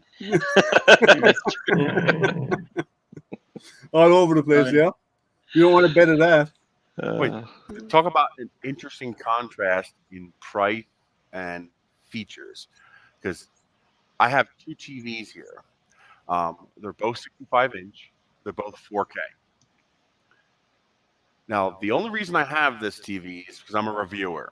I could never afford this. This TV costs 10% the price of my house. So this TV is a down payment on my house. Wow. That's $4,000. Well, okay, so you other having me on your TV just lowered the $300. price. So the sales tax on this TV would pay for that TV. Wow. It's crazy. And we then talking side about by that. side from 15, 20 feet away. Well, there is a pretty big difference. Okay. Watching YouTube, stuff like that, Mhm. you're not going to notice the difference. Well, these cabinets right here behind me, 4K Chris. Blu-ray, and you watch a movie in a nice lit room, hmm big difference. Yeah, because I noticed that too. Like I have an 85-inch Sony downstairs, and it's got the what is it, Dolby Vision, and it's got it, all that crap, right? Everything else you watch looks just like I'm watching it on my phone, unless you find things like on Netflix that are in Dolby Vision or in that super high def thing. Then it looks amazing. Like if you were to trip, you would fall into the ocean. Yeah. But that's about the only thing that comes in that is like the documentaries with that British guy telling you about the birds. I forget his name, Sir whatever. Richard Attenborough. Richard Attenborough, yes. Yeah. I feel like I'm just gonna find him if I walk into the TV. But yeah, other than that, everything else looks the same. I mean, Is that it? hey, Chris, the cabinets behind me, I got two of these. These are $7,000 each. I got them free from work. Those are the most expensive things in my garage. Wow. Chris, is that an 8K TV then, or what's this special is- about it? This is an A90J Master Series. Their newest model just came out. Wow. Well, I'm glad everything isn't filmed in that because I don't like seeing people's pores. I don't like Right. Star Wars looking like cardboard cutouts on set. Yeah. So, Yeah.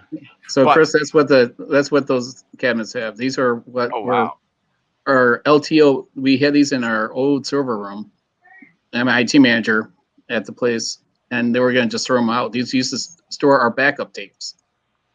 And I was like, you know what? Maybe I could just put them in the garage. These things weigh about 400 pounds each without the tools. And yes, there's tools in each one of these drawers organized.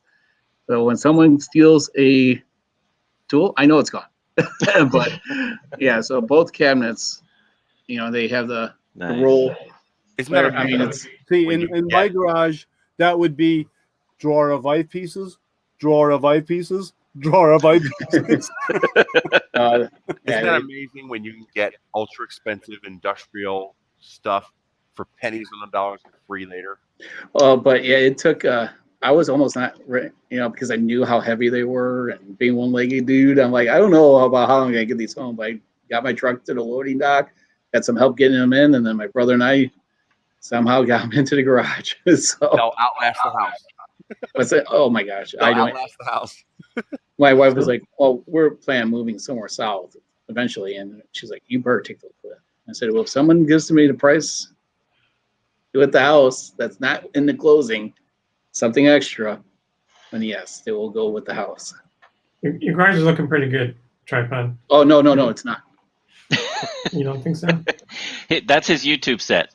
Yes, that's the garage. That's everyone else's garage. That's so there's All right. Yeah, this put the camera wall- back. It looks good. Yeah. Yeah, turn the camera back, man. Well, Turn it see, back. mine has got 2 cars in it because we live because we're What really is close. that? What? What? That's not right if you live in the Midwest. What? I'd have cars in it. You mean? Oh, Yeah, cars there's in no the such thing garage. as cars in the garage in the Midwest. Oh, there is in Michigan because otherwise you'd have to come out with a hammer and chisel to open the No, door. it's We had snow this morning. Come on. yeah. Right? So that's Oh, that we had wall snow behind 2 days me. ago. I live in New Mexico. Yeah.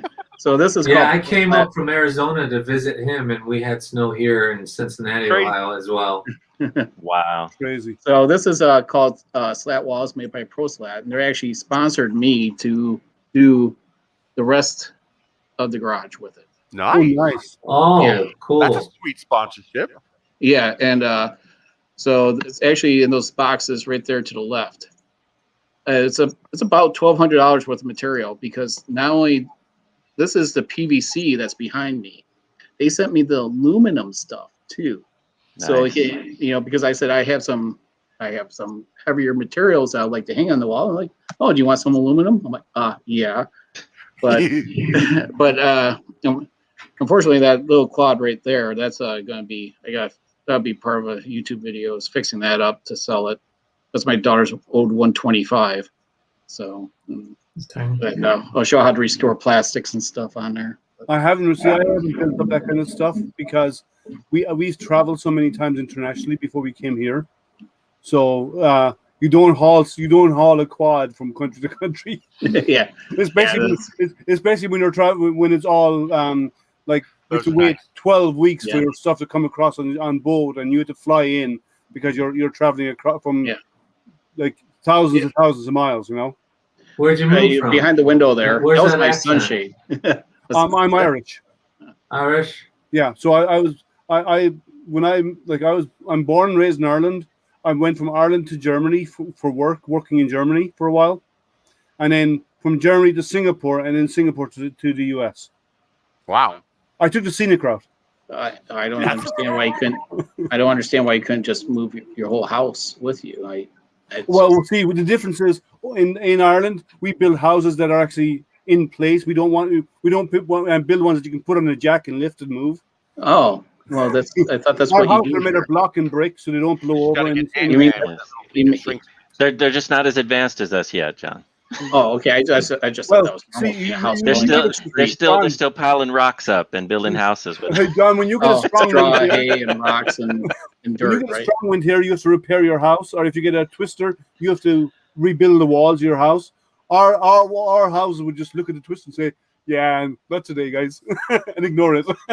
Yeah, but my house came on wheels, and you know what my house does with twister? It goes, "What's a twister?" Because I live in a place where there is none. Well, Michigan even gets twisters where I am. Yeah. We're at the you're in Tornado Alley. We're at the very top of it. Yeah. Michigan's Tornado Alley. Yeah. Yeah, it's the very tip of it. I live in the mountains of New Mexico. The only thing we get is wind and sun. Our parents lost their house to a tornado. Oh, That's not Yeah, they live in Michigan. Oh, whereabouts? Dundee, Okay. like south of Detroit, north of Toledo. Yeah, I know where Dundee is. Yeah. Where'd you move to in Michigan? Sorry. And why Michigan from Ireland? When I moved to the US, I went into automotive. So automotive would be in Germany, and then in Singapore, automotive for all of Asia, because I ran all the IT infrastructure and designed it for all of Asia. So you live close to the Motor City, so you'd be close to automotive. Yeah. well, then they moved me here to their headquarters here, and then after a couple of years here, I left that company and I went to a software company instead. So Liam's also an astronomer, which is why he said eyepieces are in his garage. And Yeah. he's named Astro. Don't It's look at got it. last until Friday, just Don't- like that. Don't look at it; it'll fall over. So yeah, when Jesse came out, I'm like, it's together. Kind of. It crashed a lot better an hour ago. Yeah. So yeah, it's kind of interesting. It's but I for some reason I got the idea in my head of just going big or not do it at all. So that's why I decided to go with the large droid, and I'm working towards it. I have a lot of filament here. I have more. A company promised to sponsor me filament for the build. Nice.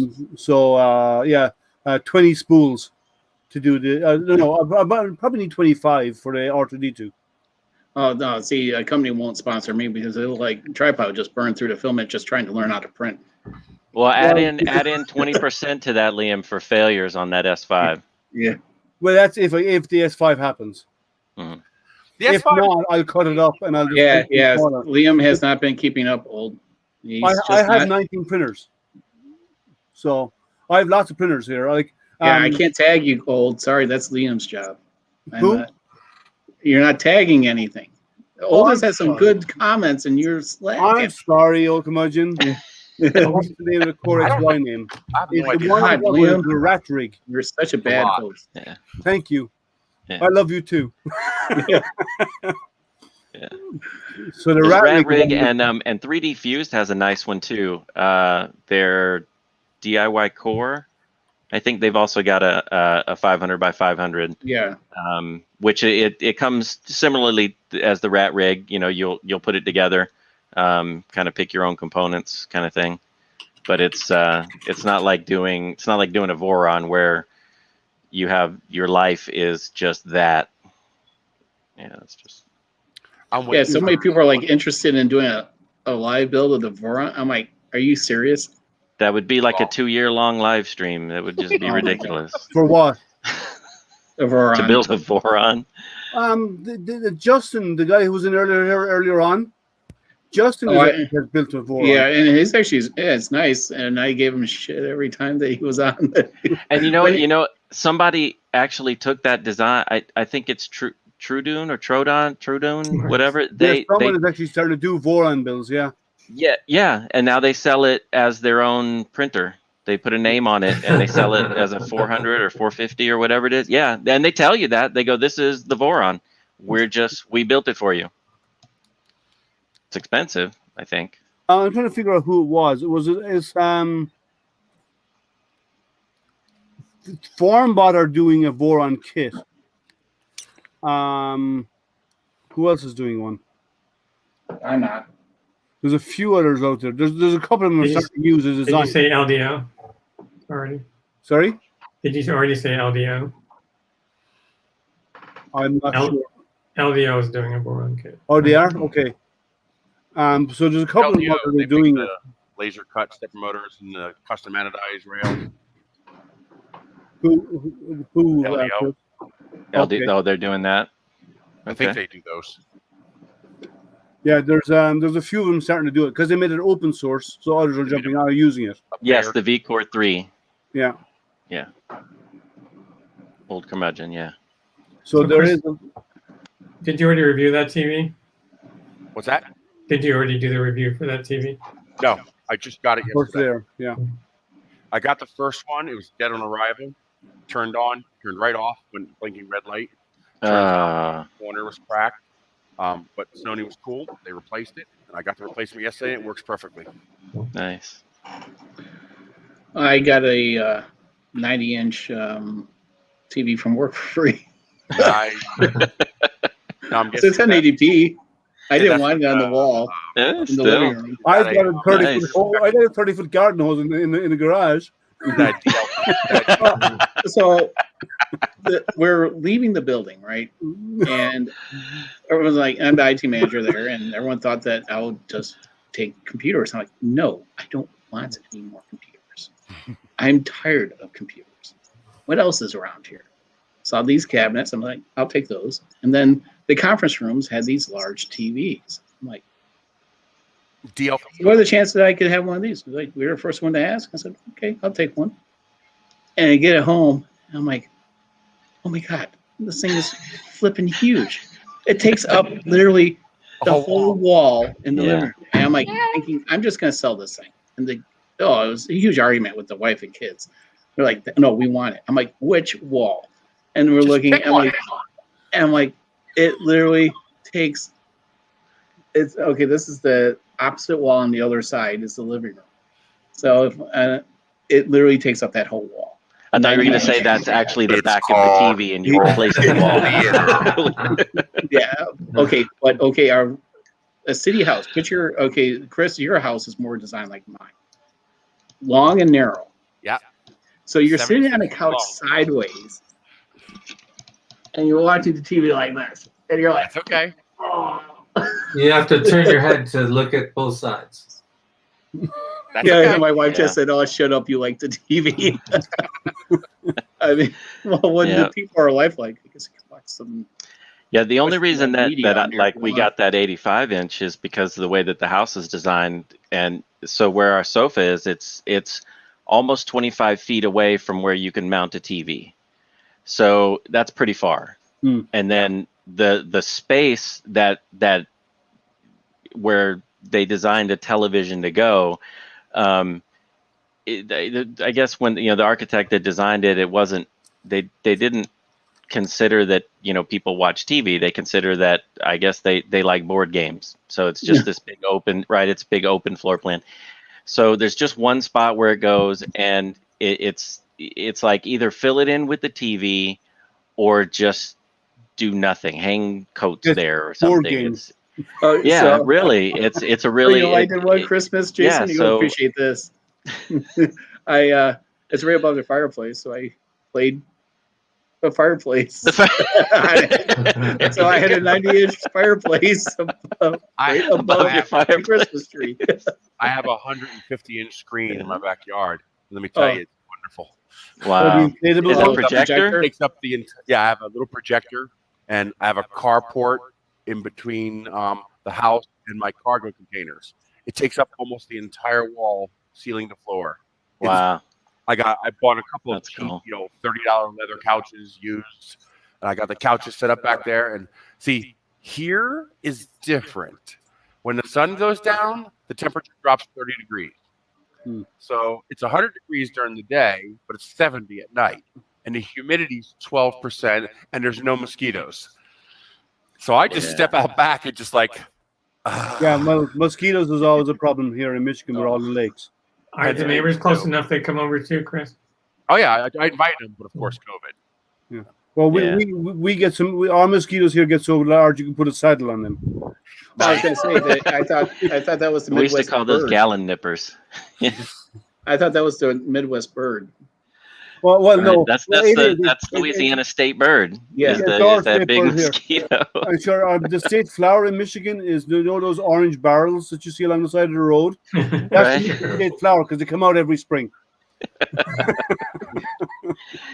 I tell you, I missed the green, and I really missed. I had a cheap little boat. I traded it for an old diesel Mercedes I had.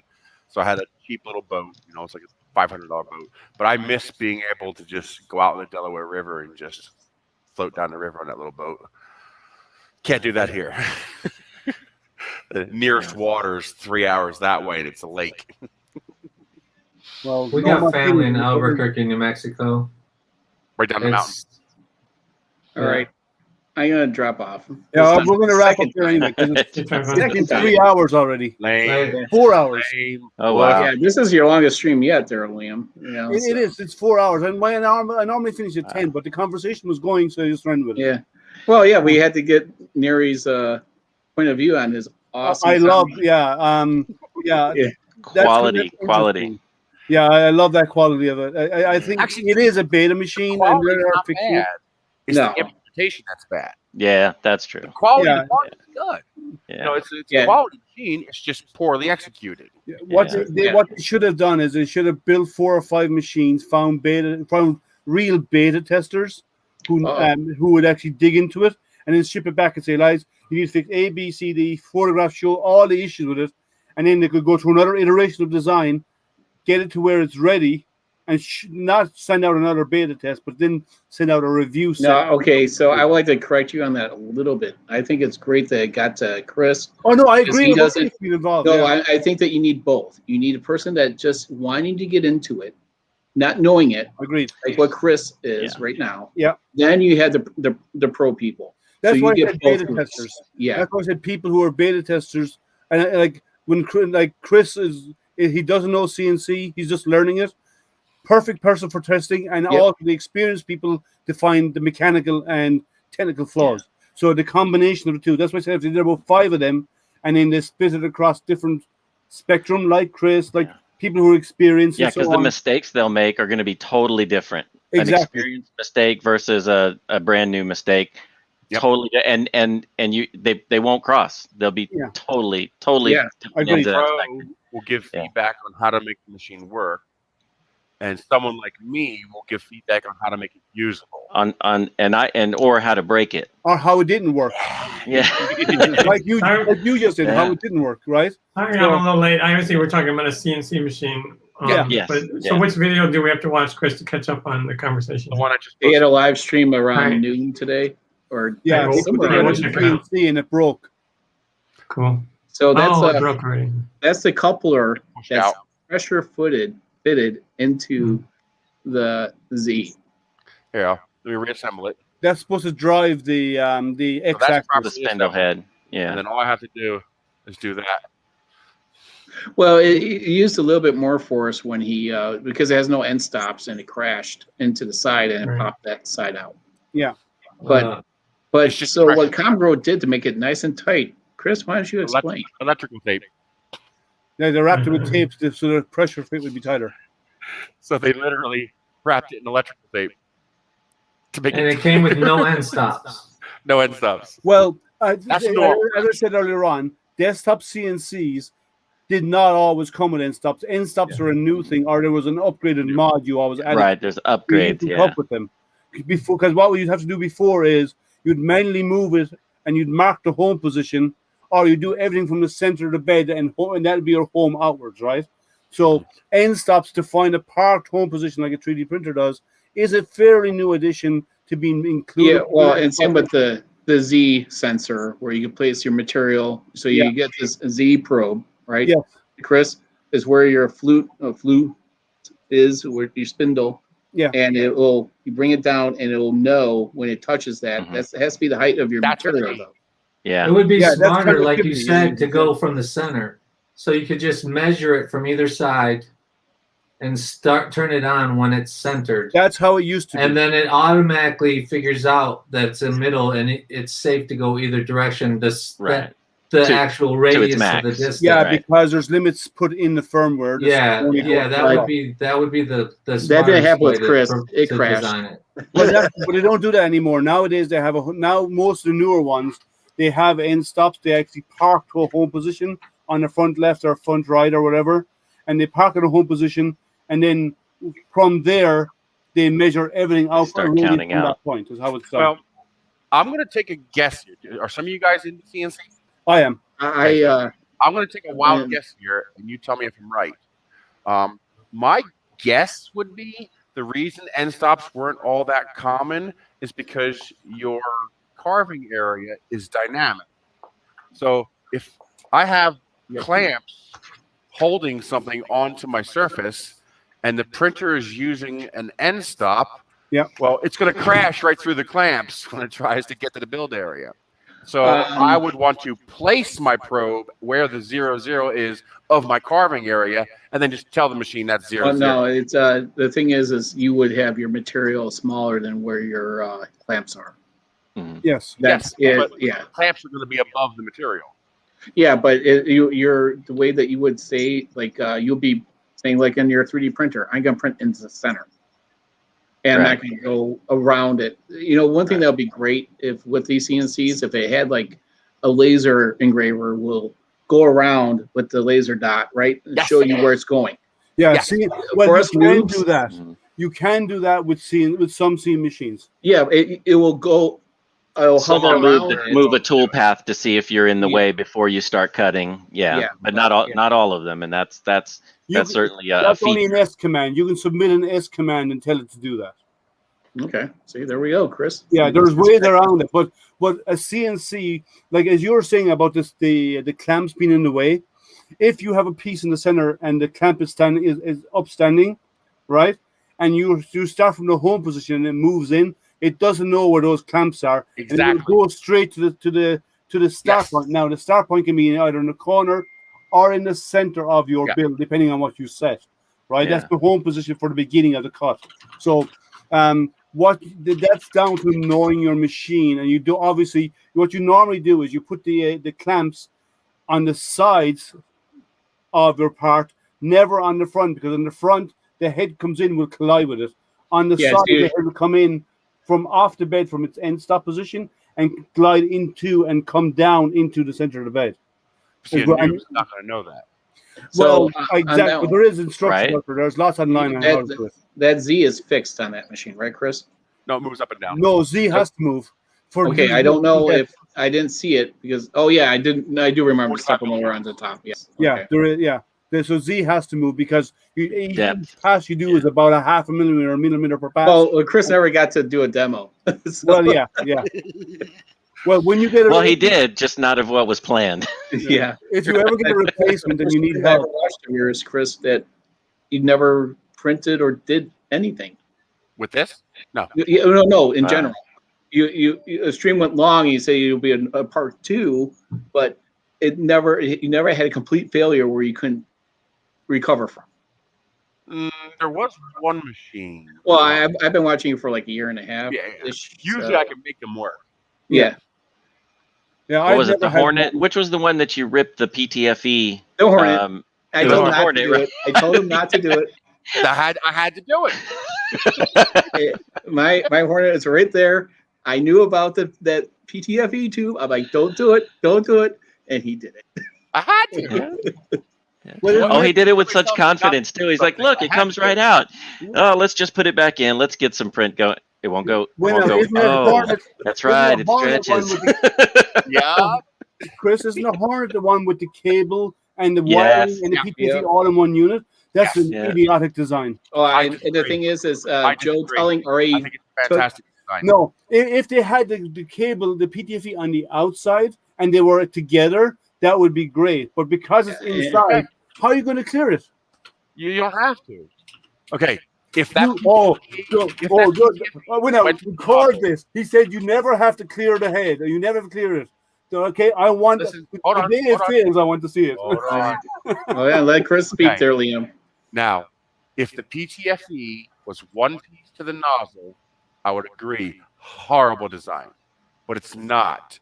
They're doing it like Luke Hadsfield fix. So you have a fixed Okay. piece of PTFE in the hot end, and that piece of PTFE is just a transport. So what happens take when it you off get a and clear the jam? hot end. What happens when you get a jam in the PTFE, like not a clog, a jam, and you've deformed the PTFE tube? Who cares? Yank it out. Okay, so here's the Okay, problem. then you do just start that, over. It's The a pins- transport tube. It's not super critical. So Okay, it's not so- exposed to heat or anything like that. The part that's going to jam is the part in the hot end, and you can replace that. They're unlikely to have a jam in the transport tube. Okay, so I it did. happens. I It does. happens. Okay, and you take a and piece of music wire and you shove it through. Okay. okay, but but in the There's real issues. world, There's issues. in the real world, you're like, I'm gonna just yank the PTFE tube out, right? And so I heated that thing up. I quickly unscrewed it, and that's what I did. Because what happens is the whole machine says, "F you" Yeah, when you but do you that. can't- Well, that's Yeah. pretty easy to get around. You do the pull from the other end. Okay. No, I- Now that's the problem because you're you're going now to get a jam putting, in the tube. now you're putting the molten material back through Yes. through the PTFE tube. So Now you blocked your PTFE tube. I didn't That's get where the you chance get to a get to my And- review.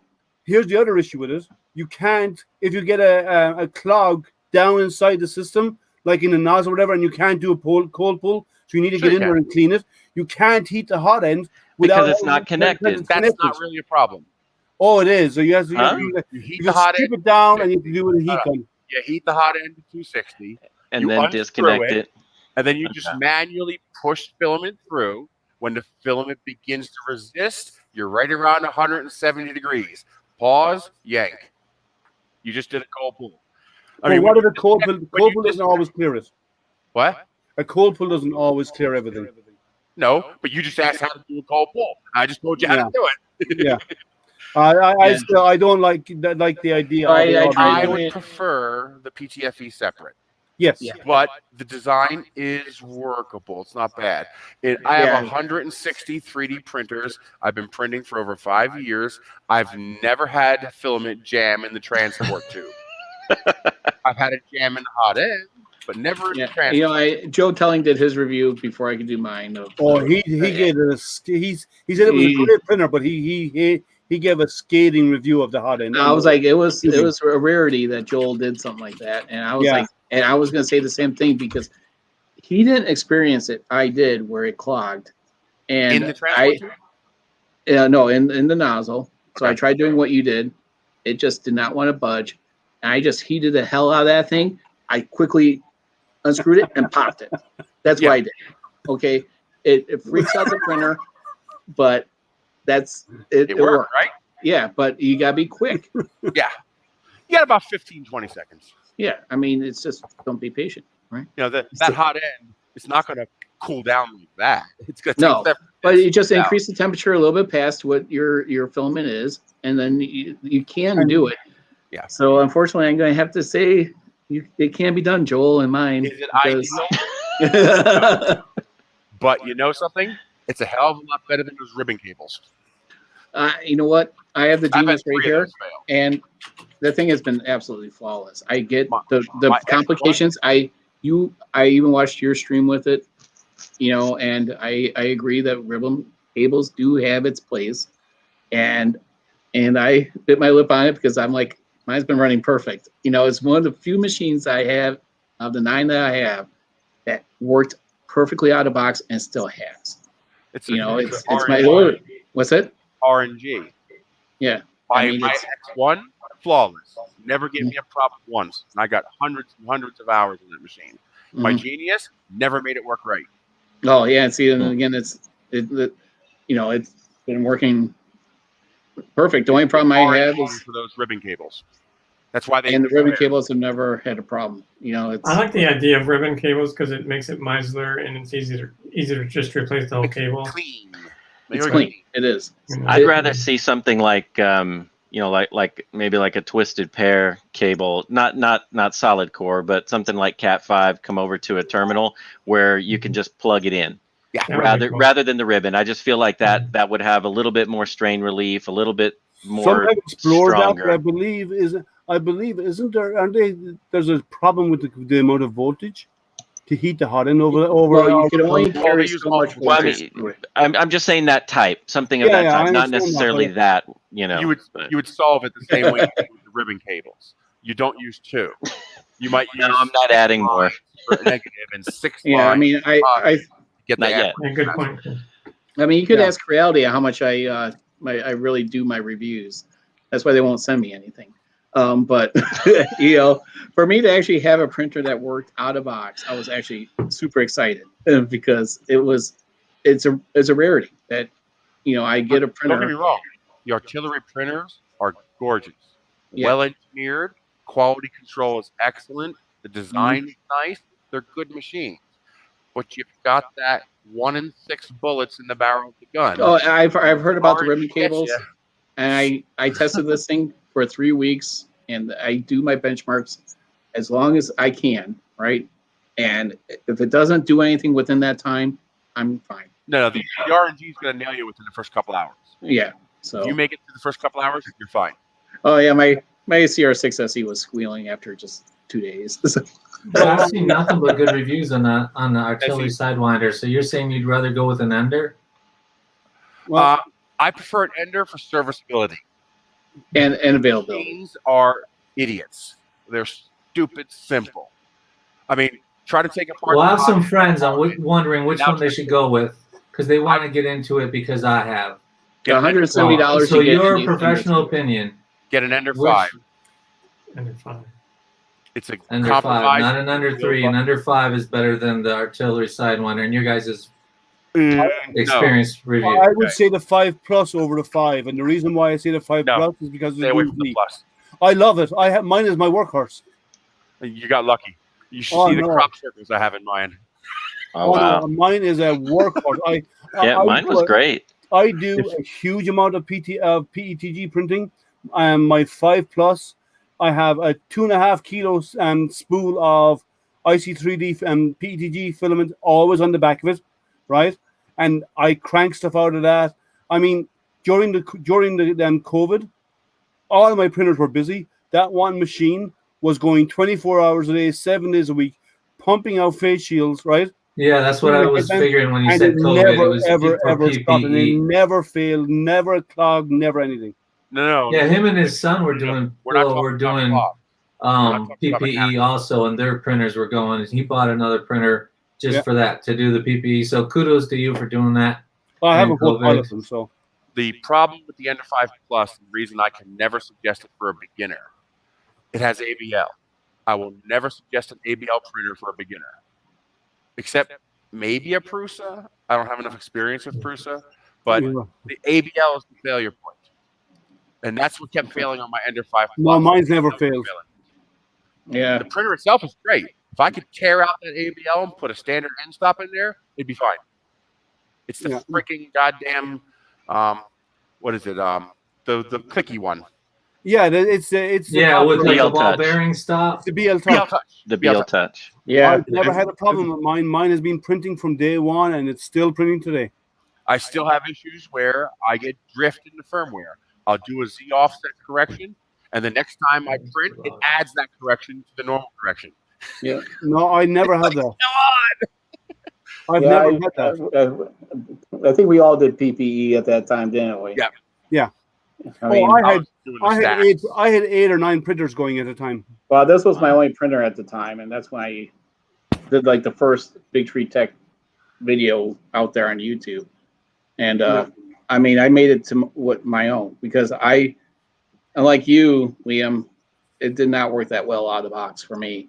Oh no, I've never. I was one of the first people to. I was the first person to throw out the YouTube video of the crappy power supply and replaced it. You know, it didn't last all of a month and a half after I purchased it. So He may have yes. gotten a later So how revision. many printers have you gotten, John, that haven't caught on fire or exploded? Well, I'm just looking for trend here, right? So is Okay, it so the the ANETs have printers or ANETs haven't exploded on me yet. Well, here's the question: since John has had a few of these of this happen, the I have question two reality printers, is the issue the and they- printer or the user? Do I need to say more? That's why I have two. Two Well, ways. And I The purchased them. The reason I suggest the Ender 5 is the compromise between solid structure, fully mechanical layout, meaning no electronics to dick around with, and price. Now, if you're looking at a Sidewinder, that's not a comparison because the Ender 5 is an i3, while the Sidewinder is a 334. So that's a 300, 300, 400 build volume. So you don't compare those two. You compare the Sidewinder with the CR10. Yeah. So Yeah. the I Ender 5 could agree with got that. a generous build volume while still being somewhat reasonable in Yeah, size. I was asking for ease of use for a beginner. Ender 5. You Ender know, 3 is easy to use, but can be tricky to build. If you don't build it straight, it doesn't run straight. The Ender 5 already assembled for the most part, and the cube structure self-aligns as you tighten it. So you pretty much can't build it wrong. Yeah, the problem is where people tend to not like about the Ender 5 is the gantry, you know, or the cantilever design. It would have been nice if by now that Reality would have said, here's our version 2 with a stronger Dual. cantilever or Just dual dual. beam. Yep. Yeah. You know, Didn't just they, like the Ender 5. Didn't Now, they change the lead screw though for the Z? Did they at least do that? I thought they changed the I don't pitch on it so the bed just doesn't fall to the bottom. No, it's not the pitch of the Z of the screw. It's It is the cantilever. coupling on the screw. Well, no, the bed used to fall on them, and what they Right. did was where they actually put in anti-backlash nuts on the Z where it's sprung between them, so Mhm. there's always tension, so it can't fall when there's when Yeah. they.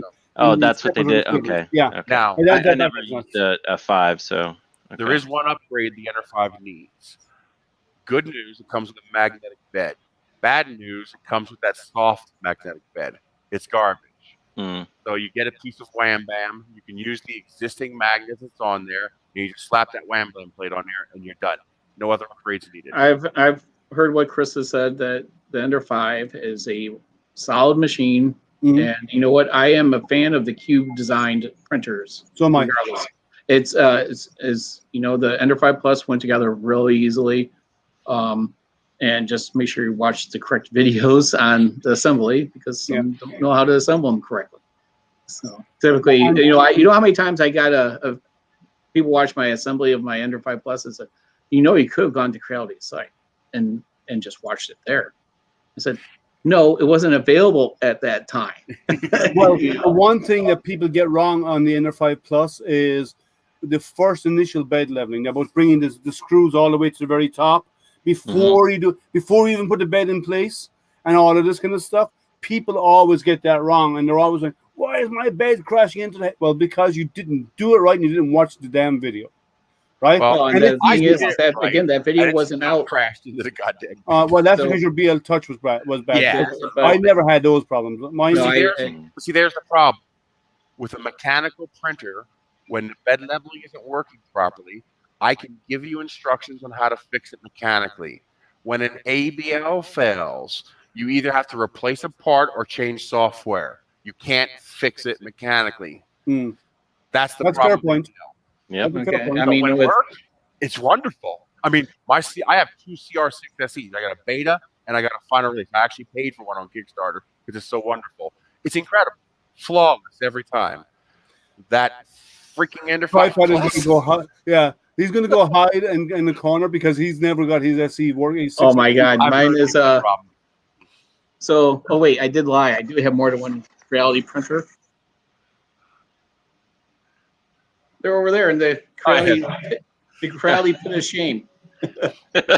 So I'm a bit torn on ABL, and is new users, they should learn to trim a bed. Correct. Yes. Right, Yes. but that's also the thing that they get wrong most often. Yeah, Well- 99% of print failures are bed leveling. Okay, I also would say that I've had silicone standoffs on my Ender 5 Plus for 7 months. I have not needed to level that bed since. No, I got rid of the springs. understand me. Done. When ABL works correctly, it's wonderful. The problem is when it stops working. you Oh, I know, can't- I get it, but I'm just saying, once the bed, I have not had to auto level that bed in 7 months. I actually blew off the dust on it, and since for this last droid build, I haven't used it at all. Actually, I used it partially for that last one, the Tito, and because my Ender 6 SE just did such a wonderful job with destroying itself. I have So- an original CR10, not the S with dual Z, the cantilever. We stuff. had a question on That there that worked somebody perfectly, asked. and I never We had had a to question relevel. on there that somebody asked about how much the people that I'm talking about were willing to spend, and if not to go with this different printer. But so if you could give the price points for Ender 5 is 300, 350. Oh yeah, that's definitely that's the same. I know that they're not in the same ballpark, the Sidewinder, as that, but that Sidewinder? is the same price point. But Sidewinder is Sidewinder can print much bigger. yeah, and that's a Sidewinder. Was it XI or X1, whatever it is? X1. Yeah, it's it's a what? It's a 300, Chris. 334. It's a Yeah. 334. Yeah, and so this one is a 220. This is like 220, 220. That's 250. Yeah. No, 300. So- That no, was it's 250. The Ender The 5 Genius is is a 250. No, I'm talking about the Ender 5. Oh, the Ender 5, yes. Right. The Ender 5 is Ender 3 build volume, but a little bit more Z. And what's good about the Ender 5 is that it's the bed moves up and down, Yes. less moving parts, and you don't have to worry about the sling bed going back and forth. Yeah. That's one thing I do love about the Ender 5 Plus, man. I don't have to worry about anything being behind it to the sides. It's just that's If Yeah, Creality you need wants like to make almost a double the perfect space. spinner printer, all they have to do is take an Ender 5 and make 3 changes. 1, lower that front beam so I can see the goddamn nozzle. oh my god. 2, duplicate the Z axis left and right so it's dual Z. And 3, use a flex plate instead of that stupid magnetic sheet. That would be a perfect printer. No, you missed one thing, Chris. What? They need a timing belt for those dual Zs. I disagree. That's the only thing I you're wish right. that they would have incorporated wrong. on the 5 Plus. If you're Yeah. doing a Smooth rods timing might belt, need timing. you can run into issues if you're using a timing belt and two-stepper because they can conflict. Yeah. You either go one or the other. You either go one. Well, I'm stepper saying if you're with a coming off of belt. one stepper driver, if Yeah, you're one if stepper you're with a splitting belt. one stepper driver, Yeah. yes, not running a G34, No. but just no.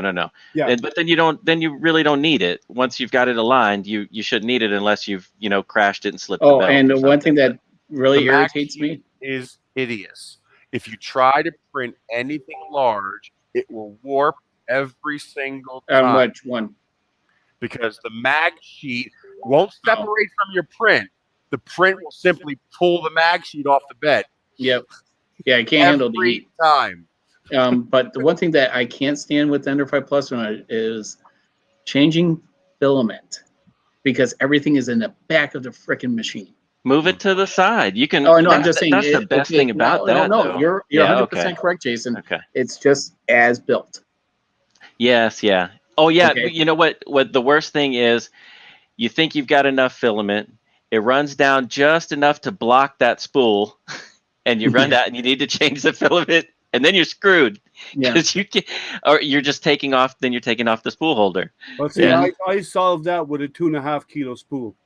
There you go. I can't find There you go. Oh, No. you know what? We can take a step further, Liam. I solved that by putting a new spool on every time I print. Well, I don't need to. So, but, no, I buy 2.5 kilo spools from. Where do you get them? IC3D in Ohio. They sell them? Yeah. How much? They do, depending on the material, but they do 2.5s, they do PLA.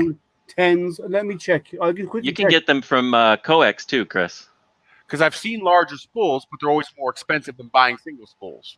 No, the more you buy, the cheaper it gets. Because what I Yeah. want is $12 a kilo or less. Yeah, 1 second now. Let me check in their store. Well, I can get that anytime I want. Just go on Amazon. Well, depends on what you get too. When you're making a generic print, you're going to print paint. Doesn't matter. Yeah, that's true. A 2.5 kilo of, let's say, black as an example. Yeah. I'm just giving a color. I know. $60 for 2.5 kilos. Ouch. That's expensive. Not for Well, that's green, about I think quality $17 a material. roll. That's $28 a roll. Hey, look, hey, you go to a couple of other companies and you pay for good material. You're paying $24. Oh, don't some of them give me that good material. PLA is PLA is PLA. The I last disagree time on I that saw one. a difference between quality and rolls of filament was like 6 years ago. No, I disagree with you on that one. I have to. I've tried many materials, and some are just absolute trash, and others print fantastic. This was that is that- not what you call good PLA. No, this is shit PLA. That, Sculpto, man. What are you talking about? That's the bomb. the craft. This is what store did my wife and kids go? They went to. So wait. Your printers Joint blow Fabrics, up. Your I think. filament doesn't work. What? What are we seeing here? Remember, it's not the material. So no, IC3D is really good with quality. They are good filament. Yes, And I buy their PETG and nothing else when I'm doing You PETG. gotta remember, I'm printing out freaking giant things. I know, but Yeah. still, I need Oh. cheap. Oh Yeah, yeah, go you to, do have the CR30. I forgot. So Coex has the 5-pound spools for like $35 if you get their mystery PLA. So, Well, if you want really cheap filament, you go That's to 2.5 kilos. Yeah. Yeah, because that's 4.8 pounds. Yeah. Okay, and it's $30. 35, I think. It's 35. That's Yeah. not bad. So no, it's not, No and it's offense, good. it's not bad. It's really well, they're U.S. based, so you pay for that, but Yeah, it's $14. That's not bad. what's it's the really guys- good. Yeah, What's it's the really guys in good. Florida? What's their name of the guys in Florida? Oh, isn't that GDT or GST 3D? GSM, GST something like that? Also, They who's do the guy they do Texas? specials of the PLA Texas size Plus. bowl. GHB. What? There's a company that has All right, now I'm really leaving. they have 5 kilogram rolls. Don't drink that. What's the name of the company? Do your Hey, gears? before you go, John, here, check this out. Let's see if you can hear it. This is what I wasted my day on today.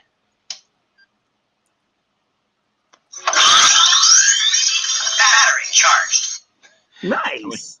When you turn it, and I got a couple other sounds that I'm going to be triggering off off the controller too. I got literally 2 days to try to catch up to everyone else here, and if those screws don't show up, if those screws don't show up tomorrow, I'm gonna be so freaking pissed at Amazon. You know what? You know what?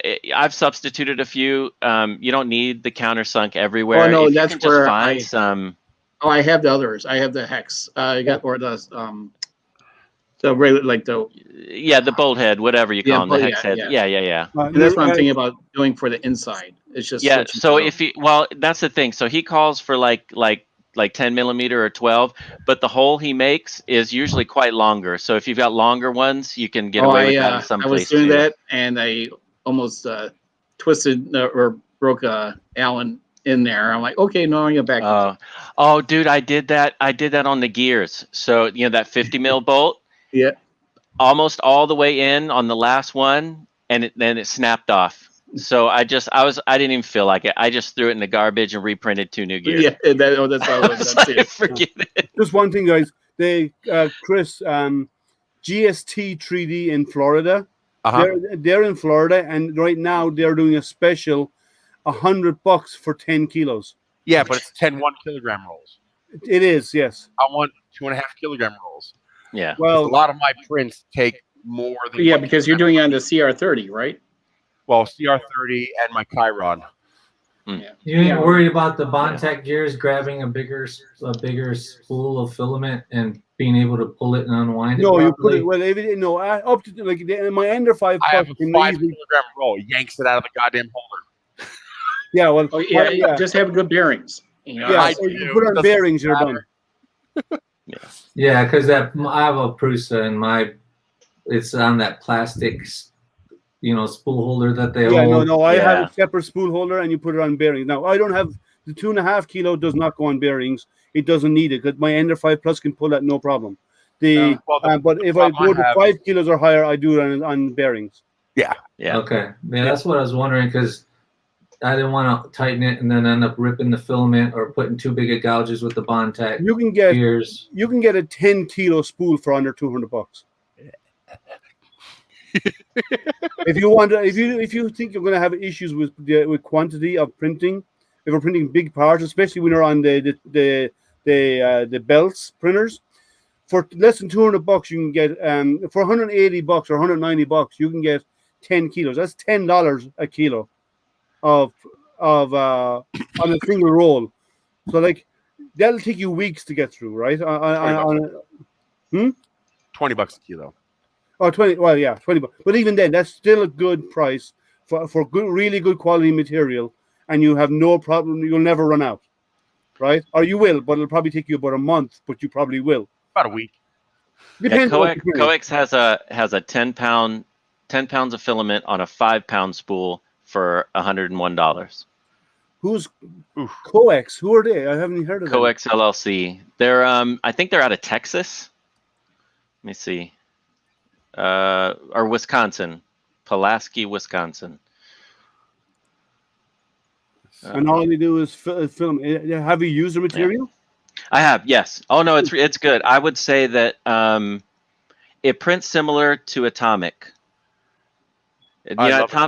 Atomic has like to me a very unique feel to it, and it's very similar to Atomic's PLA. Have you Where's used one of their the, PETGs? Oh, hey, I haven't Chris, used their PETG. No. I might be getting one of those CNC routers. really? Yeah. They're sending you one? They said they're going to contact me in more detail There on you it. go. So we'll see if I have some of enlightening experiences with it. Well, I'm hoping if they're open to feedback and they're open to making corrections, I'm Nope. hoping. You don't think Oh, so? sorry. No, I was answering a question here. I'm Oh. sorry. Yeah. I mean, yeah. Companies need to be 22 with the live, BLA especially plus with is not bad. If it's what's good that? BLA plus. Oh, Someone comment. oh yeah. It's people, especially with these live streams, right? A lot of things do go wrong with these 3D printers. It just happens. Well, that's the whole point of a live stream. And Yeah. and these companies need to understand that this is where they can learn, and especially like when they're joining in on that live stream, say, oh, okay, we'll take a look at that. And and that happens a lot on like someone like Joel's stream, where he gets a couple thousand sometimes on it, and it's worth your while to be on there. So, but it's we'll see. Yeah, we may do a little collab if it comes in time with you there, Chris, and see what we can do to come fix it. Happy victims. Maybe, Yeah. maybe if you find a different part better than yours, you can swap parts and get it working. I only got one leg. That's not happening. Well, hey guys, I got to run, but In here. it's good hanging out with you. All right, Yeah. guys, we're going. We'll It's see you. 4.5 Jet lag hours. is It's for. 11:30. I'm getting ready to go to bed because I'm up at Oh. 5. Say hi. Uh-oh. Yeah, Liam, Say hi. Jason, Oh, Joe, and kid. All right, guys. Uh, Have a good bye. one. You guys have a great night. Take care. Bye. Thanks for joining, guys. Let's see, how do I?